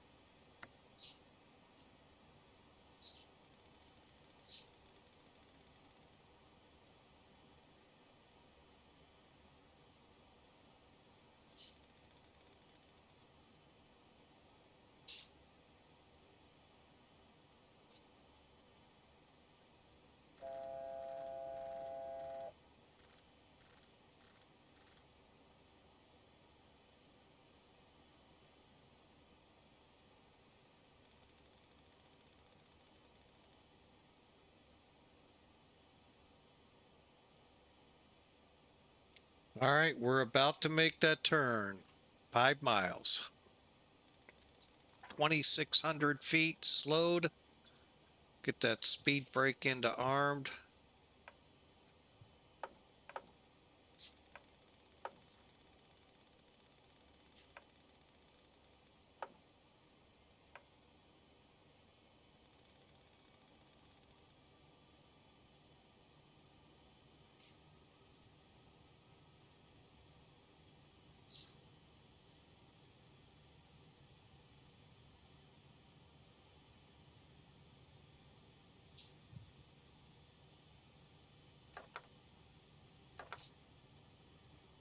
Flaps 5.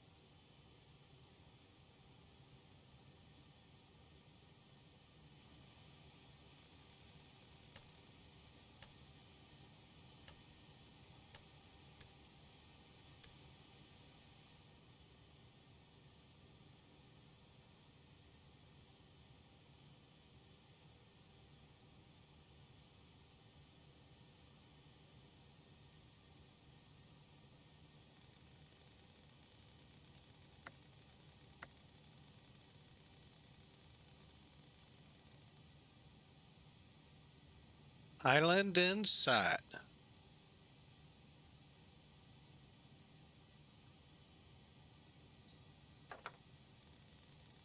Flaps 10.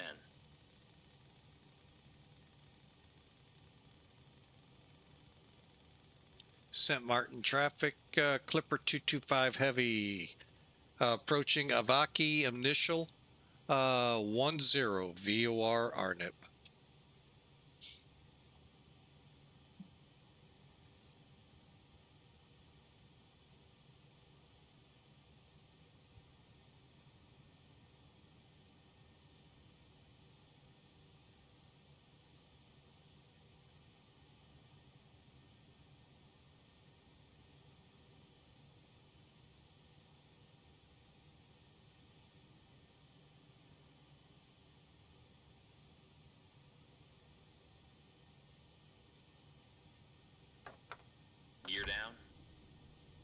Flaps 20.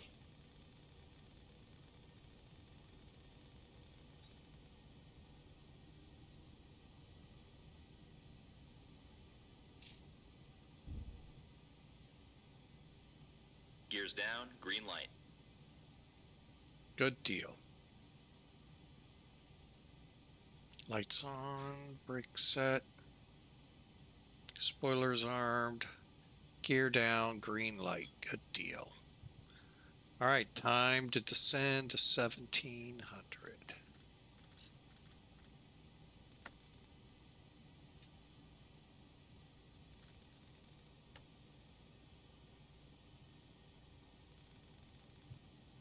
Still looking for a runway.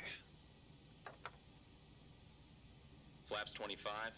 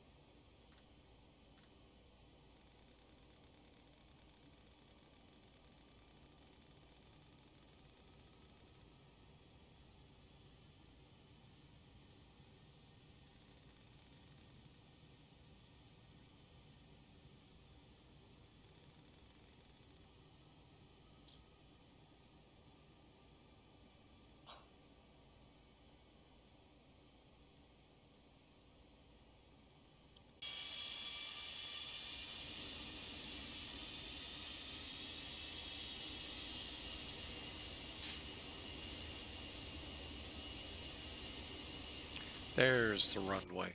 Okay, so I see how it's orientated.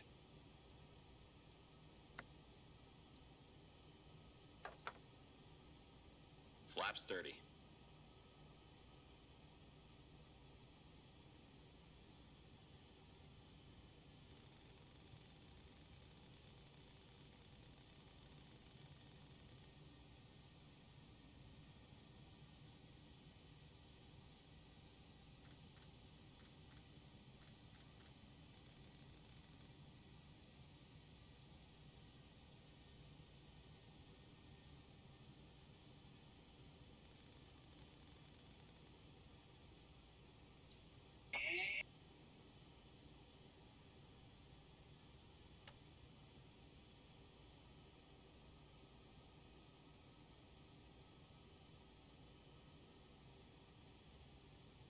And Sint Maarten traffic, Clipper 225, approximately 5 mile final, 10.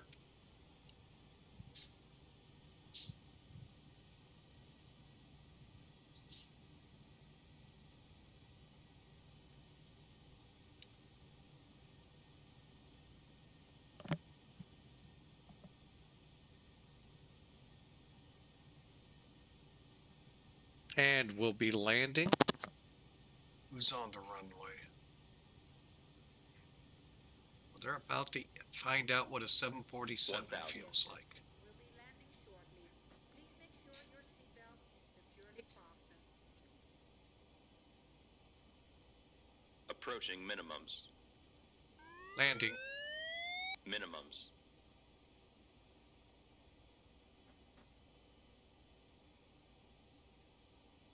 $500.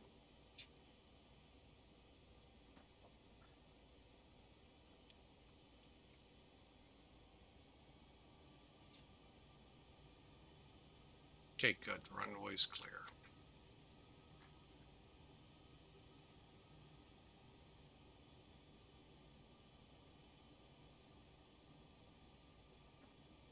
$50, $40, $30, $20, $10.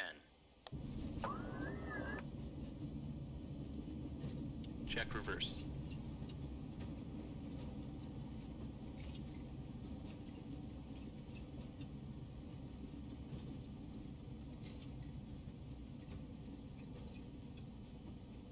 Out, off, reverse. 60 knots. Auto brake off.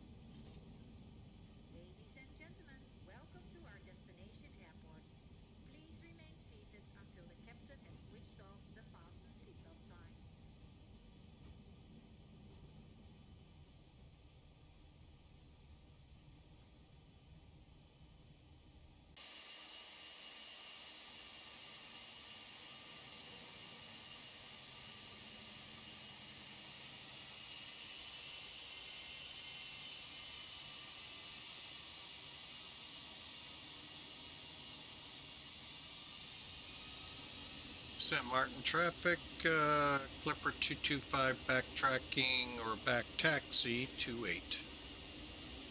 Correction 10.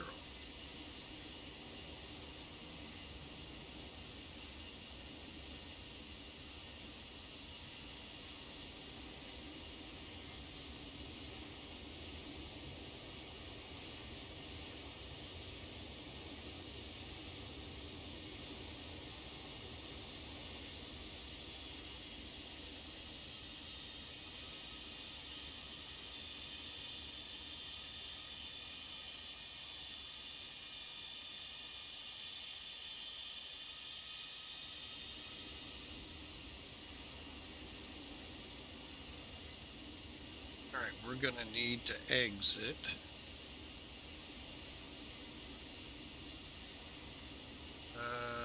Delta.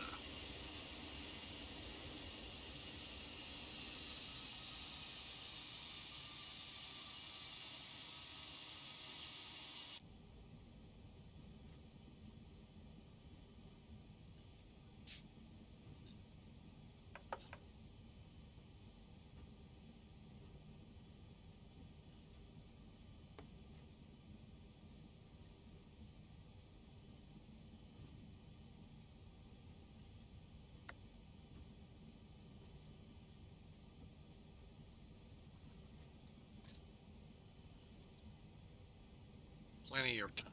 Plenty of time.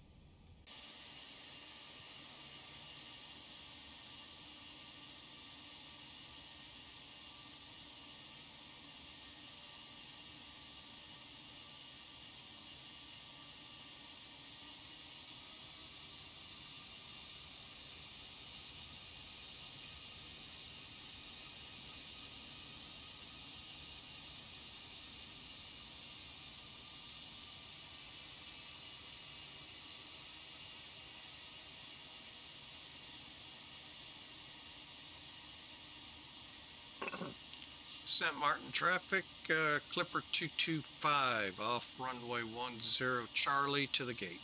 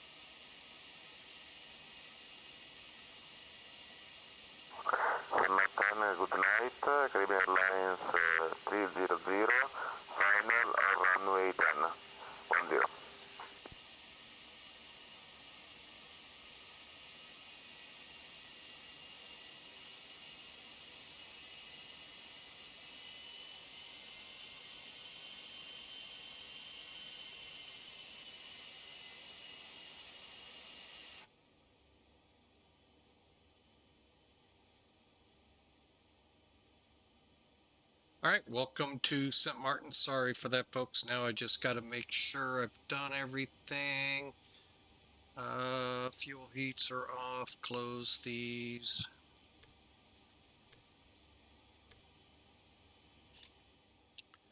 Okay, we are on the APU, on the bleed.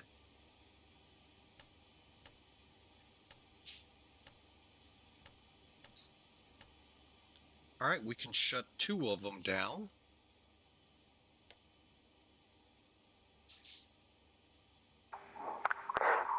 Sint Maarten, good night.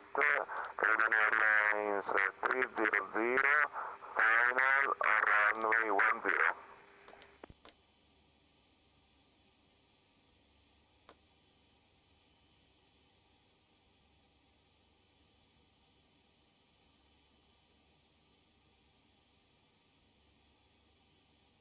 Cockpit to ground. Put the chocks on. All right, as soon as we get that call, we'll double check again while they're doing all of that. Are on. Okay, bleeds on, electrics on. Let's turn the other 2 off.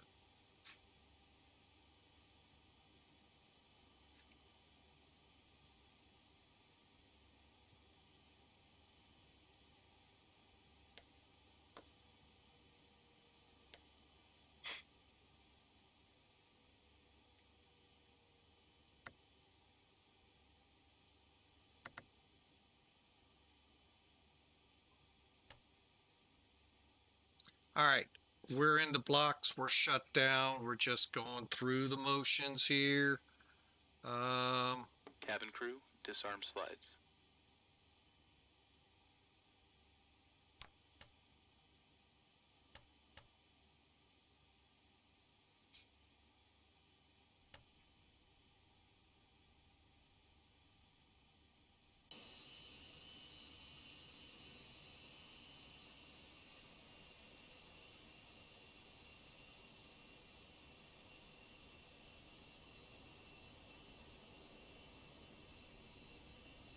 Plenty of room, as they would say.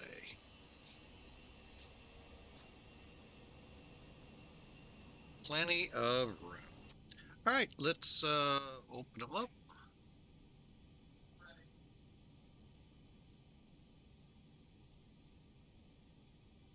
And all right, we're in. Folks, this was a great flight. Let's do a quick recap here.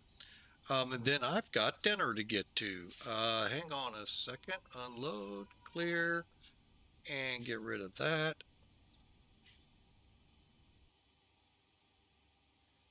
Disconnect that. And all right, let's take a quick gander here. We gotta end filing the flight.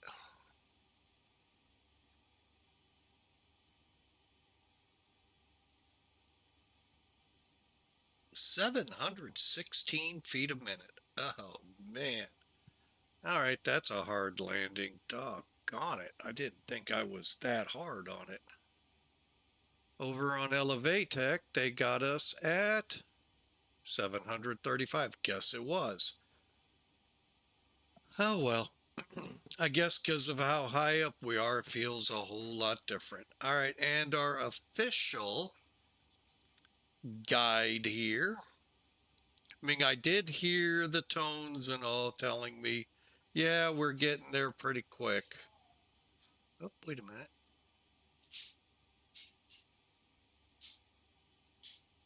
There we go.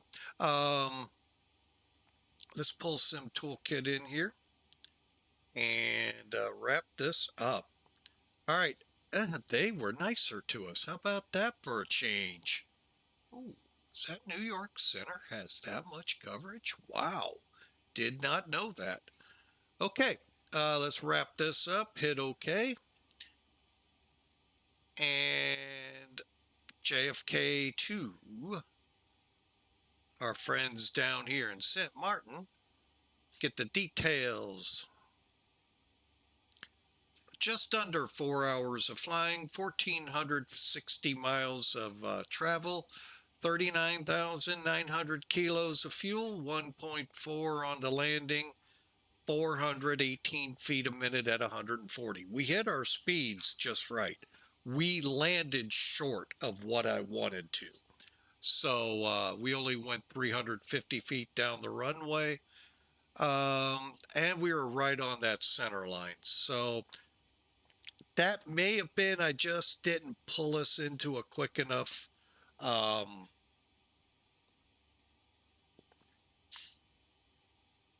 just didn't pull the nose up quick enough. So, flare, that's the word I'm thinking of. Wow.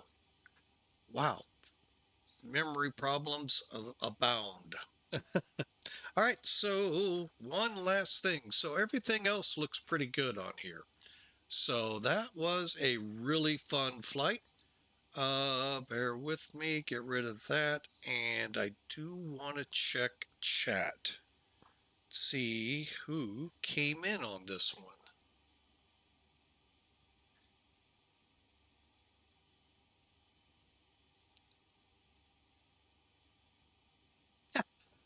With the 280 foot per minute guess, I had it right. Thanks, Azul, for the nice there. Appreciate it. And I did see that Hawker put a prediction in. One way or another. I think Hawker got it right.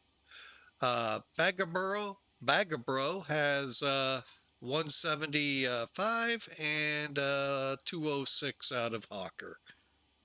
Well, sorry, I came in harder than I expected. So anyway, get one last look at the bird out here. And a good look at the updated Princess Julian Airport from 1.2. Now, the only thing missing are the boats, only because the frame rate killed. So for now, folks, let's wrap it up. We'll see you Monday, those of you that are still in the area, and hope you all have a fantastic Thanksgiving if I don't see you prior to. God bless you all. Have a great day.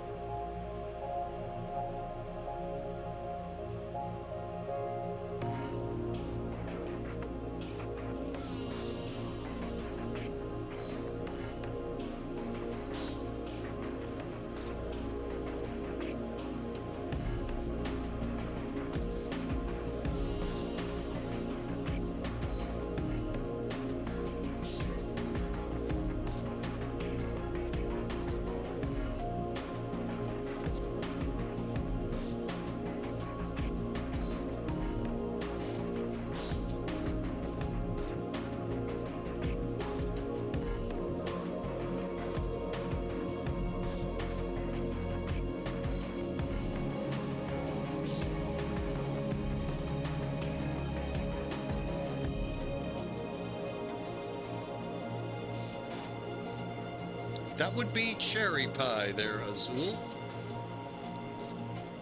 I know, not on the list, but anyway, that would be my favorite pie. So, God bless you all. Have a great night.